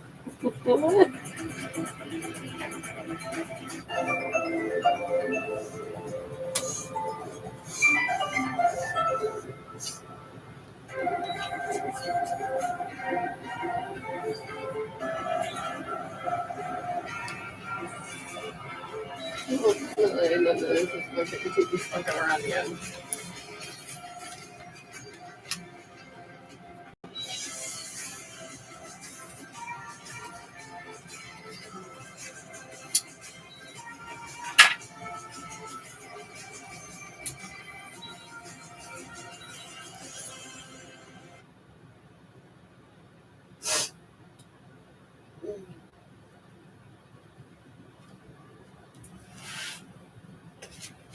Good afternoon, everybody, and welcome to today's event.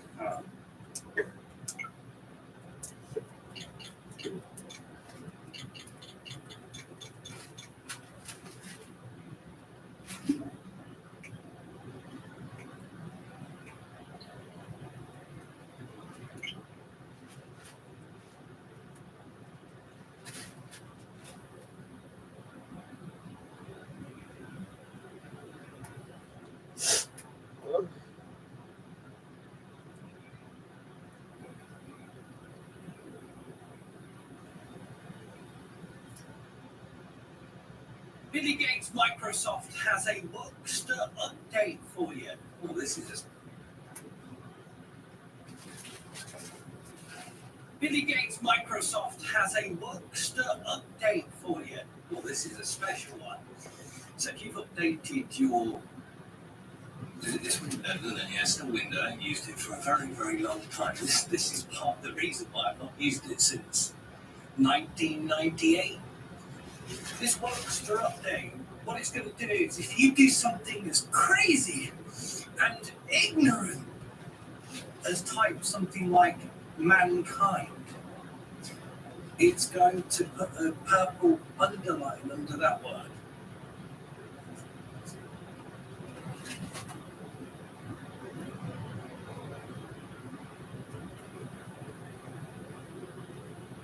So this channel is not about me.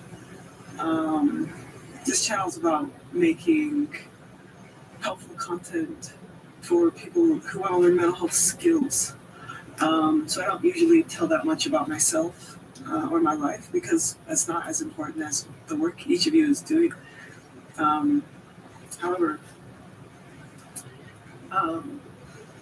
today I was driving into the grocery store and I found out, I got a call, found out that someone I care about very.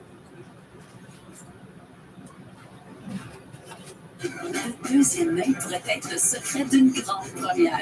Achète tes prochains vêtements préférés.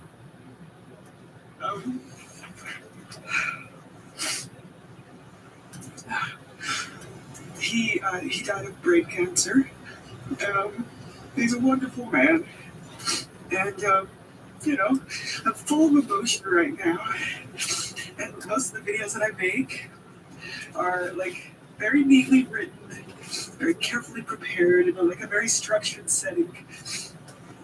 And I do that because I want to make them really condensed, really concise, really clear, and easy to access.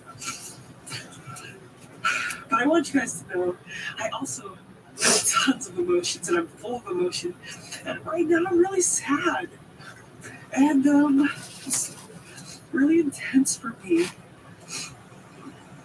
Just because I, strive for mental health doesn't mean I don't feel lots of feelings. I actually think I feel them better than ever. I think I feel feelings really intensely, and I think that's a beautiful thing. And I just want to say that. Ugly cry. Because it's okay. And even more than that, as we get better at feeling, as we learn to feel our emotions wholly, we learn that they don't destroy us, that we can handle it. Like, I can handle this right now. I'm gonna be okay. And in this moment, first off, the number one thing that for me helps me is my faith in knowing that our life right now, mortality, is just the second act of a 3-act play. Like, there was something before this, and there's something after this, and I know that. But then after that, I still have all these intense emotions of knowing that there's life after death doesn't make all the emotions go away. So as I have all these intense emotions, I sit with them, I breathe into them, I notice them, I let them be there. And as I do that, I'm constantly feeling like I can feel, and it's okay. It's okay to feel grief, and it's okay to feel sadness. And I let them flow through me and over me, and I notice what's going on in my body, and I don't judge myself for feeling them, and I don't hide my emotions. I put this video on YouTube, and I've got 60-something thousand subscribers. Thank you. Cool. But it's okay, and I can feel all of the feels.